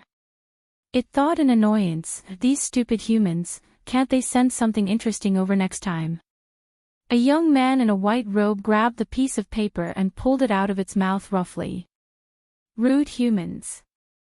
The sharp pain appeared again, and it howled in pain. At the same time, it knew that it should return to the cage. With a heart full of humiliation and pain, it climbed back into the cage. The pain disappeared. The young man lit a lamp, and the dazzling light made it grimace. It raised its claws to cover its 8 pairs of eyes. Light. It hated the most. Fortunately, after the young man saw the piece of paper clearly, he immediately extinguished the lamp. In the darkness, within its field of vision, the young man in a white robe put down the piece of paper in his hand. He spoke in a much more solemn voice than usual. Things are somewhat beyond our imagination. Oh. An old and hoarse voice rang. It remembered this voice. During the years when it was brought away from the City of Triumph, many humans were in charge of managing its cage, but this old voice seemed to have been in charge for a longer time. First, the prince was intercepted by Lampard at the border, but it seemed to be a daunting experience, and now the diplomat group is heading to Dragon Cloud City under Lampard's escort. You know, I don't care about this, the old and hoarse voice said faintly. What about that homicidal maniac? Giza Streelman did not go with Blood Bottle Gang to besiege Ramon according to our plan, even though we used various channels and hinted to them countless times about Ramon's importance to the Brotherhood, the young man said quietly. Giza Streelman. All the nerves in its body were stimulated by that familiar name again. My enemy. The mystic. The enemy of life that runs amok in flesh and blood. What happened? The old and hoarse voice rang again. She made a public appearance. According to our informants in Broken Dragon Fortress, Giza seemed to have endangered His Highness' safety on the way, the young man said. The sound of a cane hitting the ground rang in the darkness. The old voice sounded doubtful. According to the previous report, wasn't the Night Queen the one who intercepted His Highness? Is that why she requested help from Broken Dragon Fortress?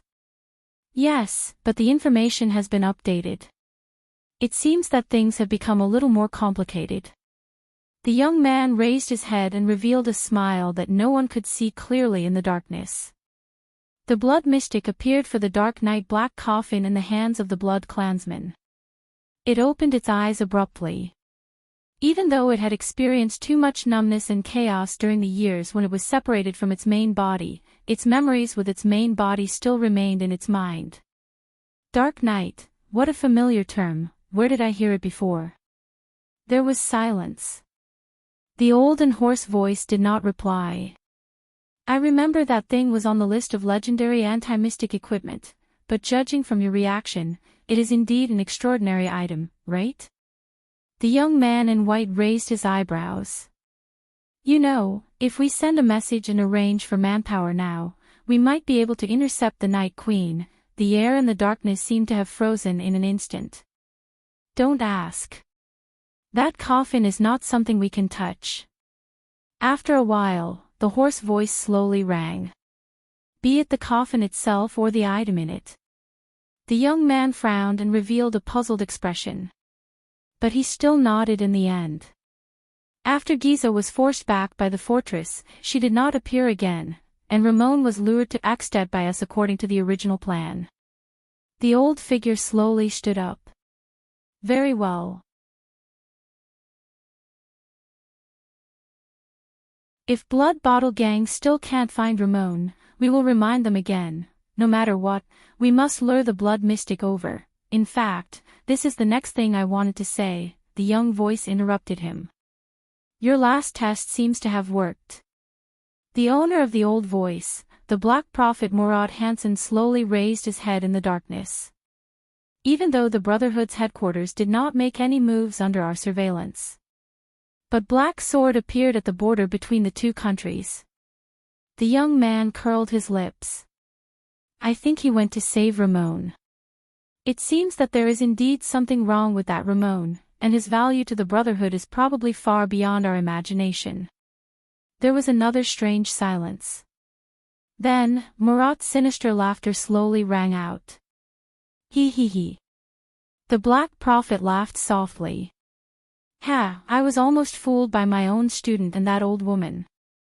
There was a moment when I really wanted to dispel my suspicions about Ramon's identity and remove him from the blacklist. But no matter how meticulous his disguise is, he can't beat your suspicion that is stronger than that of Broken Dragon Fortress, teacher.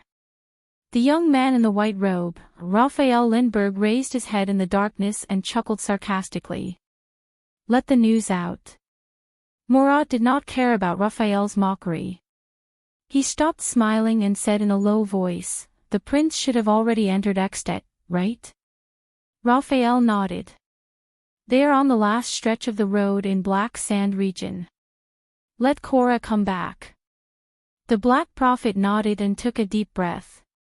Since he has completed his mission and successfully lured Ramon to the prince's diplomat group, Raphael crushed the paper in his hand and gently sprinkled it on a strange pattern on the ground. After the shredded paper came into contact with the pattern, they burned and disappeared in a bizarre manner. Do you want to proceed to the next step? The young man asked flatly. Yes, it is time to send a big gift to the secret room and the Brotherhood. The Black Prophet tapped his cane. Get ready to depart. This is your first big test before you take over as the head of the Secret Intelligence Department. Make sure that Black Sword and Giza enter Dragon Cloud City at the same time and find Ramon. Raphael flashed a bright smile. Black Sword against the Blood Mystic. I'm sure it will be a big scene. Murat took a deep breath and sat down again. What an exciting scene. So you are in charge of luring away the two legendary anti-mystic equipment in Dragon Cloud City? Raphael curled up the corner of his mouth. A fearless mystic in the capital of a country. It is secondary whether the scene is big or not, but it will definitely be ugly. Are you sure you want to do this? Especially, to all the intelligence agencies, he is a notorious homicidal maniac. Raphael had a smile on his face, but he said in his heart, "Treat it as Constellation's return gift to Axtet." Avenge the losses that His Majesty and I have suffered over the past few months. The Black Prophet sighed emotionally. After all, this is also to more efficiently deal with the threat of the Blood Mystic. I really want to see how that old woman in Dragon Cloud City is going to deal with such a situation. Also, Murat thought. With the tacit approval of the kingdom's secret intelligence department, the Blackstreet Brotherhood has been in the limelight for too many years. Since the Blood Bottle Gang has been dealt a heavy blow, Asda and Giza have been forced to appear. It is time for the Brotherhood, including the hand behind it, to pay the price.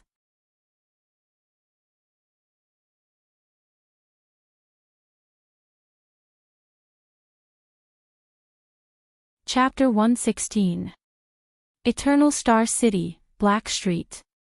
You said that thing would work. Bullsh *T legendary anti-mystic equipment. We've done so much and searched for so many years. Ripper Anton grabbed Sleepless at Lance by the collar and pinned him against the wall. And now, Black Sword used it to poke countless holes in the Blood Mystic's body. It's useless. Your goal is to kill Black Sword, isn't it? Calm down, Anton. Morris, one of the 6 powerhouses, was sweating profusely as he held Anton's hand. We received a message from a messenger crow in the north together.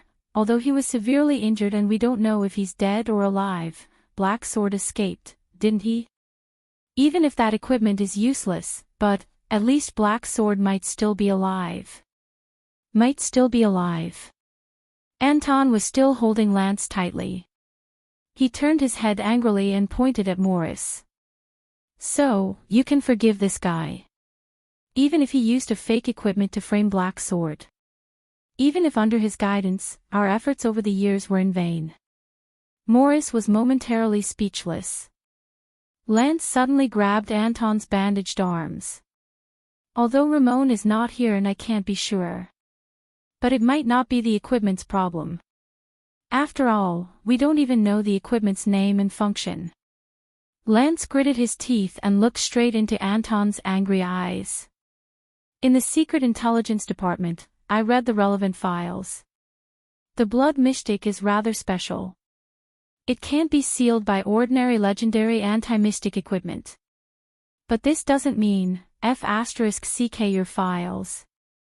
I won't believe a single word from the Secret Intelligence Department ever again.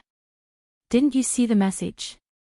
Anton scolded agitatedly. That so-called legendary anti-mystic equipment that you said could seal mystics is ineffective. Just 2 days ago, Black Sword almost died in the hands of the Blood Mystic. Maybe that weapon itself was the thing that lured us into the trap. Impossible. Lance stared at Anton and said in a low voice, "That news is related to the lady that even Murat is extremely wary of." Anton's grip tightened. He interrupted Lance and said fiercely, "Damn Murat Hansen. Fuck the kingdom's secret intelligence department. Don't forget who caused us to be in this state back then. Who turned us into the Blackstreet Brotherhood that has abandoned our boundaries and done all the evil things for revenge. Who turned us into the moths of the kingdom that can only survive in the shadows." Anton's eyes reddened. He gritted his teeth and said, "Especially you, Lance Corbian. Aren't you the spy Murat planted among us back then? Black Sword has forgiven you, but I haven't." Morris, who was dragging Anton, suddenly trembled. "Undercover. It's been 12 years, and you've only come to worry about this now." Lance sneered with difficulty, not caring about Anton's strength at all. "What did the past 12 years mean to you? Do you think we founded the Brotherhood for fun?" The past 12 years. Was it fun? Anton seemed to have been triggered. The veins on his face bulged as he flew into a rage and roared crazily, "Son of a bitch. Do you think I'm willing to manage a bunch of scumbags like thieves, robbers, and rapists? Working with lunatics like Chandara Rhoda and Lazenchviso. Being smugglers and murderers every day. Lance's expression changed. He could not help but clench his teeth as his eyebrows continuously twitched. What kind of life have we been living for the past 12 years? Anton continued to clench his teeth and said, "How much have we sacrificed for that illusory news of yours? Then kill me here. Take my head to comfort the dead, to comfort that lord." Lance roared and interrupted Anton, "Treat me as your greatest enemy. Treat me as if you have already taken your revenge. Treat it as if you can go back and live a good life, enough." An even louder roar came from the side. Anton and Lance were shocked at the same time. Both of them turned to look at Morris. Lech Malone. Cabra Greteley. Delecto Ellsworth. Morris trembled. He lowered his head and clenched his fists. Names came out of his mouth one by one: Curdimo Finwë. Kyrsters Desmond. And that lord. Both Anton and Lance were shocked. "Do you still remember them? Do you remember these names? The oath we swore together that year. Find all the true murderers and avenge the dead." Morris raised his head. His eyes were red at some point in time. "At all costs. Do you think you're the only one suffering in silence? Skinny." Morris roared, "Over the past decade or so, we, who originally knew nothing about gangs and organizations, have worked hard to conquer territories, build our power, infiltrate the underground world, rope in all the people, fight against Blood Bottle Gang, evade the Secret Intelligence Department's pursuit, treat all suspects as enemies, track down Charlton and Shadow Shield, and investigate the truth of what happened that year. Isn't it all for the same purpose?" Asterisk bang. Asterisk Morris punched the wall with all his might. His lips trembled. "I've never killed a child before, but in the past 12 years, there were a total of 154 children from the age of 4 to 12 who died in the abandoned houses. This does not include the many child beggars killed by that son of AB *TCH Rhoda and his family 2 months ago. These are all my blood debts. I buried every single one of them with my own hands. I can almost remember every single one of their faces. The most recent one was just a year ago, a boy who ran away. In order to show our toughness and ruthlessness in front of our negotiating opponents, I used my psionic ability to suffocate him to death." Morris could not suppress his emotions.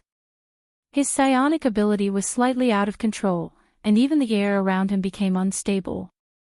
God knows what we've sacrificed for the past 10 years, and what we've become. Anton closed his eyes, bit his lower lip, and lowered his head. Lance laughed abruptly. "Yes, well said." The sleepless eye revealed an expression that looked like he was crying and laughing at the same time. "Ha ha ha, Anton Lewandowski, do you think we've done so many things to correct, atone for, or pay for the sins of the past, to create a better world? Dream on."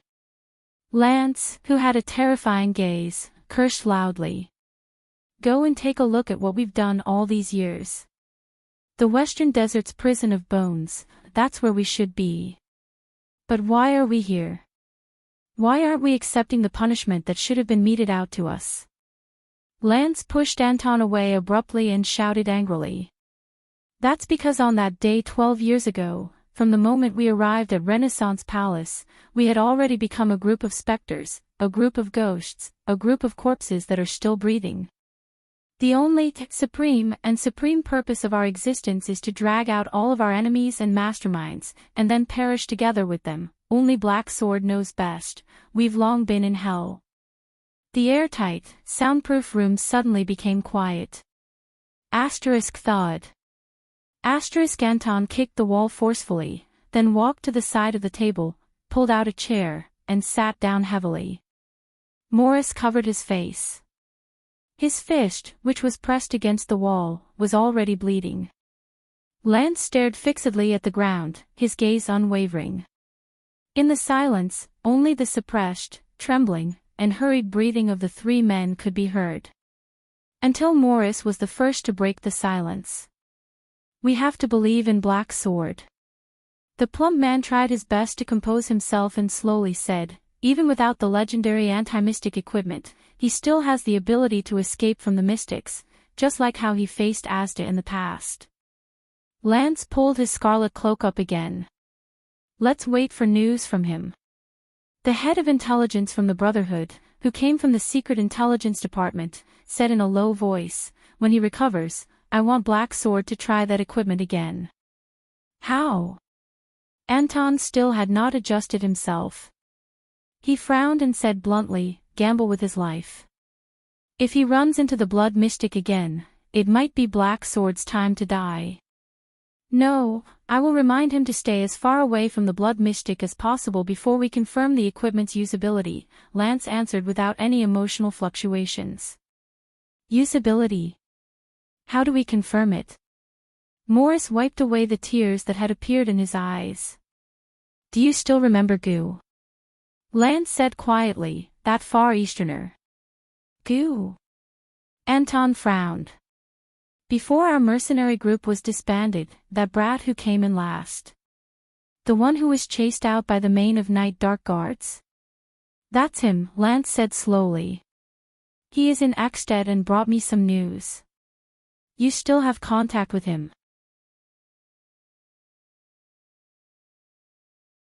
Morris bandaged his fist and said doubtfully, "Goo is not with us. You said before that he has his own agenda and is very suspicious. Our informants in the north are still slightly insufficient.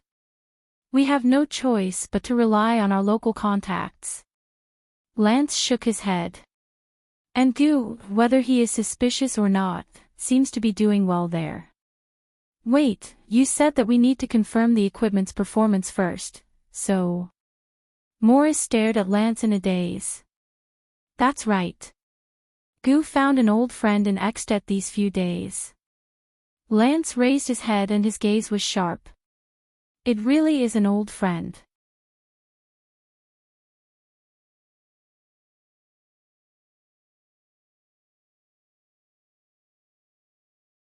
Chapter 117. The further north the diplomatic mission traveled, the colder the weather became. Snow began to fall more frequently, even obscuring most of their vision. If not for the cold-resistant trees planted on both sides of the road, perhaps even the most elite scouts would get lost along the way. "So, you don't know what kinds of spells there are and what's special about them?" Thales tightened the cloak he put on a day ago and covered his head and face tightly as he asked Ramon. This was the second time they set up camp and rested. The location was at the junction of Prestige Orchid Region and Reformation Tower in Ekstedt. After passing through Raymond Pass, they walked through a short hilly journey. After crossing the territory of the Archduke of Reformation Tower, they followed the direction of the hills and began to turn northwest. Soon, it would enter the territory of the Grand Duke of Prestige Orchid. Once they crossed Prestige Orchid Region, Nuven VII's territory, Dragon Cloud City, would be right in front of them. "I should say that I don't know the whole picture of magic." Ramon shook his head. "It is said that there are all sorts of strange schools and types of magic. There will always be eccentric geniuses who will dig out new schools and research areas based on existing knowledge." Ramon sat by the fire and explained to Thales, who was beside him. "But other than those unusual creatures who are independent, most of the wizards have their own clear affiliations." "Belonging?" Thales' eyes lit up. "You mean, in ancient times, it was the gathering place of wizards and the magic organization they belonged to?" Ramon's eyes sparkled. "The three major magic towers." "Magic Tower." Thales turned his head abruptly. The bits and pieces of information he obtained when he investigated the origins of mystics in Mindy's Hall surged into his mind again. "I've heard about this before." Thales' eyes lit up. "So, the ancient wizards gathered in the three magic towers to conduct research. The three great magic towers are not just three towers, nor are they just three locations. Ramon muttered, "Wizards are not weirdos who stay in their towers." It is said that the three great magic towers represent the three attitudes and values of a wizard. What attitude? Thales asked curiously. You mean the attitude wizards have when they face knowledge? Ramon shook his head. I do not know. It is very difficult to find information about the mages in the past. Thales sighed. All right. What are the three great magic towers? Don't tell me you don't even know this. Ramon nodded and smiled. I know that. He looked around furtively and saw Ida dozing off by the fire. Putre and Canvita were arguing about something in the distance. Wyatt tried his best to communicate with Ralph but failed in the end. Tolja had led the scouts to scout the road ahead and had yet to return. The Extet soldiers around them seemed to have gotten used to them.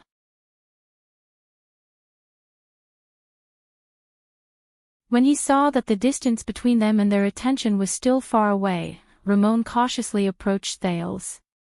He extended his finger towards the snow-covered ground in a field of vision that only the two of them could see. First, the ascetic tower. Ramon gently drew a square on the ground that was turned 45 degrees, with one corner facing downwards. He then connected the diagonal lines of the square and drew a cross inside. According to the information I've read, they are the most ancient group of mages. Even before the Holiness Exorcism campaign, the ascetic tower had appeared.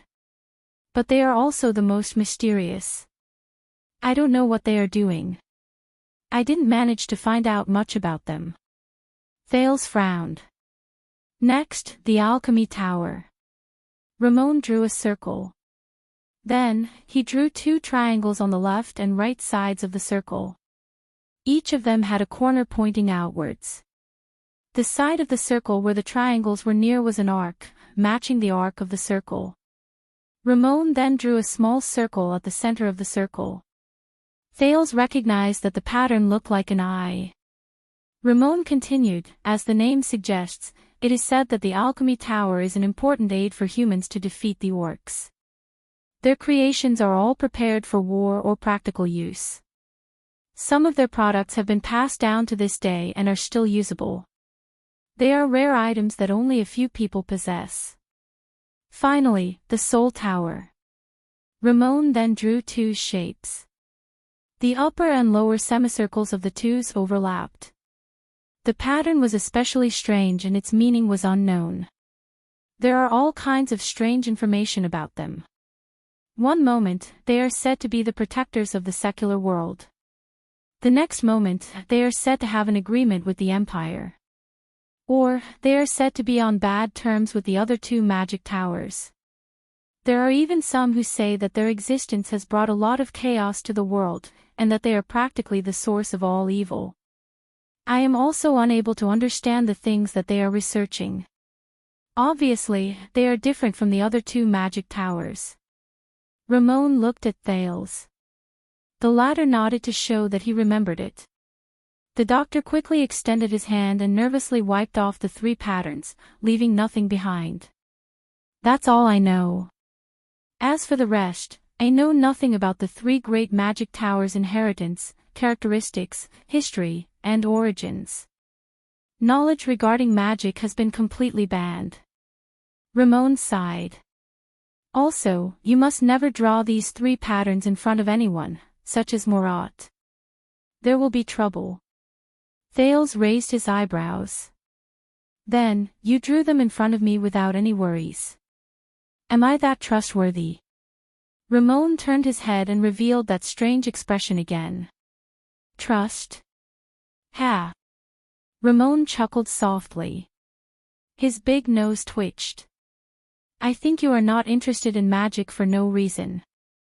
The ability to deflect mystic guns. Thales' pupils trembled.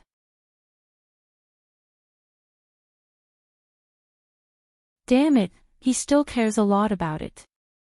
I keep feeling that it is not a psionic ability. Ramon chuckled. It should be some kind of magic, but I just don't know what it is yet. That's why you are so thirsty for information about magic, right? Some kind of magic. To be precise. Thales said in his heart, your deduction is correct. Thales fixed his gaze on him.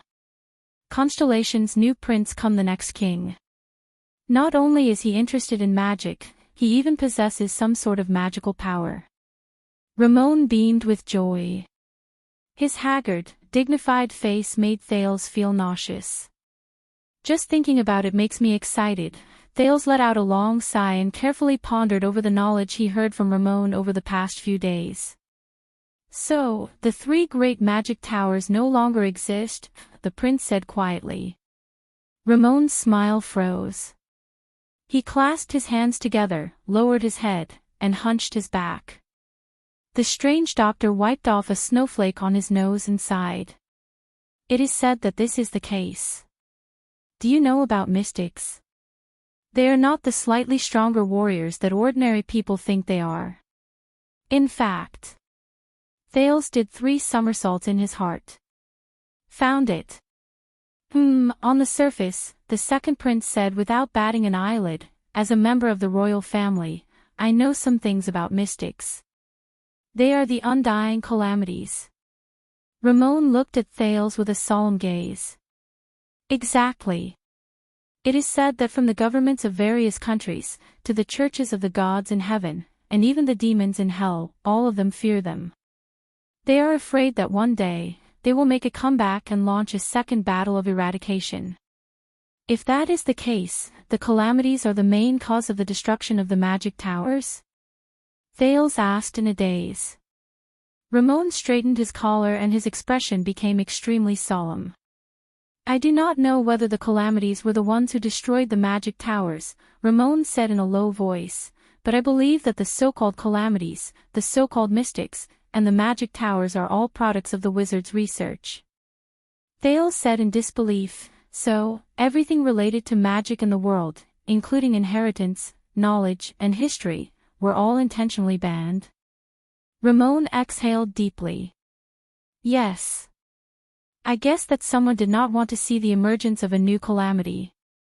Thales frowned deeply. Magic brought about an unmanageable risk, so they simply shut down and banned the existence of all magic. This is too stupid. Thales sighed. Because they were afraid of the possibility of mystics appearing and their power, they banned magic. What a short-sighted and stupid decision, I agree with you on this point. Ramon clenched his fists. It is precisely to fight against the mystics and their harm that we need to seek possibilities from magic, isn't it? Although the 3 great magic towers were destroyed, their ruins should still exist, right? Thales stroked his chin.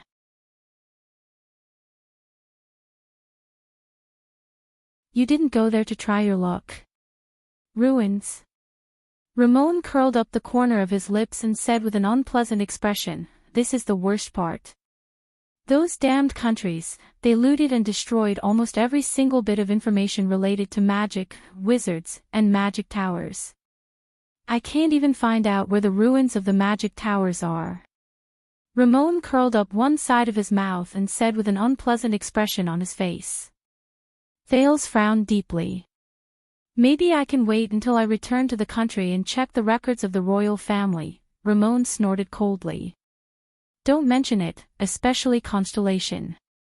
Your ancestor, the great king of Renaissance, Tormund I, personally ordered that all traces related to magic in Constellation be completely wiped out.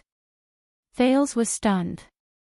And more than 600 years ago, the kingdom's secret intelligence department was the one who carried out the ban on magic. Ramon said hatefully, it took me a lot of effort to find some traces in Extet. They called this, plan to purify the world. Thales stared at the snow in a daze and pulled his cloak tighter. How did they do it?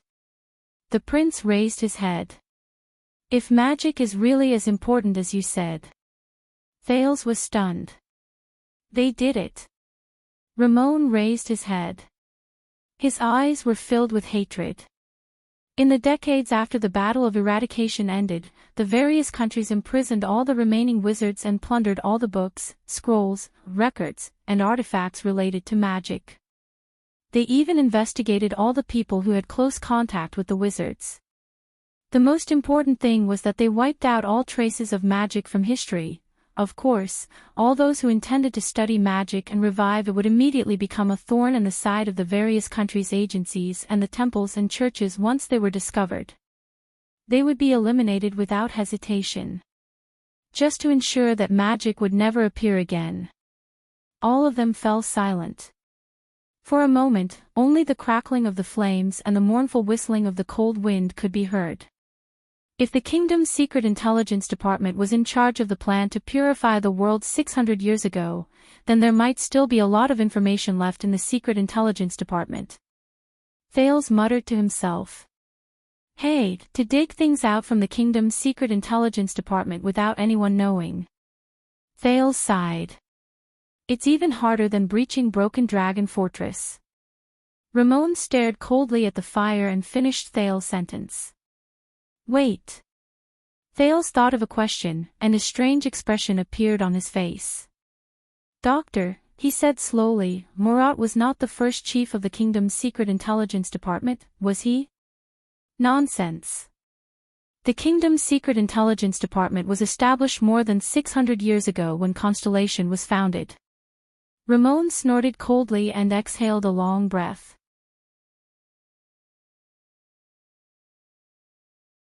Murat, he was a human, not a long-lived species or an eternal being. Thales rolled his eyes. Poor emotional intelligence. How pitiful. You didn't understand what I meant. I was saying, Thales said impatiently, who was the first chief of the kingdom's secret intelligence department, the person in charge of the plan to purify the world. Ramon was stunned. He immediately turned his head to look at Thales. This will be a clue. Thales rubbed his hands, which had turned red from the cold, and exhaled a mouthful of mist. No matter how terrifying and mysterious the kingdom's secret intelligence department is, no matter how precise, efficient, and meticulous it is, as long as it's an organization, it must rely on its members, which is the behavior and psychology of humans. And humans are always complicated. Thales blinked. Do you understand what I mean? Ramon frowned. What? Thales asked, puzzled.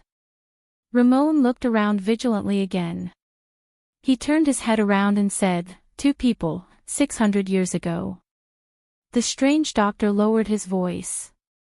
In year 38 of the calendar of eradication, 2 people led the kingdom's secret intelligence department and were responsible for the specific implementation of the plan to purify the world. Very good, Thales said quietly. Even if 600 years have passed, we can always find out about their past. Who are those 2 people? Ramon chuckled and uttered 2 names. The first name made Thales' expression change. Leinster Covendier. The first chief of the kingdom's secret intelligence department. Ramon put on an expression that said, I knew it, and said with great interest, and the first master of the Covendier family, one of the 6 great clans of Constellation, the first Duke of Iris Flowers. Thales widened his eyes. Ramon continued. As well as his deputy. Halva Caribbean. One of the 13 distinguished families, the first master of the Long Sword of Twin Towers, the first Count of Walla Hill, and later the wise Prime Minister of the kingdom. Just as Thales was carefully thinking about these 2 names and the meaning behind them, an extension sentinel let out a loud roar that pierced through the northland sky, where the cold wind rustled. Be on guard. The elite extension soldiers around him immediately drew their weapons. Countless sounds of metal being unsheathed rang simultaneously. The atmosphere was tense and somber. Unlike the group battle formation of Constellation, these Northlanders had stern expressions, but they were not flustered. They formed groups of 2 with their backs against each other.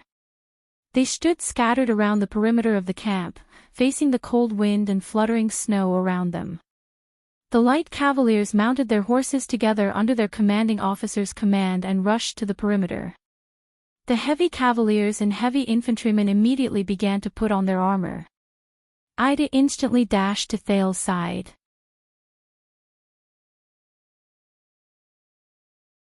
Waya and Ralph rushed over as well. "Be alert," the elven protector, whose age was unknown, said in a grave tone. "How unlucky. It's another army." "Army?" The second prince thought of something. Under the moonlight, Thale's sharp vision, which had been modified by that fluctuation, allowed him to quickly see the source of the threat clearly. To the north of the camp, the figures of countless fully armored cavaliers appeared amidst the indistinct falling snow. Light armor, gray robes, white horses, and masks. They were swift and silent. They almost blended into the snow around them. In this kind of weather. Putre, who rushed over from behind, frowned. "They're elites." These cavaliers, who did not look like good people at first glance, suddenly dispersed when they were 100 meters in front of them. They moved towards them in a messy but orderly manner.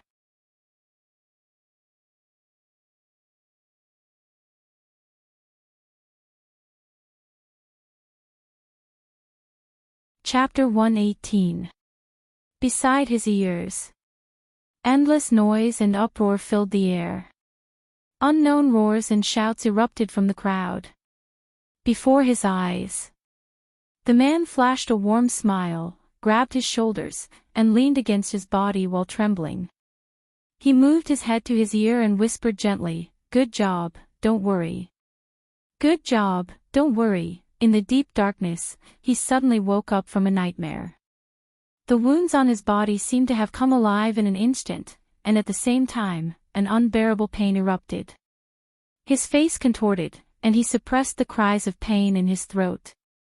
First, he focused his attention on sensing everything around him. The wind and snow howled in his ears, and a stench assaulted his mouth and nose. A few low cries of livestock came from a few steps away. He raised his trembling left hand with difficulty, and as expected, he touched an old bumpy wall made of rough bricks. The power of eradication surged. In the pitch-black darkness, his surroundings gradually appeared in his senses. This was the place he fled to after he dragged his heavily injured body and sent a message to the Brotherhood's informant. It was an ordinary livestock pen in the Northland countryside.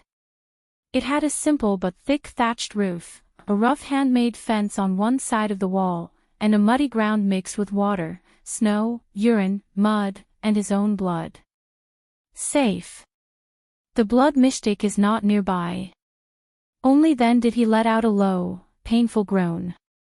2 puncture wounds, 6 lacerations, 2 bone fractures, abrasions, contusions, and muscle strains are countless.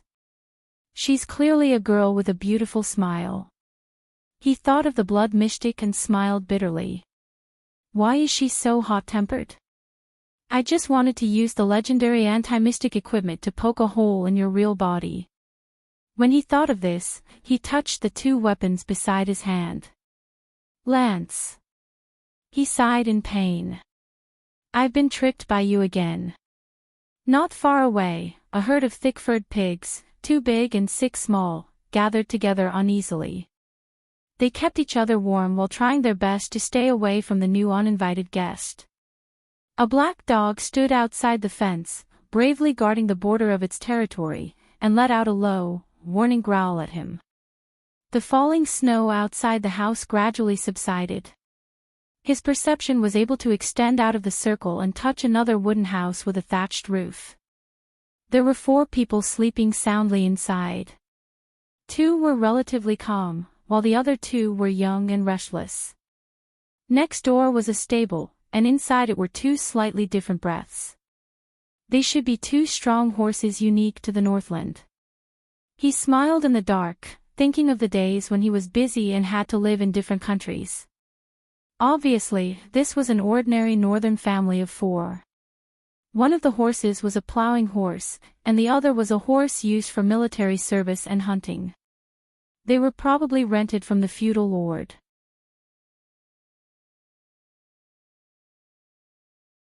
Looking at the terrible environment around them, the pigs were probably not their own.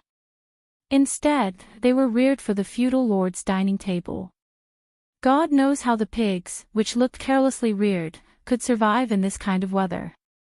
After all, this place wasn't like the South, where there were completely different and meticulous methods of raising livestock. He remembered that a long time ago, she, that dirty girl, also told him that she wanted to come to the north to take a look. How did the Northlanders survive in such cold weather? I wonder if they raise piglets. She blinked her curious eyes and looked at herself. But at that time, he only lowered his head and wiped the blade on his leg. Do the Northlanders raise pigs? Now I have the answer. I have to write this down. I can tell her in the future. But now. The next moment, the smile on the man's face faded. Lying on the ground, he clenched his teeth tightly. The power of eradication surged into him and seeped out of every pore, urging the wounds on his body to close, repair, and heal. However, this process was filled with even more terrifying waves of pain and an even more unbearable itch. It was just like the countless times he struggled in the past. But the man only trembled and broke out in cold sweat. The corners of his lips curled up slightly, revealing a bitter smile. It's all right. At least I don't have to endure Ramon's incessant chatter and mocking when he treated me. That big-nosed doctor's boring nagging is almost as lethal as a mystic's. The power of eradication surged into all his wounds like waves, forcing his nerves, his muscles, and his bones to speed up the recovery, self-healing, and reorganization. The surging pain and impact made him close his eyes while he trembled, and he could not stop breaking out in cold sweat. After a long while, he finally stopped trembling, and his entire body went limp on the ground. He clenched his teeth and sighed in relief. How long has it been since I've been so badly injured? He tried his best to turn over, and his mouth and nose rubbed against the filthy ground. Filthy, huh? In the darkness, he chuckled softly. I'm filthy, now. I no longer have the right to glare at her. That dirty girl. The man pressed his hands against the filthy ground, got up weakly, and sensed the condition of his body. I need some food to replenish my energy, preferably meat. He looked in the direction of the pigs. Mr. Thick-Fur Pig's family instinctively sensed the man's killing intent. They trembled and whimpered softly. At the same time, the 4 breaths of the Northlanders, who were sound asleep, rang in the man's ears again. These pigs are probably one of their few sources of livelihood. He sighed. The man looked at the shivering Mr. Thick-Fur Pig's family, and flashed a smile that they definitely could not see or understand. Then, he grabbed the 2 weapons beside him, and flipped out of the pen.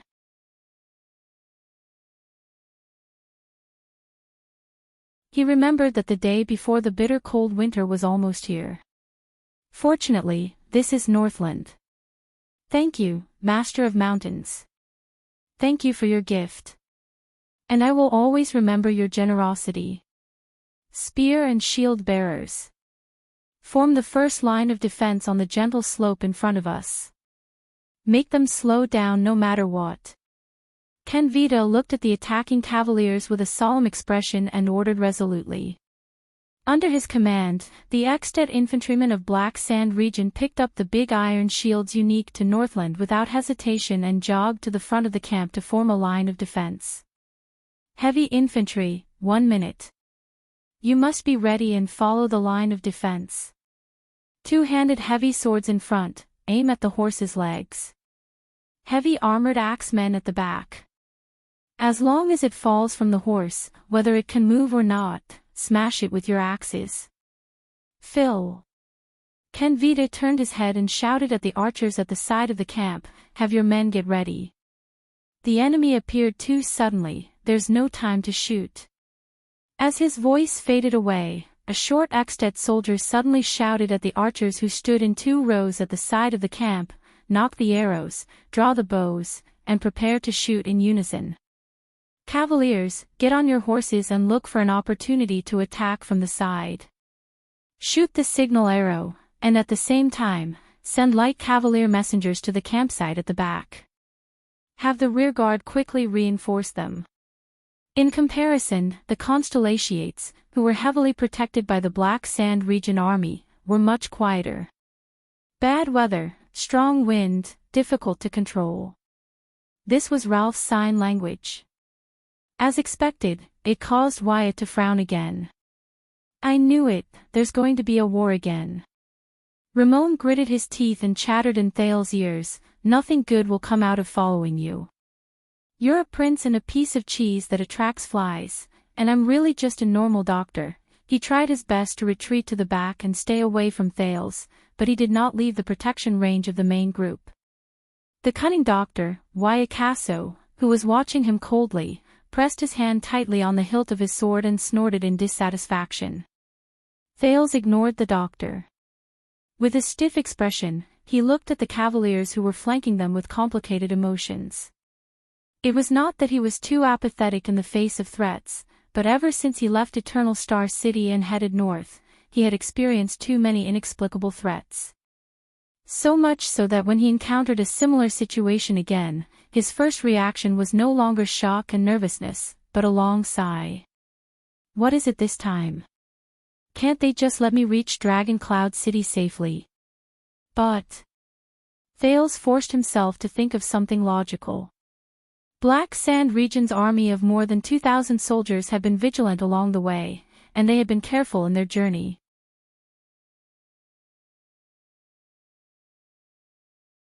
Why would they not be vigilant against this group of uninvited guests? Putre said that the people opposite them were elites, but the escorts around him were also elites of Black Sand Region, so there should be no need to be too worried, right? Then, a familiar voice traveled from afar among the group of masked, light-armored cavaliers in gray. Soldiers, lower your guard. It was Tolja. Thales heaved a sigh of relief. The Fire Knight of Black Sand Region, one of the 5 war generals of Ekstedt, who had set out to investigate, appeared from among the cavaliers opposite them. He stopped beside the campfire at the outermost perimeter. These are King Nuven's personal guards. They are the troops he sent to receive the Prince of Constellation's diplomat group. Old friend, it's not that I don't believe you, but nowadays, it's never wrong to be more cautious. Viscount Canvita drew his sword from his waist and walked to the front of the camp under the protection of a group of soldiers. Is there anyone from the king who can testify? Canvita suppressed the unspoken words in his heart. There might even be traitors among the Archduke of Black Sand Region subordinates, right? The cavaliers in gray reined in their horses and stopped in front of the camp. Thales could not help but notice that their steeds were quiet and steady in the face of the cavaliers' rude reins. They did not even whinny a lot. These cavaliers lined up in a line and stood neatly an arrow's throw away from the camp, displaying superior mobility and discipline. Elites, huh? A masked man with brown hair and a white cape rode out from among the cavaliers. Tolja followed behind him and rode all the way into Black Sand Region's camp. I've seen these people when I was traveling before. The vice diplomat beside Thales took a deep breath when he saw the figures of these elite cavaliers clearly. Based on their attire, they are indeed the king's personal guards of Ekstedt.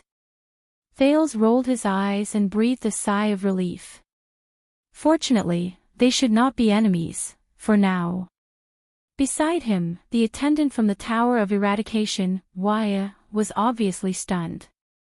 You mean the White Blade Guards? Waya whispered. The White Blade Guards, who are comparable to the elites of the Royal Guards of Constellation and are known as the Dragon's Imperial Guards. White Blade Guards. The King's personal guards. The Dragon's Imperial Guards.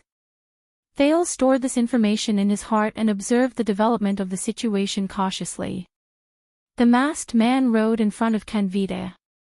He first cast a glance at the Archduke of Black Sand Region's most trusted strategist, then looked sharply in the direction of the Constellations. His gaze stopped on their double-cross stars flag for a moment before he turned his head. As the captain of King Nuven's personal guards, I should be considered one of the king's men, right?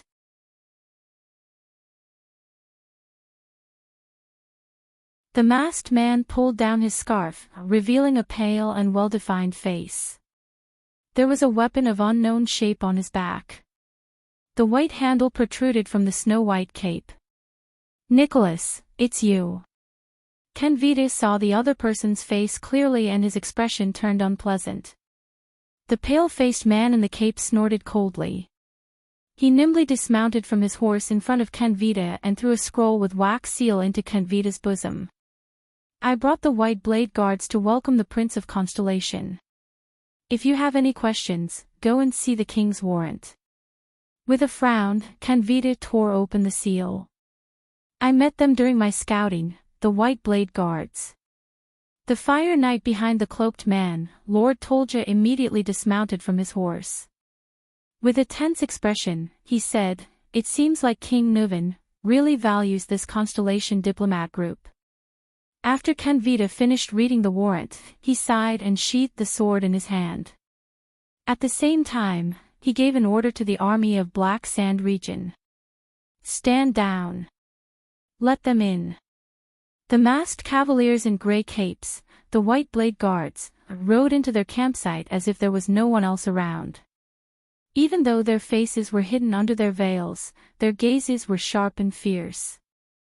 They glared fiercely at everyone in the campsite, whether it was the extensions from Black Sand region or the Constellations at the center of the campsite. Mobilizing an army of nearly 2,000 soldiers to protect this prince. The man in the white cloak walked towards the direction of the Constellation diplomat group. He looked at the situation around the campsite and snorted coldly. "Lampard is really a generous archduke." Hearing the sarcasm in his tone, Kenvita and Tolja both frowned.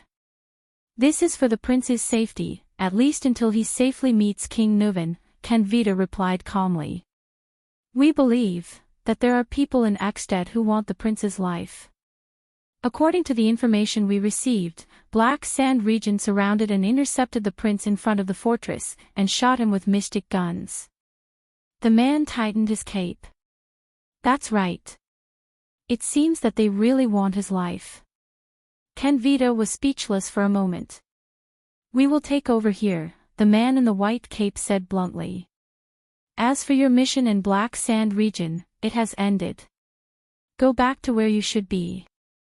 It's not a good idea to bring a few thousand people into another suzerain's land, especially when the day before the bitter cold winter is approaching. Lampard's ambition ends here.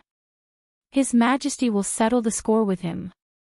Tolja replied coldly, "The Archduke's order is to protect the prince until he reaches Dragon Cloud City. Even if he leaves with you willingly, we must still follow him to Dragon Cloud City. It's up to you. If you want to follow, then follow. It's not my money that's going to be wasted anyway."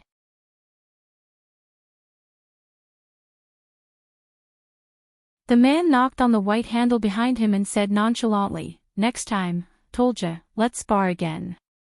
Tolja snorted in dissatisfaction and subconsciously pressed his hand on the saber at his waist. The man in the white cape chuckled and continued walking towards Thales. By the order of King Nuven Walton, the great common-elected king of Ekstedt and the successor of Rikaru the hero. Surrounded by his subordinates, the man in the white cloak ignored the rest of the people and walked straight to Thales' side. He lowered his head to size up the only 7-year-old boy in the military camp. There was not even a hint of a smile on his pale face. "You are Thales Jadestar." Putre's expression changed. He could sense the hostility in the man's tone. Thales also noticed the coldness in the man's gaze. He slowly furrowed his brows. Something's not quite right. But in the end, Thales only took a deep breath and flashed a smile that looked like a formula. Beside him, Putre frowned. He glanced at Kenvita and Tolja, who had unpleasant expressions on their faces but did not say a word. He cleared his throat and said to the group of White Blade Guards, who had unpleasant expressions on their faces, "This is Thales Jadestar, the second Prince of Constellation." By order of King Kessel, however, before Putre could finish, he was rudely interrupted by the man in the white cape. "My name is Nicholas, the commander of the White Blade Guards." The man named Nicholas shook his head expressionlessly and lowered his head to speak to Thales. A long time ago, people used to say that the blood of the Empire's royal family came from the gods. That's why it's brilliant gold. When it flows out, it will even sparkle under the sun. So, is your blood golden as well? Will it sparkle? Nicholas. Putre and Wyatt seemed to have heard this name before. Both he and the attendant looked at each other in shock. Thales, on the other hand, mulled over Nicholas' words. He was a little confused. Golden blood. What the hell? I don't know. Thales narrowed his smile. After all, I don't really bleed. Or are you, King Nuvan's personal guard, so eager to see me bleed? The second prince rebutted Nicholas' words without flinching. As if. Humph, Nicholas chuckled. His expression immediately returned to being cold. I also know a jade star. You're really too inferior compared to him. Putre took a deep breath. Wyatt quietly took a step closer to Thales. He gritted his teeth and stared at Nicholas. Thales turned to look at Putre's reaction. His heart was filled with doubt and wariness. Who is this man? Anne. Thales pondered over his words and was slightly stunned. Too inferior. What does this mean? Jade Star. The second prince furrowed his brows. He sized up Nicholas' attire and remembered his identity as the king's personal guard. He asked cautiously, May I ask if you're talking about Midir Jade Star? My eldest uncle.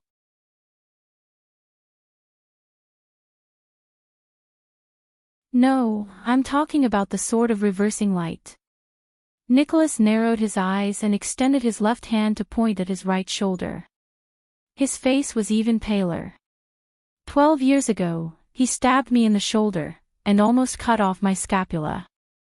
Thales' expression changed.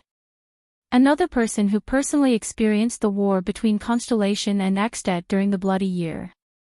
It seems like he suffered quite a lot under Horus Jadestar's hands. He glanced at Canvita and Tolja from the corner of his eyes, then at the Extetians around him.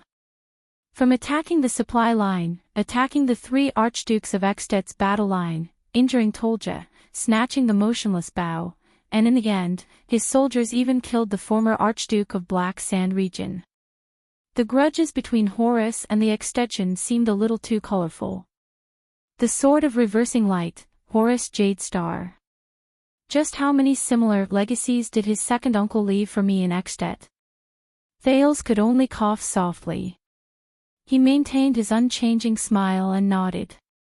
It's a pity. Beside him, Putre furrowed his brows tightly. Thales also noticed that Tolja, who was behind Nicholas, exhaled softly. No, there's nothing to be regretful about, Nicholas said flatly. Anyway, we're even. Putre gritted his teeth and cast a sharp gaze at the man in front of him. This man is bringing this up the first time we meet. Is he preparing to intimidate me first? Thales, who did not know what was going on, thought of something. We're even, he asked cautiously. What do you mean? Putre heaved a sigh. This made Thales feel that it was extremely ominous. Ah. Nicholas' eyes shone with a frightening cold glare. I killed him, on the battlefield at Raymond Pass. Thales' expression froze at this moment. That's terrible. He thought to himself. So we're even, me and Horus. The ghost of a smile appeared on Nicholas' pale face. He raised his right hand and tapped the left side of his chest. Just like this, a stab, then a twist, then a diagonal pull. You should have seen his expression before he died. Thales frowned and began to size up the commander of the White Blade Guards again. The person who killed Horus. The enemy of the Jadestar royal family.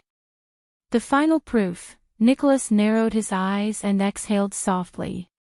Even the Jadestar royal family, even the former royal family of the Empire, their blood is not golden, and when it spurts out, Nicholas licked the corners of his lips in a mesmerizing manner and flashed a cold smile.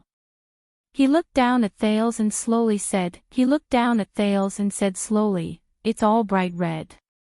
Thales stared at the pale man with an unpleasant expression. The man's undisguised aggressive gaze made him uncomfortable. But now, as the Prince of Constellation, the best expression he could have was to be expressionless. Viscount Canvito let out a long sigh. He shook his head gently and took a step forward.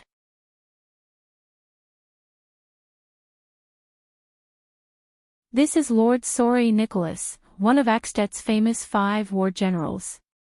His Highness, the Prince of Constellation, shook his head slightly and took a step forward. "People call him." Canvito looked at the unpleasant expressions of the Constellatiates and raised his eyebrows in resignation. "Star Killer." Nicholas stared at Thales with a burning gaze. Like a hunter sizing up his prey. Thales felt a slight chill in his heart. "Star Killer. Let's save the meaningless pleasantries, citizen of the Empire," Nicholas said slowly. "From now on, we will escort you to Dragon Cloud City." Thales was stunned. "Of course." The second prince looked at Nicholas and nodded slightly with complicated thoughts. If this is King Nuvan's wish.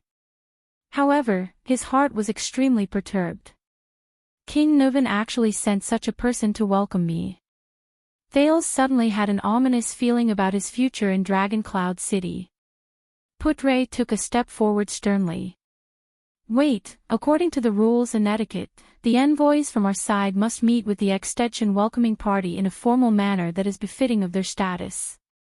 "You talk too much." Nicholas rudely cut off the vice diplomat's words. "I don't have time to waste." In the next moment, Thales saw Nicholas' expression turn serious and the cloak behind him flutter. "Please believe me. This is for your safety, Your Highness." "Sorry Nicholas, the Star Killer." The pale-faced man snorted coldly with a cold smile. He gestured at the uncertain Thales Jade Star with his chin and ordered the white blade guards behind him. "Tie him up." "What?" Thales widened his eyes. "You're tuning into the LoveLore Library YouTube channel. We're so grateful for your support and don't forget to subscribe to join us on this incredible journey through captivating stories. Your generosity through donations truly makes a world of difference, as it's the primary source of revenue that allows me to expand and enhance this channel for you. Thank you from the bottom of my heart for being a part of this adventure.